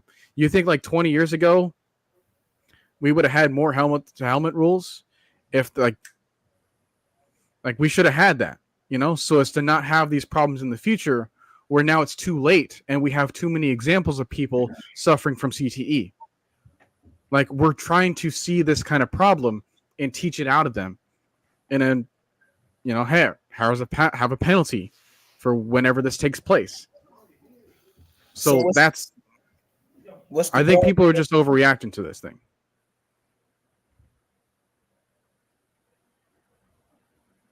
What are you saying? To be honest, though, I feel like this is more. It's not gonna hurt guys like Grady or like the bigger guys because he's never had to tackle like that. He tackles people from forward, and the rule doesn't say anything about that. Like he's stopping a person from even moving and then like pulling them back. Like he's not dropping his weight to tackle somebody because he's bigger than most people on the field. I feel like this is gonna hurt more like the AJ Terrells, like the Darius Slays, Jalen, like the corner. Yeah, it's hurt every DB in the league because now when a tight end of Mark Andrews or TJ Hawkinson comes up and it's like, like, yeah, how am I going to get him down? Because they already know if players aren't, tight ends and wide receivers already know how to move from an ankle bite tackle. Like they've been doing it for years now. They learn how to get out of that quickly. So now it's like, we've always had big players in the league to tackle. Yeah. Like we've always had those problems to worry about every single year. Like now you're trying to say like, oh, well, now these bigger people can't be tackled by all smaller people anymore. It's like, dude, that's been happening forever. Because they had no choice but to have that happen.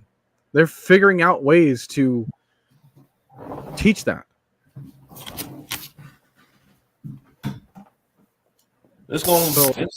I just don't see why everyone is like super up in arms about this and just like overreacting to it. Now, if it was a problem where it's like, oh, hey, we're removing the helmets, guys. We're no longer having helmets. And we're no longer having shoulder pads. But we're still going to play the same exact way. That's a problem.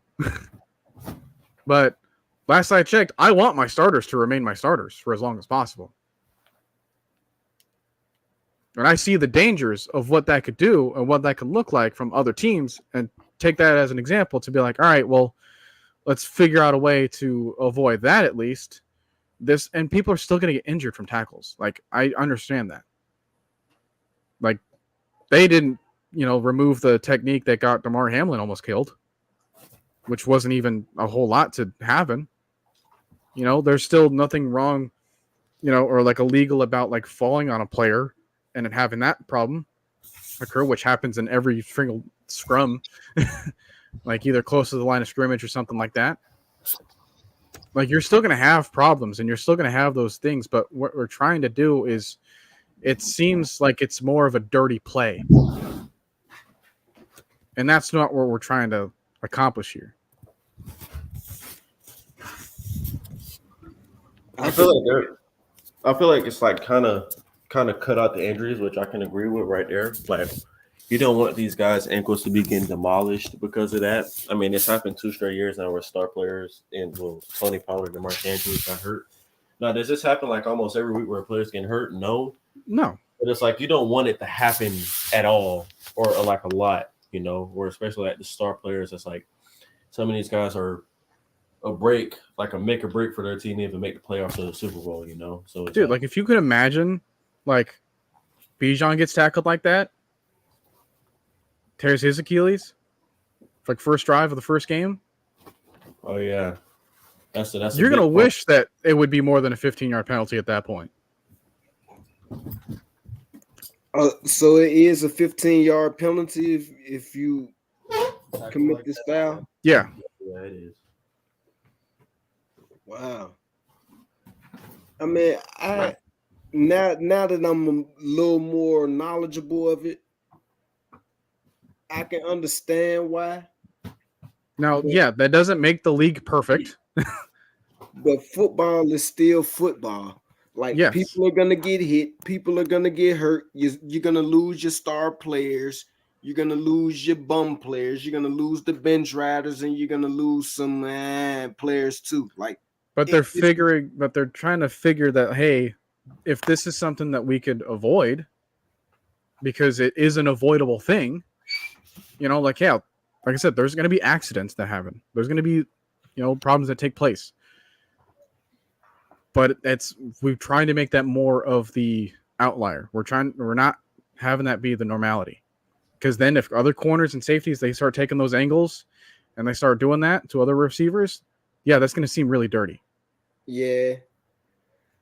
And like if there was no punishment, like say a team like try to perfect that, like I don't know, probably like the Saints. If the Saints kept doing that, that's Bounty 2.0. Agreed. So let's stop it before it becomes a problem. I agree, but me personally, I would have did something more so about I could tackle this guy by pulling his hair. I'd have fixed that before. Yeah, this. I would agree on that too.